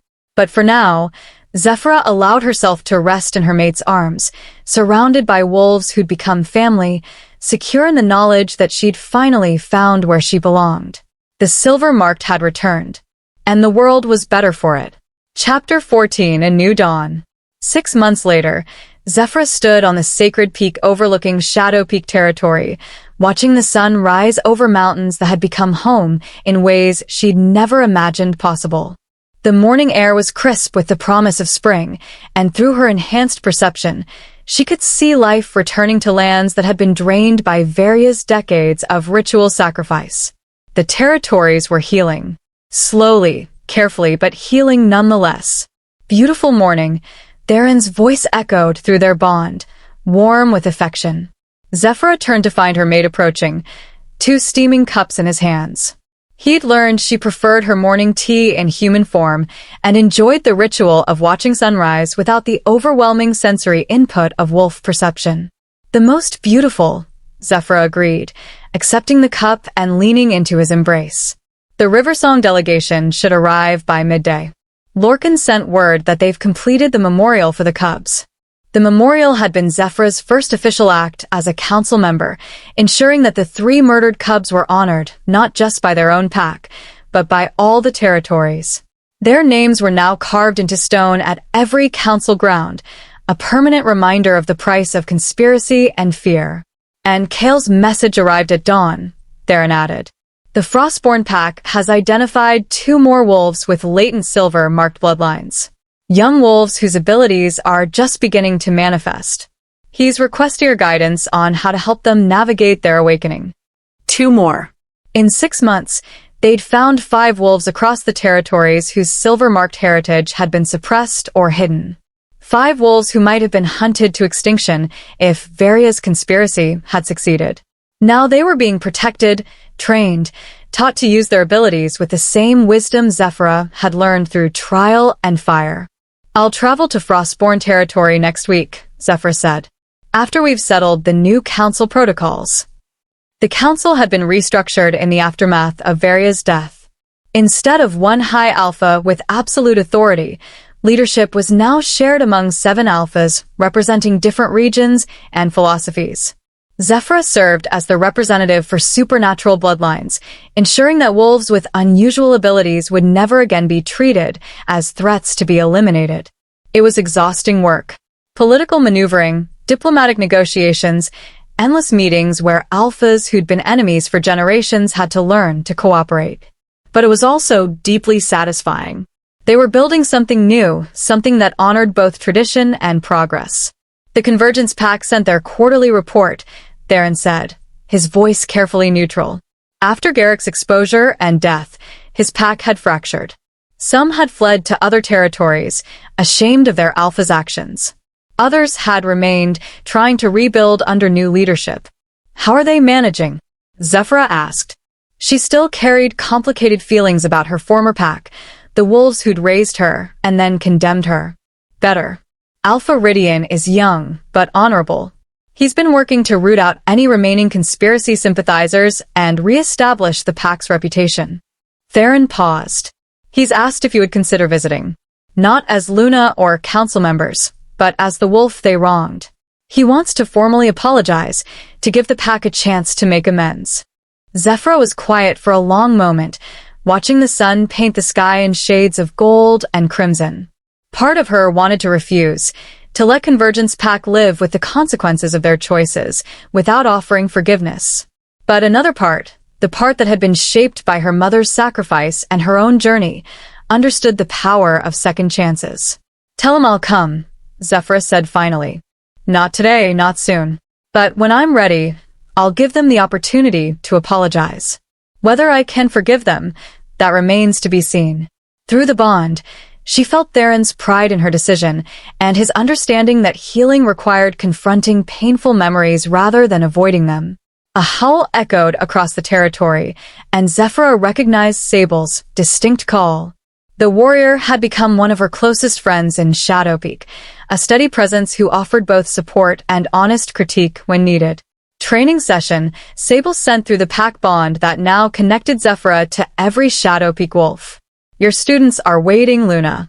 And they're getting restless. Zephyra smiled. Her students were young wolves from various packs who showed potential for developing enhanced abilities. Not all of them were silver-marked, but all of them possessed gifts that needed guidance. She'd established a training program, teaching them control and wisdom alongside combat skills and survival techniques. "Duty calls," Zephyra said, finishing her tea. "Will you join us?"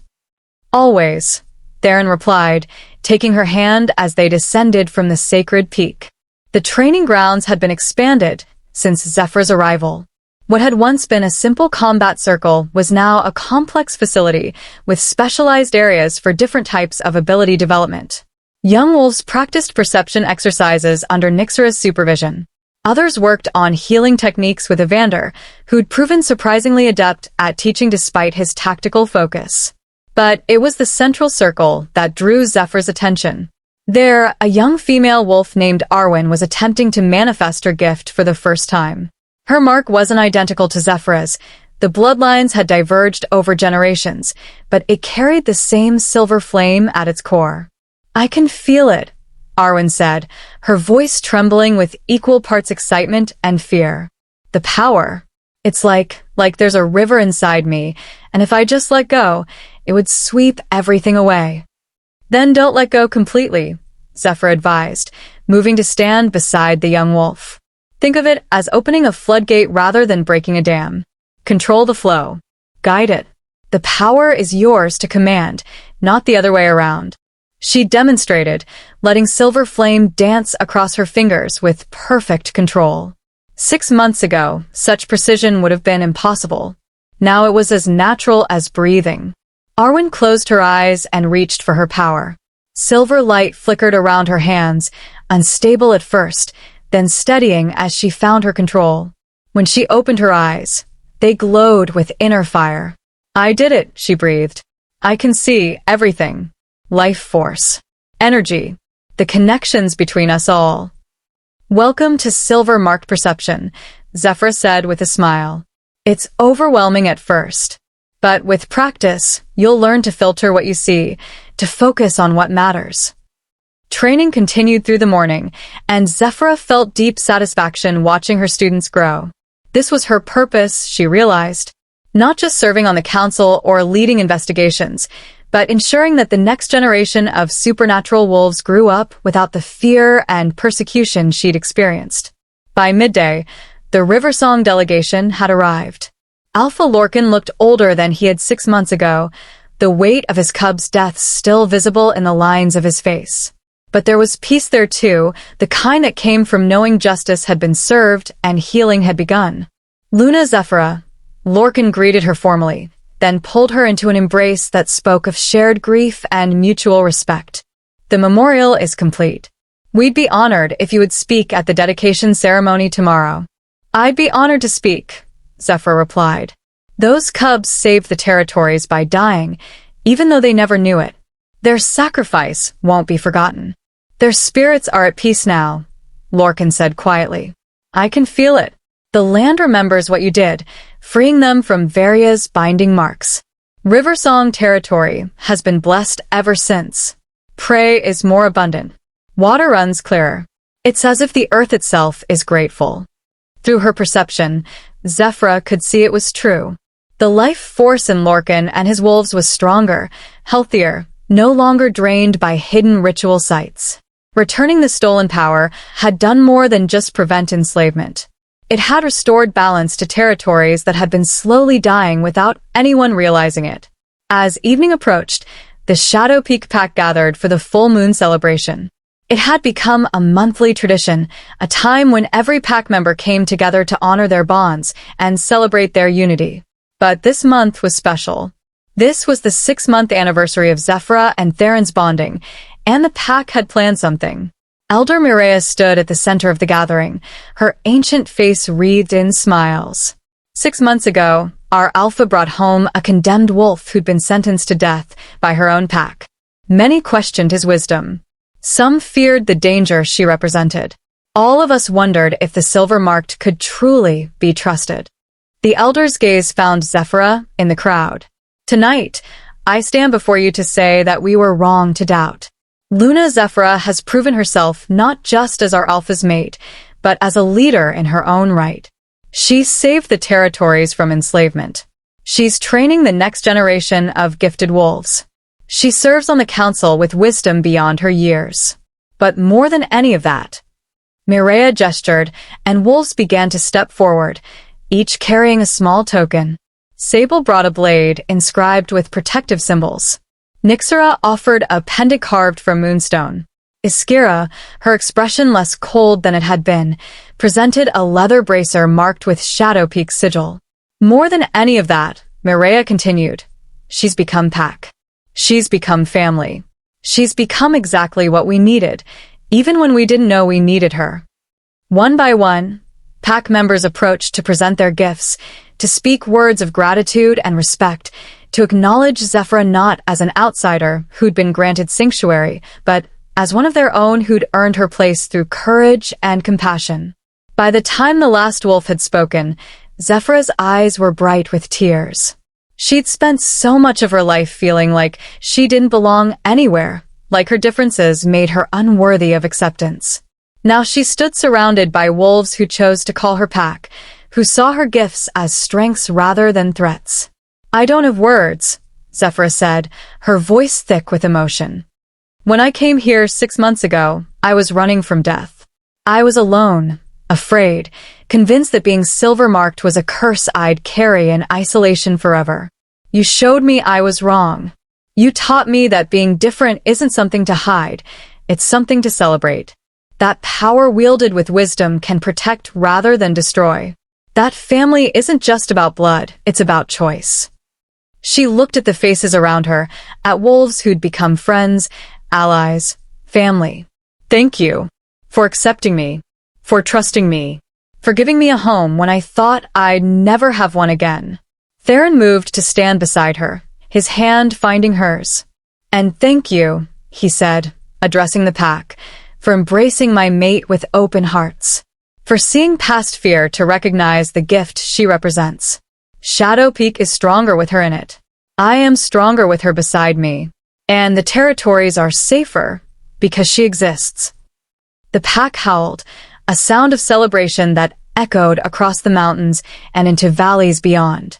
Through her bond with Theron and her connection to the pack, Zephyra felt their joy, their loyalty, their absolute certainty that she belonged.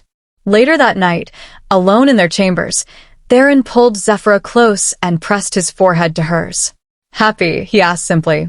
Happier than I ever thought possible, Zephyra replied honestly. 6 months ago, I was convinced my life was over. That being silver-marked meant death or exile, nothing more. Now I have a mate who loves me, a pack that accepts me, work that gives me purpose, and a future that's full of possibility rather than fear. Good, Theron said, his voice rumbling with satisfaction.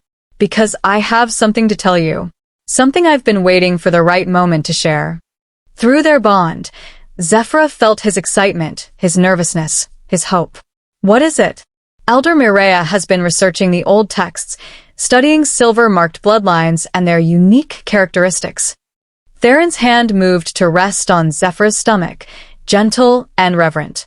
She believes that when silver-marked wolves bond with apex bloodlines, when the connection is as strong as ours, children are possible. Children who would carry both bloodlines, who would be stronger and more gifted than either heritage alone.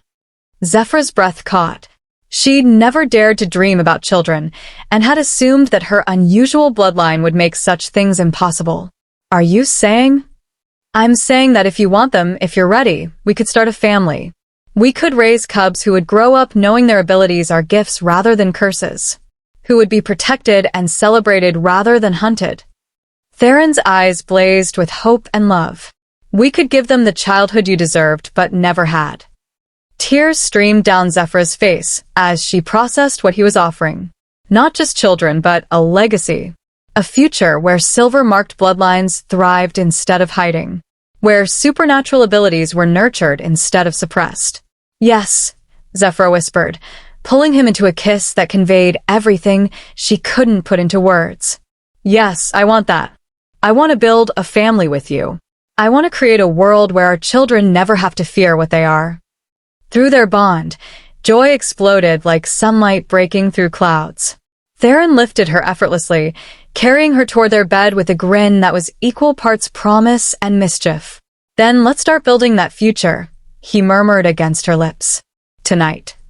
And as the full moon shone through the crystal ceiling, painting everything in silver light, Zephyra finally understood the truth that had eluded her for so long. Being silver-marked wasn't a curse. It was a blessing. Being bonded to Theron wasn't a loss of freedom. It was a partnership that made her stronger. Being Luna of Shadow Peak wasn't a burden. It was a privilege. And being alive, after everything she'd survived, after all the wolves who'd tried to eliminate her bloodline, that was the greatest gift of all. The territories had been saved. The conspiracy had ended. The old bloodlines were returning, protected and celebrated rather than hunted and feared. But more than any of that, Zephyra had found home. I had found love, had found purpose. She'd found herself. And as she lost herself in her mate's embrace, as pleasure and connection flowed through their bond in waves that transcended the physical, Zephyra knew with absolute certainty that this was only the beginning. The silver-marked had returned. The territories would never be the same. And the future, for the first time in centuries, was bright with possibility. Epilogue. 3 years later. The nursery carved into Shadow Peak's mountain was filled with laughter as 2 small wolf cubs tumbled across soft furs, their play fighting both adorable and impressively fierce for one so young. Zephyra watched from the doorway, her heart full to bursting as she observed her children. Twins. A boy and a girl. Both bearing marks that glowed silver in certain light, both showing signs of abilities that would one day rival her own. They were nearly 2 years old now, and already their perception was developing, their power manifesting in ways that made visiting alphas alternately amazed and terrified. But here in Shadow Peak, they were simply loved. "They're getting faster," Theron observed, appearing beside her with a silent grace that still made her pulse quicken even after 3 years of bonding. Kalen just shifted his paws mid-jump. "I don't think most cubs manage that until they're at least 3. And Zephyra keeps giggling in her sleep," Zephyra added, watching their daughter roll across the floor with abandon. "I think she's dreaming in wolf form. Elder Mireia says that's a sign of a strong connection to the spirit realm." Their children were extraordinary. But more importantly, they were safe. Protected by Shadow Peak, celebrated by the territories, welcomed into a world that had learned to value supernatural gifts rather than fear them. The past 3 years had brought remarkable changes. The council under its new shared leadership had implemented reforms that protected bloodline diversity and supernatural abilities. 5 more silver-marked wolves had been identified and were now training alongside Zephyra's original students. The conspiracy's remaining members had been rooted out and dealt with according to council justice. And Zephyra herself had grown into her role as Luna, as council member, as teacher and protector of gifted wolves. She'd visited Convergence Pack as promised, had accepted their apologies while making clear that forgiveness was a process rather than a destination. Some bridges could be rebuilt. Others would remain burned. Message from the council. Evander said, entering the nursery with his usual lack of ceremony. At the summit next month, they're requesting a demonstration of silver-marked teaching techniques. Apparently, 3 more packs have identified wolves with unusual abilities and want guidance on how to help them develop safely. "Tell them I'll prepare a presentation," Zephyra replied. "And Evander? Thank you for everything you've done these past years. For believing in me when others doubted. For helping build something better." The apex wolf's expression softened slightly. "You gave Theron something I thought he'd never have, a true partnership. Someone who makes him better rather than simply following him. That alone earned my loyalty. Everything else has just reinforced it." As Evander departed, Kalen toddled over to Zephyra, his small hands reaching up in the universal gesture of wanting to be held. She scooped him up, marveling at how he'd grown, how his eyes already showed the intelligence and perception that marked their bloodline. "Mama," he said clearly, one of his first words. "See." He pointed at his sister, and through their developing bond, Zephyra felt what he was perceiving, Zephyra's life force glowing bright, the joy radiating from her as she played. Her son was already learning to see what others couldn't, to perceive the truth beneath surface appearances. "Yes, love," Zephyra murmured, pressing a kiss to his dark hair. "You see." And one day, I'll teach you what to do with that sight. How to use it to protect, to heal, to understand. How to be silver marked with wisdom and compassion. Theron wrapped his arms around them both, pulling his family close.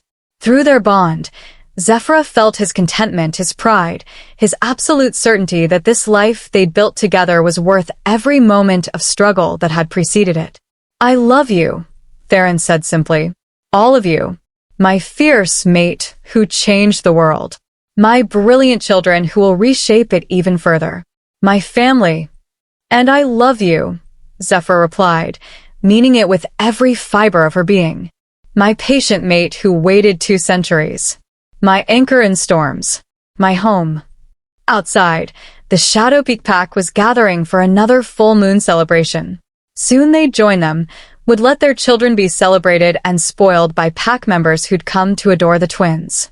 Would stand together as Alpha and Luna, as partners who'd proven that love could triumph over fear, that unity was stronger than division, that the future belonged to those brave enough to embrace change rather than cling to the past. But for now, in this quiet moment with her family, Zephyra simply savored the peace she'd fought so hard to achieve. She thought about the wolf she'd been 3 years ago, condemned, alone, convinced she was cursed. That wolf couldn't have imagined this, couldn't have dreamed that survival would lead to love, that exile would lead to belonging, that being silver-marked would mean not isolation but connection. Life had a strange way of taking what seemed like endings and transforming them into beginnings. Zephyra's execution had been the end of her old life, but it had also been the beginning of something far more beautiful than she'd ever imagined possible. And as she stood surrounded by the family she'd made and the future she'd built, Zephyra Nightshade, Luna of Shadow Peak, silver-marked, mother and teacher and protector, knew one truth with absolute certainty. She was exactly where she was meant to be. Finally, completely, perfectly home. The end. Thank you for listening. Like, comment, and subscribe for more stories.